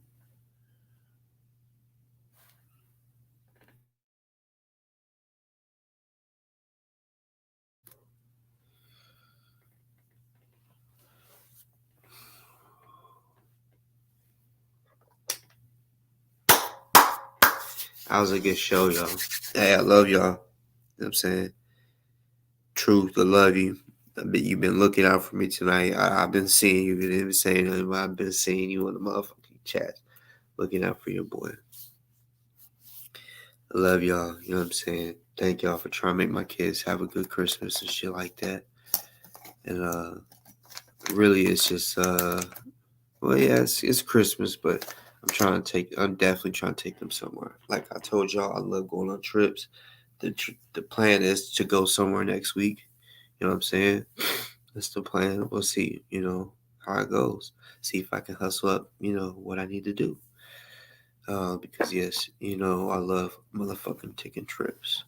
This one will be to see family. It's not like we're just gonna go somewhere, I ain't seen family in a little while, so that would be good. That'd be something good. So yeah, I appreciate you for putting that out a few times, let people see to fuck with me, so I can make for sure that happens, But yeah, I love y'all. I will see y'all soon. It's Friday. I don't know when I'm gonna be back on. It will be random. This one was planned because Chief was mentioned, hey, let's do a show tomorrow. But yeah, like I said, anybody out there, what I'm saying, that wants to plan a future like interview like I did with Chief today, we could do that. Like I said, on the show Anything Goes, we could talk about whatever it is. You know what I'm saying? Down for it. Down to earth. I could talk about it all. You know what I'm saying? I could talk about it with females. I could talk about it with males. You feel what I'm saying? Yeah, I'm more comfortable with ladies. You know what I'm saying? Because niggas is haters. But women, that's how I be. Chill. Yeah, I love you. See, that's what I love. I love you, Truth. And I love y'all too. Love everybody else. You know what I'm saying? For real. But y'all, I'm out. For real, y'all. I'm out. I'm out now. I love y'all. Y'all fucking go get y'all's ass some sleep because y'all Central Time niggas and Eastern Time niggas. It's 4:48. What y'all doing? Still up? Go to fucking bed. Shit.